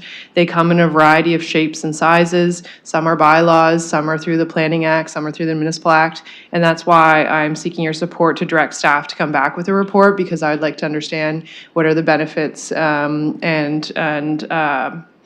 downsides of the various approaches. And I think that staff being able to provide that to us would help us make an informed and better decision, including cost and other impacts. So at this point, it's not saying we should implement a plan today or tomorrow. It's simply asking staff to come back and report on what we can do. And I do think in regards to the speaker, I think this is trying to protect the existing affordable housing we have. There are reports that show for every new single unit of affordable housing we build, which is usually still, as was pointed out, much more expensive, we lose 19 units in the city. So I think we need to protect the stock we have, because it's actually a better bang for our buck than trying to build new units. And including also keeps people housed, which is obviously what we're trying to do. So I look forward to the discussion and would love this committee's support on this motion. Thank you. We're at 10 to 6, although we only have another couple items on the agenda. We're probably going to go past, so I'm going to need permission of the committee to go past. I'll move that motion, Chair. Okay, and Councillor Stevenson has seconded it, so we'll call that vote.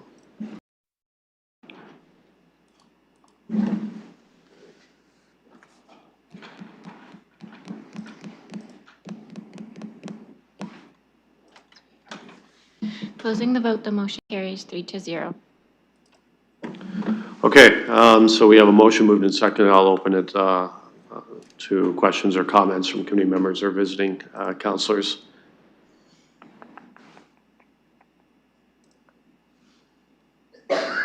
Councillor Cuddy. So a question to the maker of the motion, because I was the mover. You're asking staff to come back with some recommendations on this?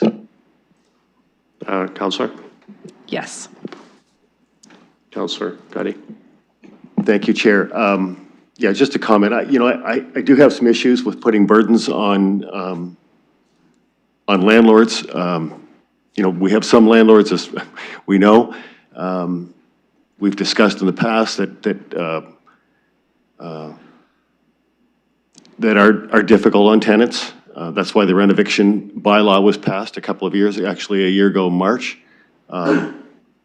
We've made some good progress. We've learned yesterday that we're making more progress with that. We're making some changes to it. I'll support this motion, and we'll see what staff comes back with. Thank you. I'll look for other comments or questions.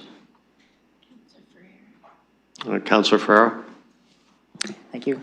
First, thanks to Councillor Frank for bringing this forward. Obviously, I'm going to support this. I've been trying to see this for a while, and this, I guess I'll speak to the first part that kind of comes to my mind, and it's the fact that we're speaking about, I guess what you could call naturally occurring affordable housing, and that's housing that's in rent-controlled buildings built prior to 2018, and it's the type of housing that people are in because they can afford it. They usually long-standing tenants, usually units that are beyond 1 or 2 bedrooms, and those are the type of units that people are staying in, regardless if they want to leave or not, because there's not really many units out there that would directly accommodate their needs and be at the level of what they can afford. We have a lot of housing in London. I know housing is an issue, but usually when I hear, we have a housing crisis in London, it should be confirmed that we have an affordable housing crisis in London. Like if you were to look at the last market reports, we do have vacancy rates that are escalating, that are increasing, and they are doing so in short, constricted amounts of time. But when you compare that directly with the vacancy rate for affordable housing, that's very, very low. It's very, very low. I think it's around 1% right now. And that just makes it that ability to secure that type of housing for anybody who wants to move or who has to move very difficult to do. And there's a real competitive market out there to get that affordable housing. So a motion like this that would be able to at least find a way or a path forward, at least have staff explore what can be done to make sure that that housing or other housing or financial compensations or whatever it may be exists for individuals who may be at risk of losing their rent-controlled affordable housing is a very good direction that we need to go. Like our strategic directions, we want to maintain our affordable housing. We want to reduce homelessness. And when you really think about that, the first point that you can really do that is stopping homelessness before it begins. And stopping homelessness before it begins really will begin at, taking away or easing the pressure from individuals who might be at risk of homelessness. Like a cost that should be referenced here is in our last evaluation report, homelessness in a reactive sense costs the city and the province together cumulatively when it comes to our municipal law enforcement, when it comes to our policing, when it comes to our emergency department visits, around $100,000 a year per person on the street. Like that's very expensive. So if we were to find some type of avenue or some type of policy that will reduce that cost, it will not only reduce the cost on the taxpayer, but it will also reduce the cost of the social costs that we see outside. And it will also give the city what the city is asking for. So this type of motion will align our strategic objectives within our strategic plan with policies or with how we go about our planning process. And I really appreciate that. And I really think that's very needed. It's not needed today. It's not needed tomorrow. It was needed yesterday. It was needed, last year. So I really hope that we can get support for that because this is definitely the direction that the city needs right now. So I'm going to be fully supportive of this motion when it comes to council. And I think it's great work.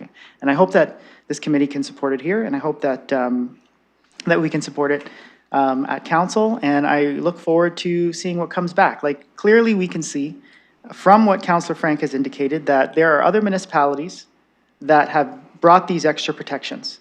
Whether it's Mississauga, Oakville, Hamilton, or Kitchener, these protections exist, and they seem to also be allowed under the Municipal Act. So having staff look into what the city can actually do for those extra protections, I think is a great direction. So I'm hoping for full support from the committee. I'm hoping for full support at council. You'll see me definitely support this, and thanks again. I'll look for other comments or questions from committee or visiting councilors.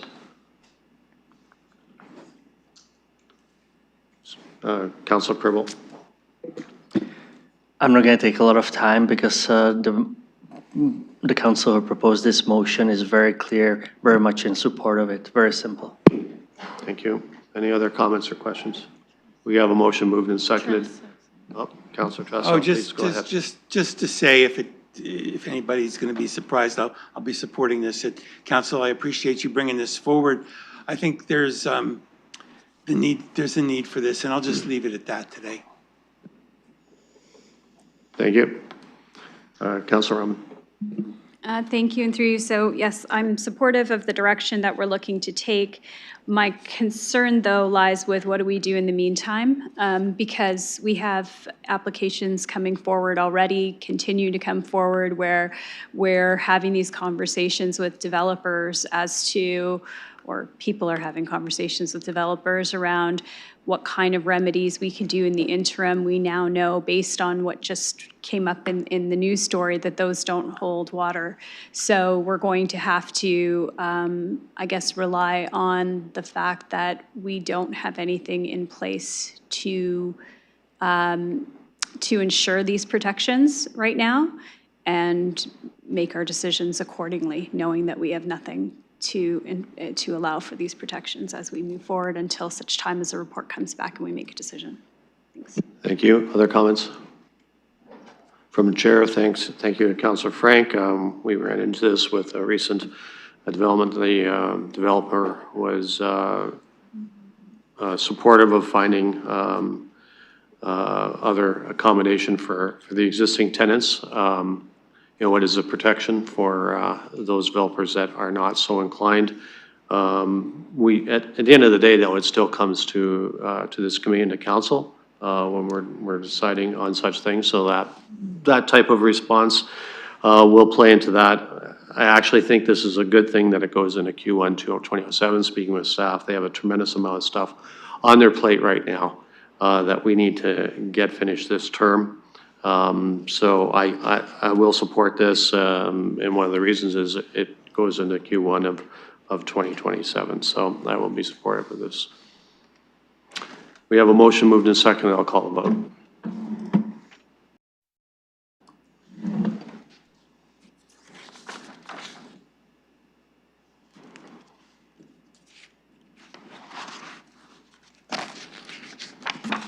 Closing the vote, the motion carries 2-1.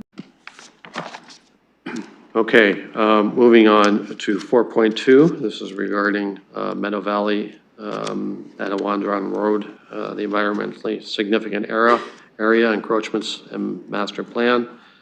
I'm just going to put this on the floor right now and see what bubbles up as far as suggested motions, because the ward councillor is here, and next year's ward councillor will be running in that area from my understanding. So I just want to hear, you know, what comes from committee members or visiting councillors. So I'll put it on the floor for those in attendance.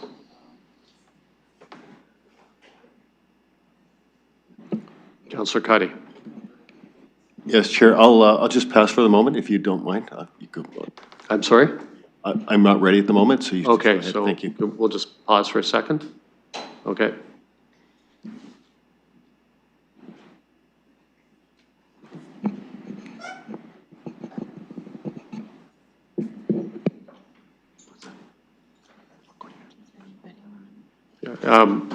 Councillor Rahman, do you want to speak to it while Councillor Cuddy's working on it? Thank you, and through you. So I'm hoping that I might get support from a member of this committee to move an alternative motion. The alternative motion I'm looking to move is, notwithstanding the recommendation of the Deputy City Manager, Housing and Community Growth, the following actions be taken with respect to the staff report dated April 14, 2026, related to the Medway Valley Heritage Forest South, environmentally significant area, Attawandaron Road, encroachments, and the Conservation Master Plan. A, the above noted staff report be received. B, notice of the following recommended actions be circulated to the abutting neighborhood, removing the planned level 3 paved multi-use trail east of Attawandaron Road from the Conservation Master Plan, and designate the passive recreation area as a park as per the historical use. 2, regularize the existing informal trail as a level 1 trail. The next 3 would be plant a 10-meter naturalized buffer associated with the regenerating cultural meadow and implement the previous restoration efforts. Part C, that civic administration be directed to evaluate and identify the area behind 1630 to 1726 Attawandan Road to be maintained as a park as it has been historically used and used for unstructured passive recreation only. That is to be maintained as a mowed grass area in accordance with our standards for a park. D, the civic administration be directed to report back to a future meeting of the Planning and Environment Committee to explore options 2 and 3 and report back on alternative mechanisms for individual property owners with properties abutting the open space to pursue remedies where boundary disputes exist. And E, that civic administration be directed to bring forward an update to the CMP to protect the trees and shrubs, native and non-native, that abut the Attawandan properties. Okay, Councillor Cuddy. Thank you, Chair. I'll put that on the floor. Thank you. So that's put on the floor. I'll second that. I think that's in, should be in front of your screen if you refresh your screen. Clerk's doing that right now.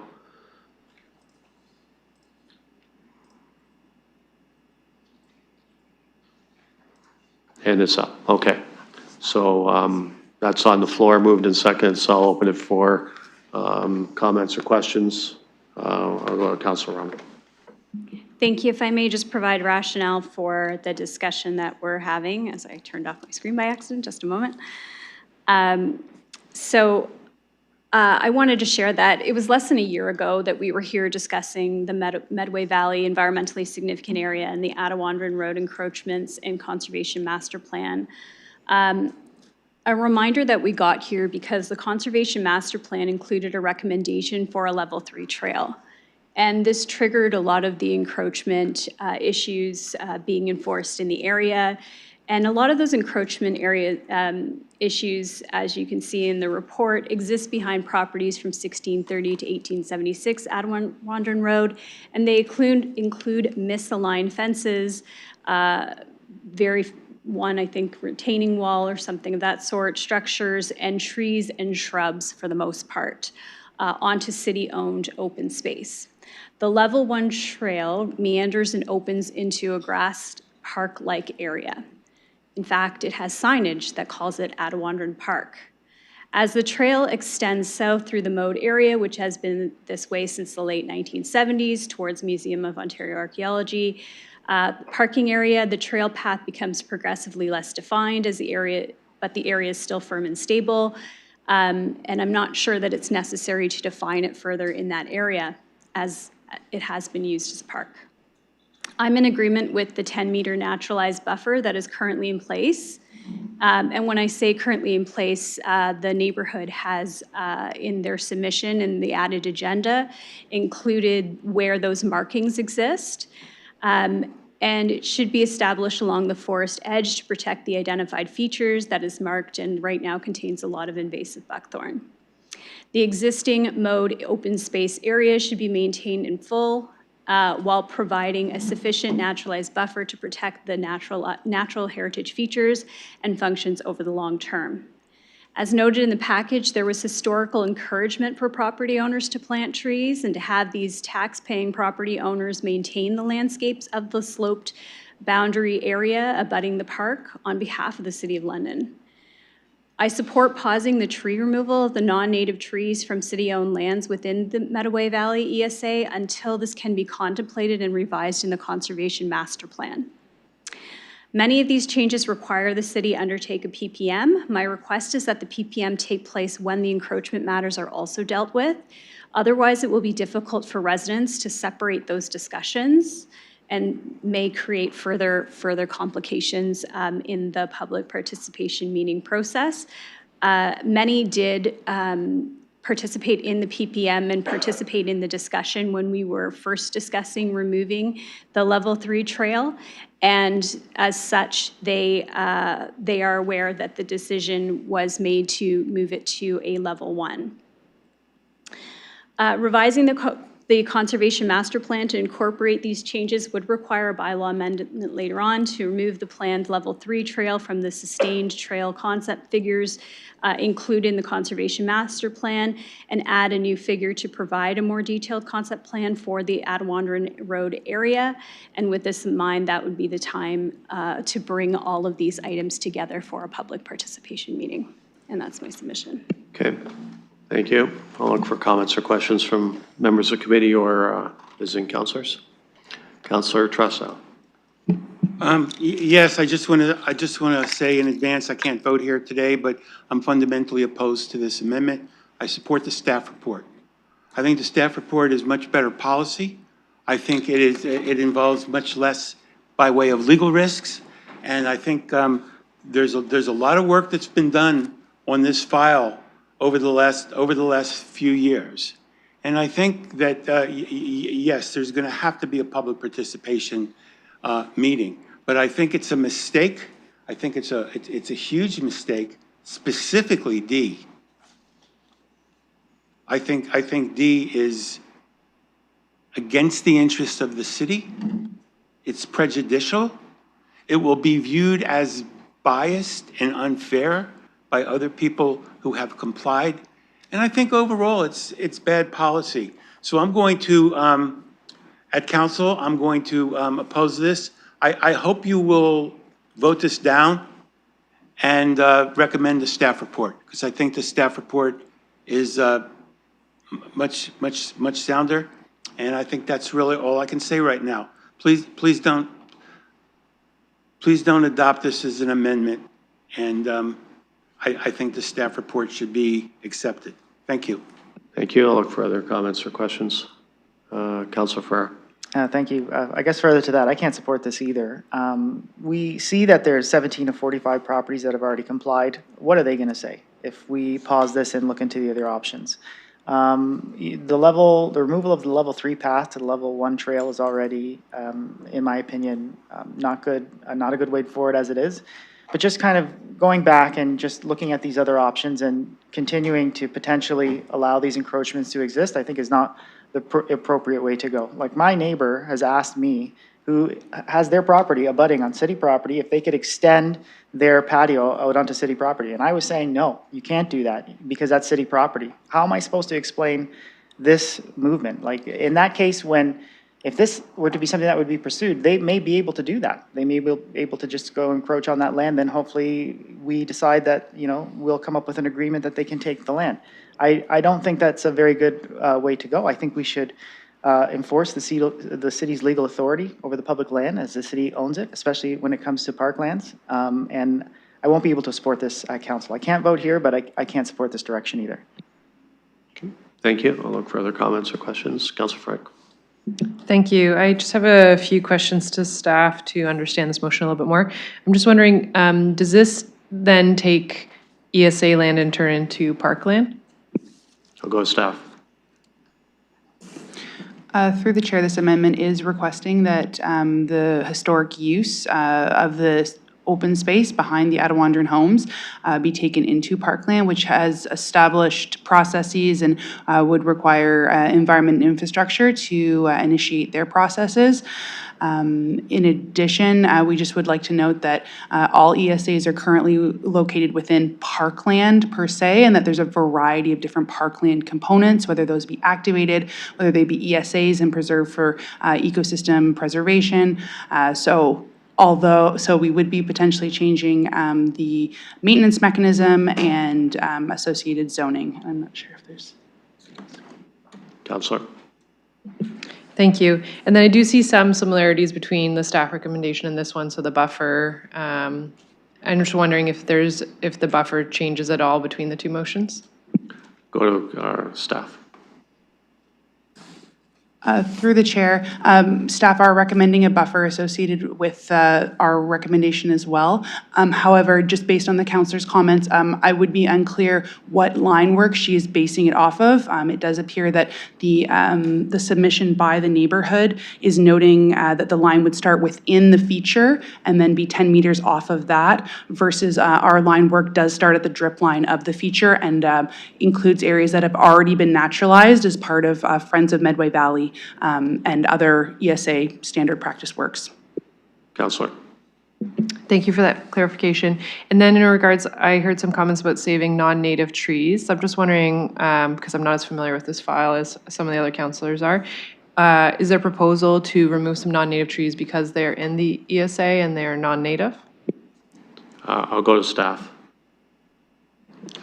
Through the chair, I believe that the trees that are being referenced as non-native are those that are currently on city property but located within the fenced boundaries of the encroachment sites of the residents. So I think that I am assuming that the concern is that there would be a loss of shade in the existing backyard areas. Again, those are currently on city property, but we would look to municipal compliance to address those items. Councillor. Thanks.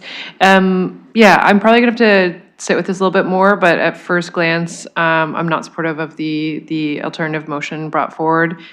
Staff's motion seemed to have addressed most of my concerns, but I would like to perhaps chat with the councillor a little bit more between now and council to get a better understanding. I was happy though with the direction that staff initially proposed in the report. Okay, I'll look for other comments or questions from committee members or visiting councillors. Councillor Farrell. Just a question, a follow-up. I see that Part E, to bring forward an update to the Conservation Master Plan to protect the trees and shrubs at a future meeting. To bring forward an update. So I just wanted to know, when would we expect that update? Go with staff.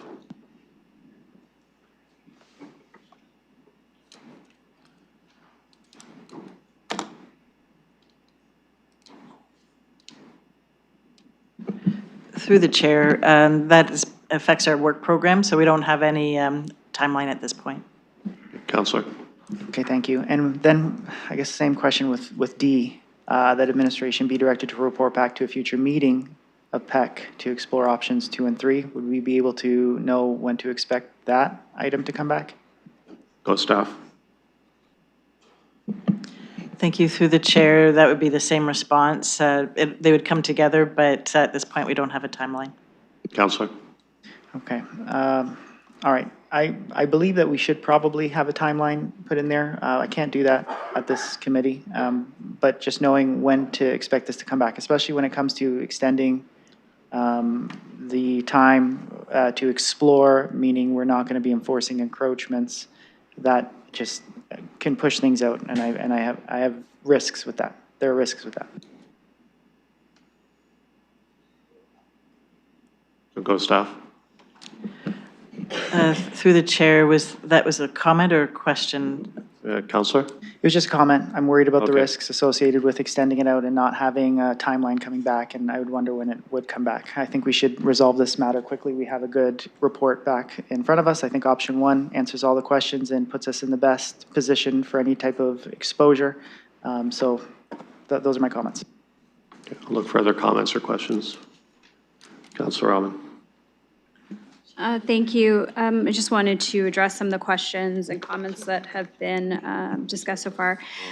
So first, as it relates to Part C, to direct to evaluate and identify the area, it was through my discussions with staff that I realized that without defining this as a parkland, if we want to use it as passive recreation space, being that this is the only open space that residents in this area have without having to cross either Wonderland or cross Fanshawe, we would have to be able to have a level of service attributed to the area. And right now, and for the last number of years, the property has been mowed almost at the same level as a park. So it hasn't been every 9 weeks, it's been regularly mowed so that people can use the space like a park. And so in this case, I'm trying to find a way that we can direct what that standard of a park, of maintenance related to a park would be like. And that's where I'm asking for an evaluation to come back so that we can include the appropriate use of the passive recreation space. This is space that's used by school children. It's used by the museum. I was just there today where there were 2 full buses of school children. There is a sign on this property that calls it Adewandran Park. For that reason alone, it is used as a park space because there's no differentiating factors. So what I'm asking is, if we're not planning to mow it as an open space, if we're saying we're not going to mow it for 9 weeks, how is it going to be utilized as a passive recreation space? So that's why I think we need to define it as a park in order to, or evaluate it from the perspective of how will we maintain it and come back with the maintenance standards that is similar to a park. And lastly, with the buffering area, in the drip line that's associated with the drawing that's included in our package, it is very difficult to understand or see. So what I did was I went and I visualized it, and residents provided that visualization in your package so that people can get a sense. But I do ask my colleagues, please walk it between now and council and see where those markers are. Neighbors will likely welcome you there and take you for a tour and show you, because this area has been naturalized. And there's about 50 meters, I think there's quite a distance there already between where that drip line is, where the natural, the restoration activities have taken place, and the rest of the ESA. So I just want to give people a chance to go out and see it and hear from neighbors on why that, as it's in the report, summarizes that it actually cuts into a lot of the open space that was already defined behind these houses. And so just want to make sure that we're all speaking of the same area when we make our decision at council. Thank you. Councilor Tressa. This motion does not speak to a public participation meeting. And I thought I heard the councillor say that there would be one. I think this motion fails to speak to that. It just says you do it. It doesn't say you have a public participation meeting, which I think is another flaw in this motion, because I think a public participation meeting is required. The other question I have, which maybe could be answered before council, I don't know.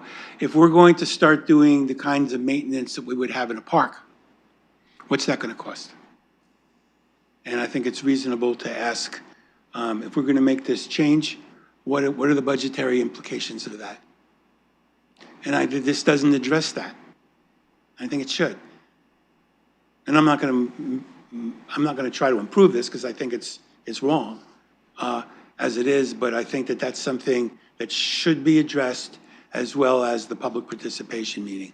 I'd really like to get a better idea as to when the public participation meeting will be.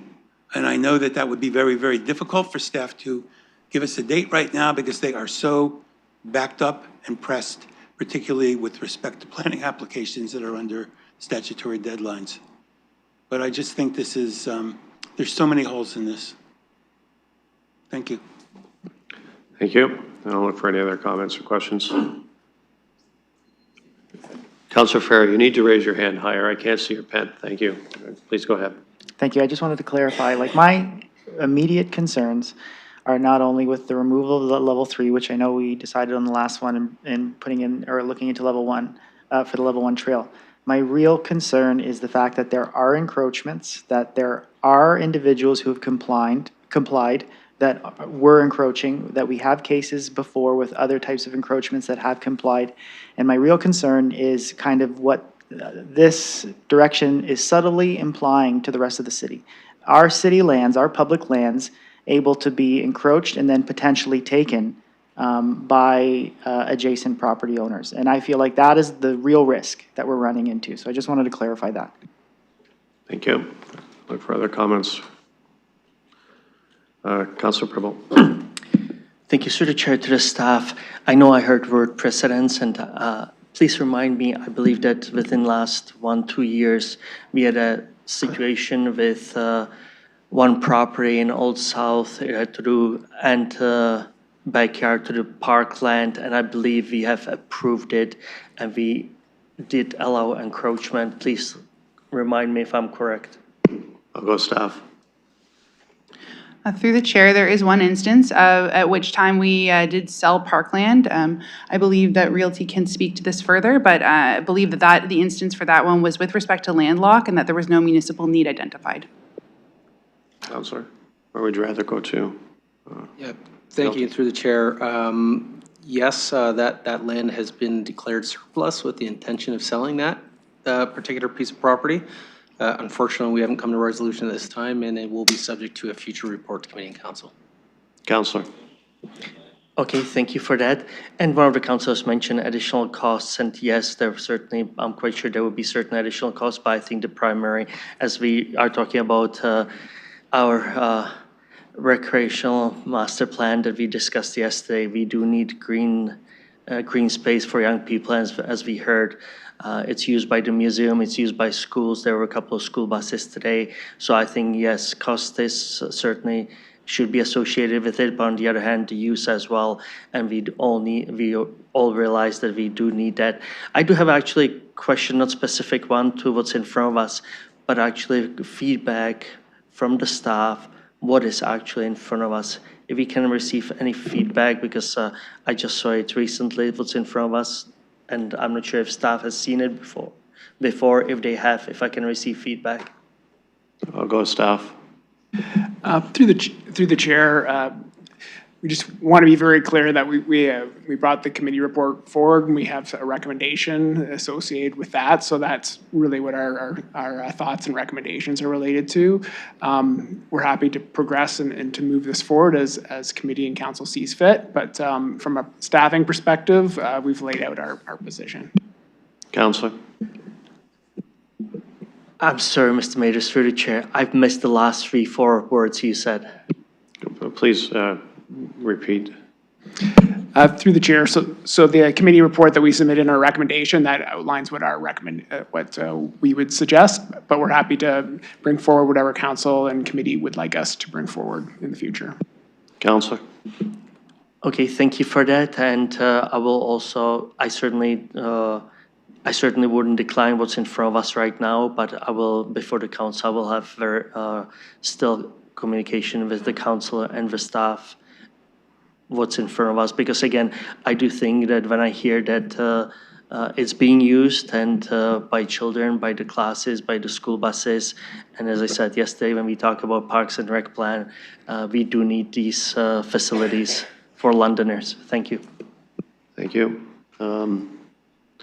If the committee will permit me, I'll just a couple of comments here. I want to thank Councillor Rahman for coming up with a way to get out of this. We're in a bit of a pickle here. Very complex issues, a number of issues that are being dealt with here.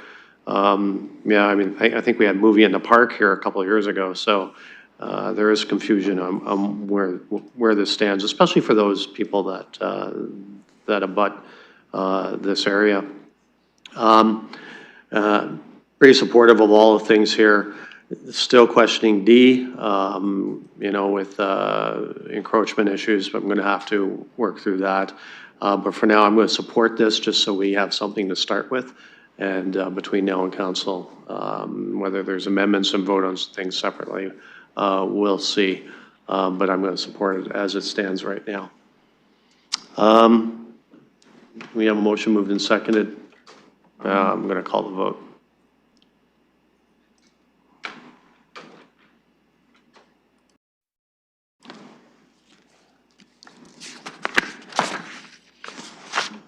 Closing the vote, the motion carries 3-0. Okay, thank you. We have a consent item that was pulled, 2.3, regarding the deferred loan payments, the community improvement plans and financial incentive programs. I'm going to go to Councillor Stevenson, who requested that to be pulled, so please go ahead. Thank you. I appreciate that. I have an alternate motion. The clerk has the wording, and if I could ask for their support in reading it out, that would be appreciated. Okay, the clerk. It extends the deferral program to March 2020. Right, okay. So if the clerk could post that and actually read that out, that'd be helpful.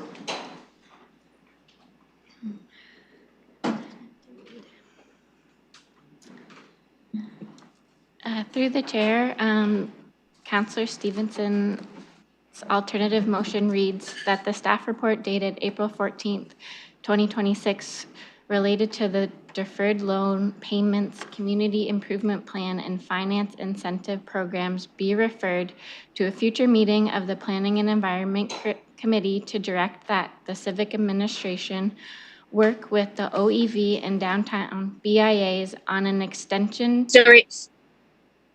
Sorry to interrupt. That's the wrong one.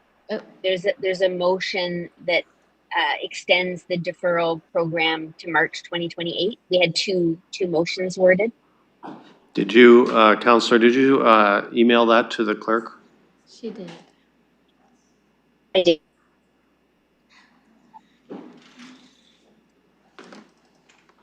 Apologies for the confusion. There were two. I'm going to pull it up here. That's probably it. Yeah. Yep, okay, I think we got it, Counselor. Okay. Let's Thank you. try this one.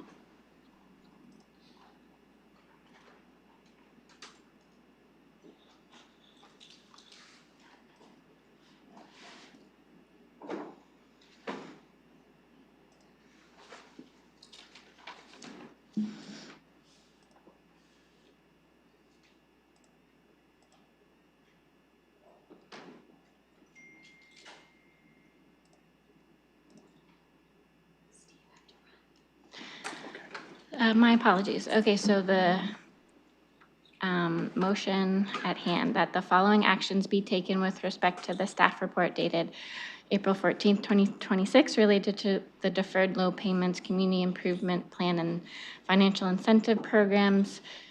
A, that the report be received, and B, that the deferral of loan repayments under the facade improvements loan program and upgrade to building code loan program previously approved by municipal council in response to the economic impacts of COVID-19 be extended for an additional 1-year period to March 2028. Is that what you intended, Counselor?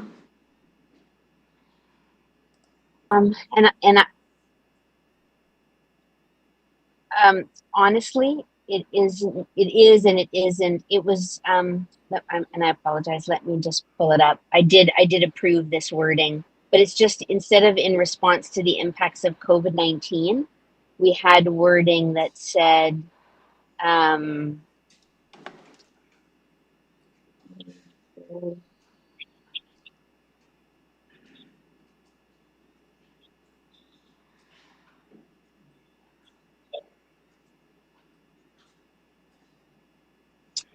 so if we could just change the in response to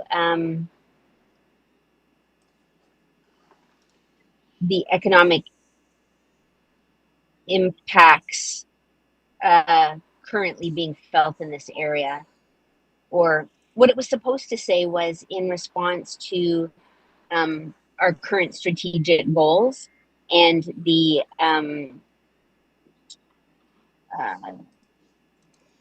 crisis that we just declared, or we asked the province to declare.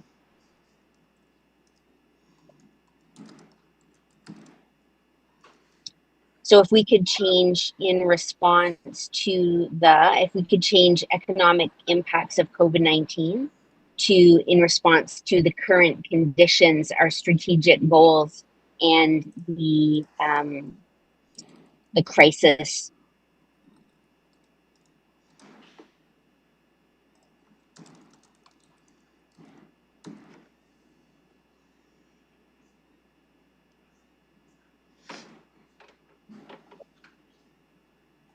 Sorry, I'm not sure if you cut off, but you said, and the crisis. I'm not sure if there's anything further to that.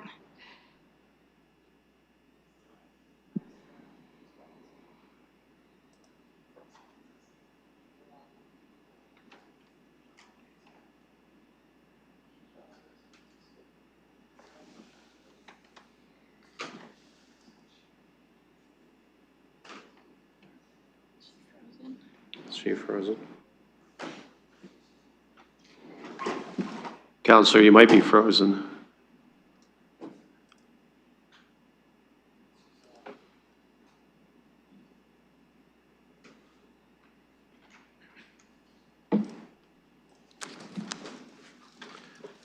Counselor?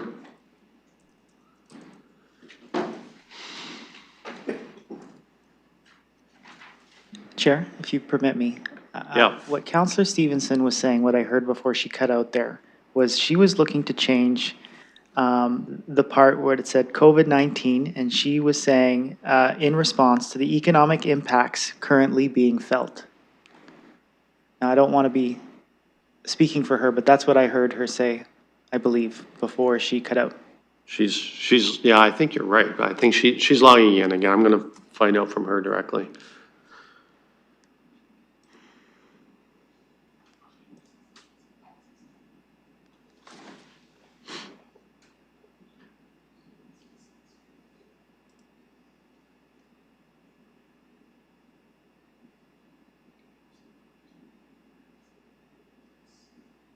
Okay, we got you.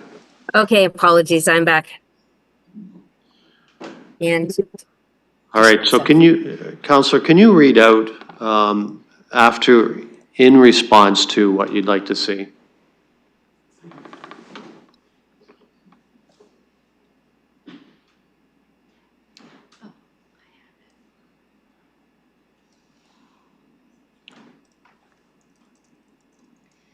yes.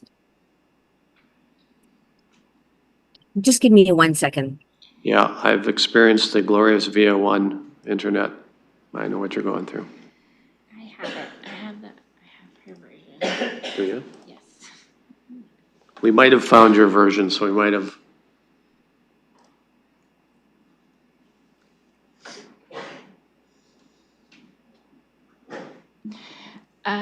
Hold on, hold just 1 second. She's getting her earphones in.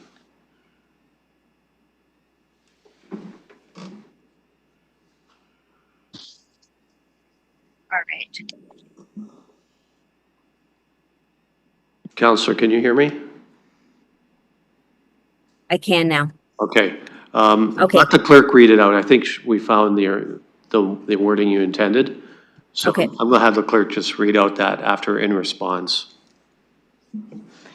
In response to the current conditions, the crisis, and the city's strategic goals, be extended for an additional 1-year period to March 2028. Sounds great. Okay. Could you read the rest of it? It's just the communications we received. Okay. All right. So you're moving that, right, Counselor? I am. And I'll second that. So that's Thank on you. the floor. Go ahead and speak to it. Yes, thank you. I appreciate this. As we know, we had hoped that this was a temporary measure and that we would have a different situation than we're currently facing. I saw a 6-0 vote supporting the agencies yesterday, and given the crisis that we have, we've asked the province to declare a state of emergency, and our businesses in this area need the extra support. So this is a request to extend it to March 2028, which takes us to the next multi-year budget, and hopefully we'll be in a different situation at that point. And if not, we'll need to find a source of funding or make a decision. The next council is going to have that task. So I'm looking for committee support and council support around supporting our businesses through this crisis. Okay, I'll look for other comments or questions from visiting councilors or committee member. Councilor Farr. Thanks, Chair. So this is something that I was seeking. I wasn't seeking, I guess, a full blanket, deferral for everything, which is how I read this. I just wanted to know, because I did read in the report that some of the deferrals for the loan repayments required, I think, a contribution from the Community Improvement Program Reserve Fund, I believe in the past. Can staff just confirm that? And can staff, if you can, let me know on the likeliness of having to have a contribution from that reserve fund or any reserve fund for this deferral? I'll go staff.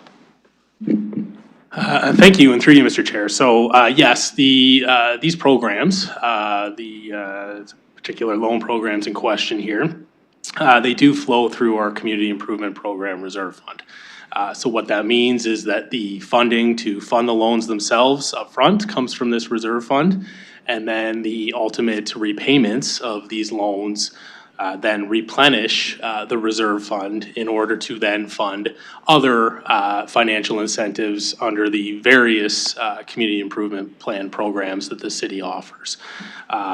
So as it currently stands, we would have some concern with this this motion as currently on the floor.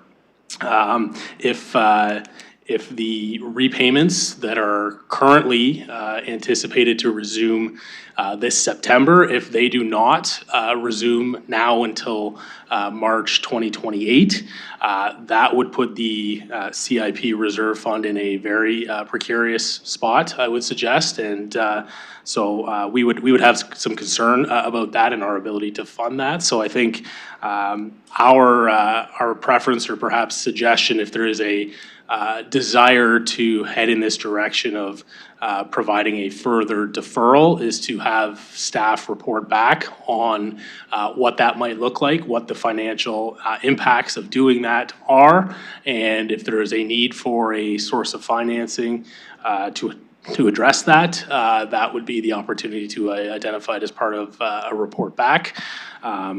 There could be multiple options or ways of going about addressing the financial impacts of what is proposed here, but I think it's probably best articulated in a report back. Councillor? Okay, thank you for that. Like, the councillor is right. Like, so a lot of these properties are dealing with economic conditions that are not necessarily conducive to being able to pay it back right now. So I am with her on that. I just, maybe on more of like a blanket kind of deferral for the entire program, there might be a better way forward. Like, I do see that these repayments are supposed to begin again August 2026. Sorry? September 2026. Okay, so we do have a little bit of leeway here.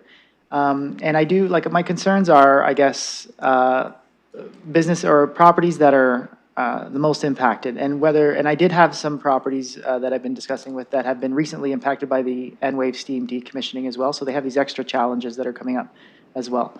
But at the same time, I do see with the Community Investment Reserve Fund being, I guess, at a critical balance. What would be the balance after, I guess, would you even know how much we would have to contribute from that reserve fund?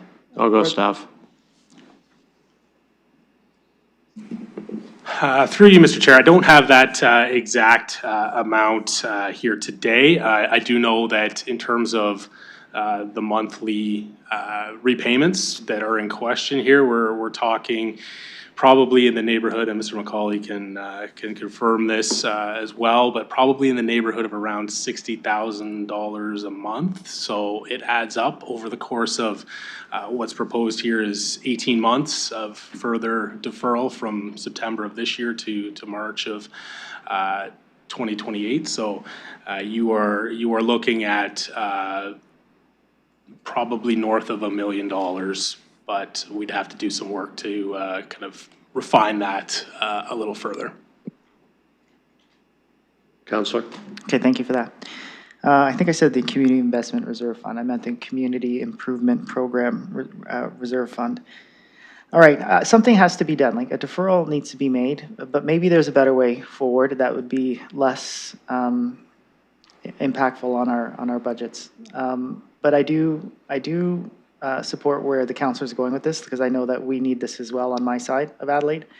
So I guess without further information, I'm going to reach out to the councillor and see if we can find something that might work a little bit better. But a deferral needs to be had, and if we can be a little more maybe surgical and kind of identify properties that may need it more. I know that the BIA from downtown was speaking about the last 12 months of the program being used, and then looking into having repayments for everything beyond that. I know I was speaking about the N-Wave decommissioning and kind of identifying those properties. I'm sure Councillor Stevenson has other needs from properties in her ward on her side, and the BIA would be able to speak to that too.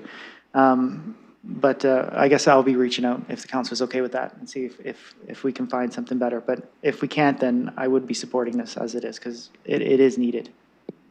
Councillor Stevenson? Yes, thank you, and I appreciate the questions. And what I would like to see is maybe an amendment to this motion where we ask staff to come back with the details on how much might be needed and the options for where we can find the money, but that we agree to go ahead and do the deferral given the circumstances that these businesses are facing. We also just reported the highest unemployment rate in the country. And so we need to support these businesses and the jobs. And so whether it comes from the Economic Reserve Fund or what our options are, if we could maybe make an amendment to ask staff to come back with a report on the details and our options for funding. Okay, yeah, I see where you're going. I'm just gonna go to staff, to see, if an amendment would work. If we pass this, but also like a B would be to, report back with potential funding, other than current funding sources, since you mentioned, you spoke to the reserve fund, hit that this would take. Thank you, Mr. Chair. I'll start, and certainly I think we would be more open to an amendment. I think maybe the concern we would still have, though, is committing to a further deferral without committee and council fully understanding what the implications of that are and how we're going to go about addressing it. So, you know, just in terms of a potential suggestion, maybe Part B is amended to have staff report back in prior to September of this year on options, financial impacts, and if required, potential funding sources to facilitate an extension of the deferral period to March 2028, something to that effect. Councillor, did you hear that? Councillor's frozen.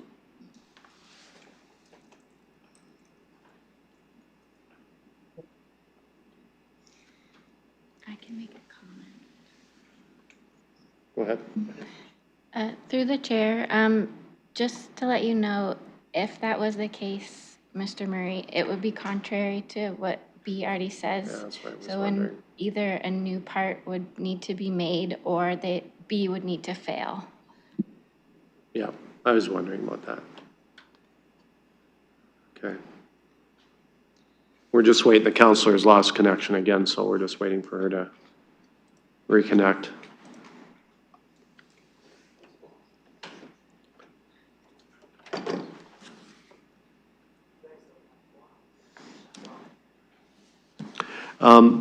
While we're waiting, just a question to staff.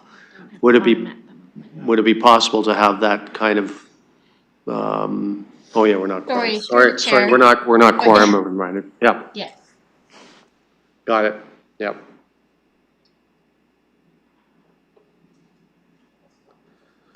While the councillor is disconnected, we don't have quorum, so we cannot continue the business of the committee.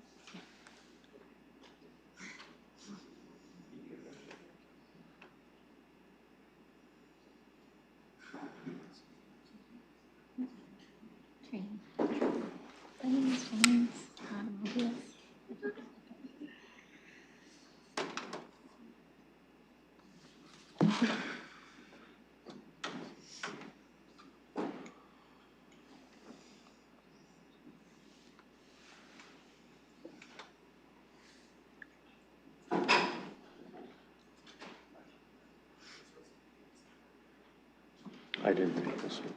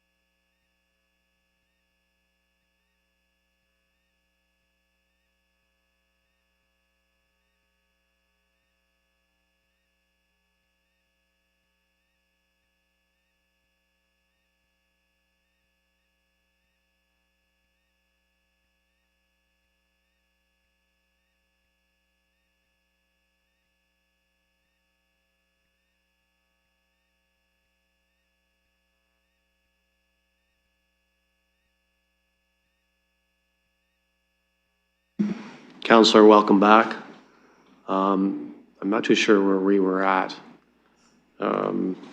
The idea of having amendment to have a report back but still go ahead, the clerk has ruled that that would be contrary. So I'm just going to ask a question from the chair to our finance guru.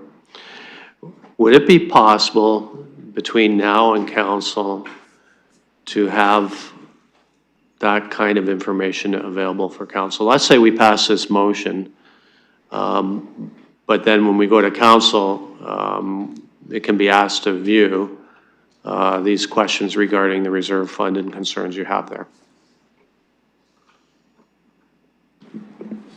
Through you, Mr. Chair. So we've been conferring here amongst ourselves here in staff in the last couple minutes, and I think we are able to quantify the total amount of the monthly payments over the 18-month term to be approximately up to maybe $1.2 million. So that's kind of the order of magnitude that we would be looking at as far as lost inflows, I suppose, to the CIP reserve fund.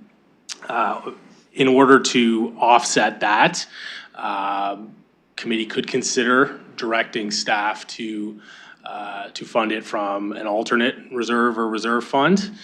Off the top of my head, probably the operating budget contingency reserve would be the option that we would go to on kind of short notice and absent, an opportunity to do a full review. So approximately $1.2 million and likely from the operating budget contingency reserve. Okay, Councillor, did you hear that report from finance? I did hear that. Recognizing as well, though, this is a deferral. The payments will come in. We're just giving people time. I understand the money still needs to come from somewhere, but this is a temporary draw. So wherever finance feels is the appropriate place, and if we're able to work the details before council and just approve the motion as currently, that works for me. Okay. So I understand where the councillor is coming from. It's not like we're forgiving. It is a deferral, but I understand also that still has to be accounted for somewhere. So I understand finance concerns. So we have a motion moved and seconded. This will go to council between now and then. I think, again, I'm speaking from the chair, but it's getting late and I want to get things moving here. I think, there is a feeling of, with the, unemployment rate so high, the tariff's taking a toll. Is there a way to provide some sort of deferral so, the merchants that are facing this payment start in September can have some assurances, because until we do something, that's what they're expecting, and I think there's concern there. So I'm just going to put it out there. This is where we're at. We have a motion. We have a council in a couple of weeks. I'll look for any other comments or questions from Councillor Ferrer or Councillor Cuddy or Councillor Bullock. Councillor Stevenson, please go ahead. Yeah, I'll just say quickly that I'm happy to work with staff between now and council on any amendments that are required. Okay. Councillor Ferrer? Chair. Thank you. Sorry, Councillor Cuddy. Yes, thank you. I'll support this motion, but I have heard what Mr. Murray said, and I think that's serious. We have to consider that. Because we don't need to put any pressure on our reserve fund. So I'll support it now, but I'm glad that Councillor Stevenson will meet with staff. Thank you. Yeah, okay. Councillor Ferrer. It sounds good to me. I believe we'll see, a little more information and direction by council, but appreciate the discussion. Okay. And then from the chair, yeah, I concur with the comments that Councillor Cuddy made. Money is money, but it is a deferral, so we've got to figure out a way between now and council, I'm sure. I trust we can with Councillor Stevenson working with the Finance Department. Okay, that being said, we got a motion moved and second. I'll call the vote.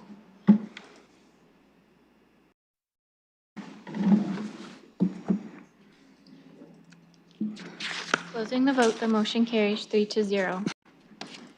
That leaves a deferred matters list, so I'll need a motion to accept that list. Councillor Cuddy moves it. I'll second it. We'll call the vote quickly.